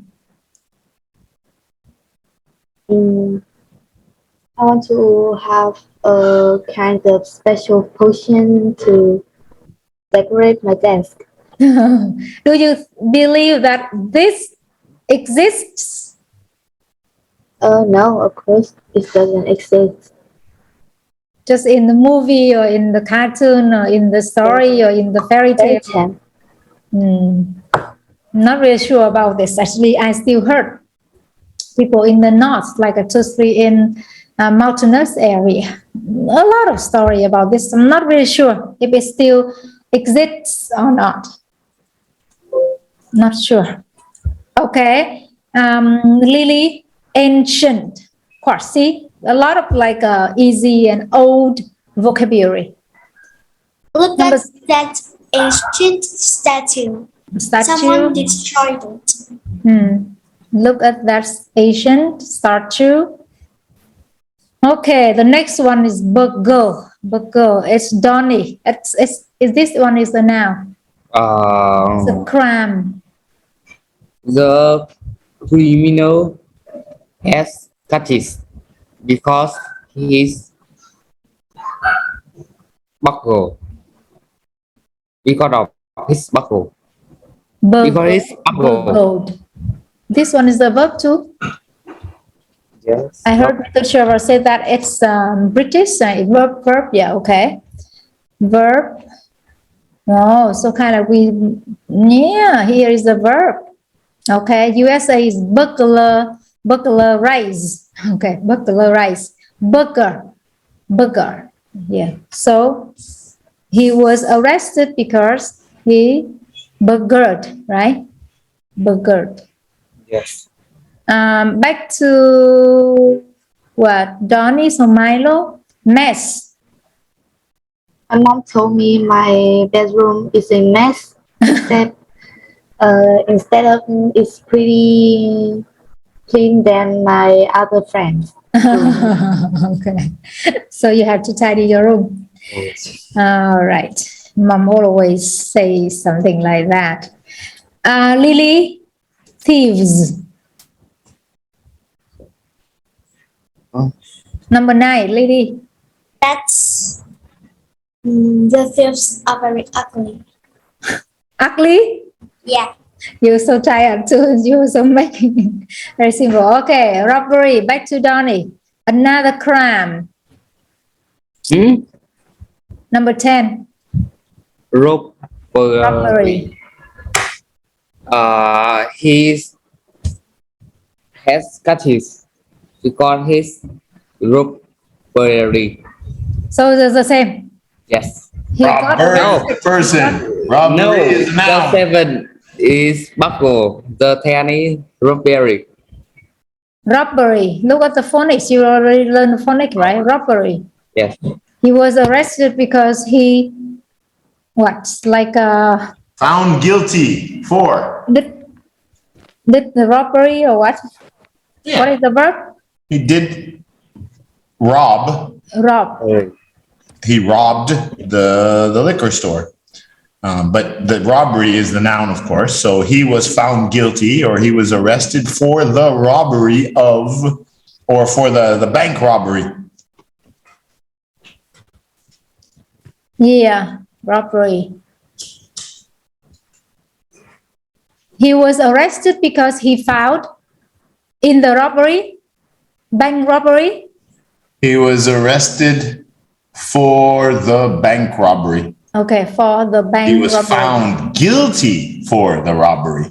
Donnie, so you know that's the way we learn that, right? So if we make the make the sentence and then we are corrected by Mr. Trevor, I think you even try to kind of write.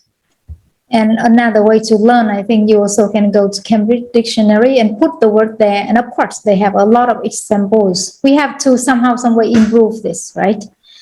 All right, that's robbery. So now back to... Lily. No, it's Milo. Oh, Mimi, yeah. Yeah, Milo. Include. So remember the pictures. I think that any shampoo and shampoo have sodium, including sodium. Wait, I cannot hear it clearly. Include. I think every shampoo Shampoo includes, yeah, includes sodium. Sodium. Sodium. No idea, but sounds good. Yeah, it's just about grammar, but I'm not sure about chemistry. Now it's Lily. Champagne.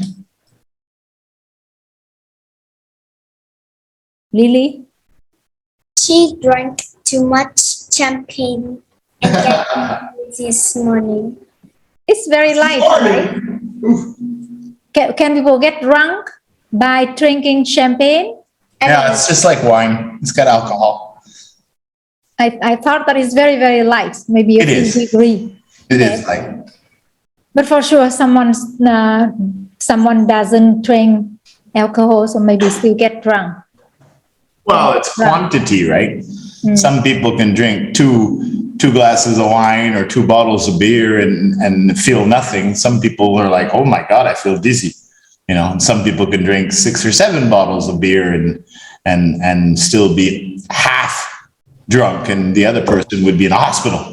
You know, it's different for everybody. That's right. What do they call about that? Like your ability. Your threshold. Just like pain, your threshold for pain. Some people, you know, cry from a mosquito bite. Other person could have their arm cut off. It's like, oh man, this is not good. It hurts, but we got to go to the hospital. Come on, let's hurry up. You know, threshold. How much you can take. Okay, threshold. Nice level, right? Okay. It's the real meaning. It's just threshold of the house. Yeah, I've heard that expression, but I'm not exactly sure what it means. Okay. That is champagne and that is Lily. So back to Donnie. Quantum, actually. Quantum. That's really tough. I don't know. Do you understand it? The smallest amount. It's smallest, yeah, it's smallest. But they said that is still squat or something else. Yeah. We believe that the smallest, but a lot of people don't believe it. They think it's still something smaller. They call squat or what? Could be. We're going into the realm of Einstein now, and it's beyond me. I don't understand that stuff. Do you know a lot about this, Donnie? 13? No, so just say it, right? There is something called quantum physics. Like I have to learn more about quantum, right? Something Quantum like physics. that. Physics. Yeah. Quantum is part of the physics learn science. more about quantum. Learn more. I want to learn more about quantum quantum. physics. I need to learn more about quantum. I need to learn more about quantum. I need, okay. Milo, the next one, poison, right? The other's portion. This one's poison. Very different.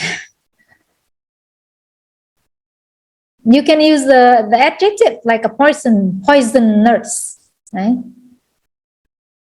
If I hold the poison leaf in my hand, I will eat it. It's hard to pray. I'm not really sure. And you use the first conditional. If I hold a poison in my hand, I will eat it. I will drink it. I would. I think Maybe Well, it's the you second. should say what it is. You should use it as this, that's poison. If you're holding something in your hand, I don't know what you could hold in your hand that would be called poison. So it would be an adjective. So it'd be a poisonous something. Poisonous apple. poison leaves. Poisonous. Poisonous leaves. No, leaves. Leaves. Okay. Yeah, in the north people also have that. They call lá ngón or something. Yeah. Yeah, that they said that if people eat, people die because the poisonous, what's that element in the leaves? I don't know. The story that the people suicide by eating that. Okay, so poison or poisonous, poison or poisonous. It's Lily still there? Yes. Share, Sergi. You should share. We need a strategy to win this match. Yes, we need strategy. Back to Donnie. Wow. It's like in just 4 or in just 10. Italy. Say something beautiful. Make a beautiful sentence about Italy. Okay. All right. We are listening to you. Italy. Oh, champagne is made from Italy. So what do they use? The mountains or the earth? Or I the think trees? that. Made from Italy? What is made from Italy? Champagne. Nothing is made from Italy. It's a country. How can the country do something like that? But is it right? I No. thought France, right? Yes. France famous for I see on a lot of champagne is rye made from Italy. No. Champagne is made in eastern France. Oh yeah. Yeah. So I guess that we just can base on Champagne. champagne. Italy.